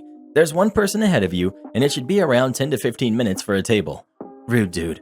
Just give me that table. I'm in a hurry and I have places to be. Me. That table is actually for that lady behind you and our only available one. But I can add you to the list, and the next available table will be yours. Rude dude points to closed tables. What about those empty tables? Don't want to sit me there or what? Me. Those are actually closed for social distancing. Isn't there tables around the corner in the back there? They're all full as well. Everything's occupied. Would you like to be added to the list or not? At this point, I'm getting impatient as I have about a dozen other tasks that would be much more useful than this conversation. Show me the list. There's one person ahead of you. Show me the list. There is only one person ahead of you. Rude dude, getting increasingly angrier. Show me the list. Me. That lady is the only person ahead of you. The next table will be yours. Give me the list. I want to see how long the wait is myself. Me. Kind of in shock because this guy's literally trying to snatch the paper right out of my hand. I'm not going to show you the list. It has people's private numbers on it. Rude dude. What's your name? I tell him my name. Well, introduces himself. And you're in trouble. I don't mean to be short, but people's time is important and you are wasting it. He turns to walk out. Me. I know it is, and so are you. I doubt he heard the last part, but really hope he did. Pretty sure he called my head office as soon as he was out of the doors, but I couldn't care less, honestly. I just had an exhausting night, and that was just the cherry on top. I've been fuming hard about it since I got home, so decided I might as well write it down. Also, I'm not necessarily even mad he was rude/left. More the fact that while I was clearly as busy as can be, he wasted multiple minutes of my important time, as he calls it. Also, just thought before anyone asks, no, he could hear perfectly fine. I suppose he just wasn't getting the answer he wanted and believed repeating it would change the answer. Do this next. Tap here on your screen to come see our new podcast playlist, where you'll find thousands of hours of the best stories you've ever heard. Or tap the one on the right. That episode is specifically just for you, based on other videos you've enjoyed the most.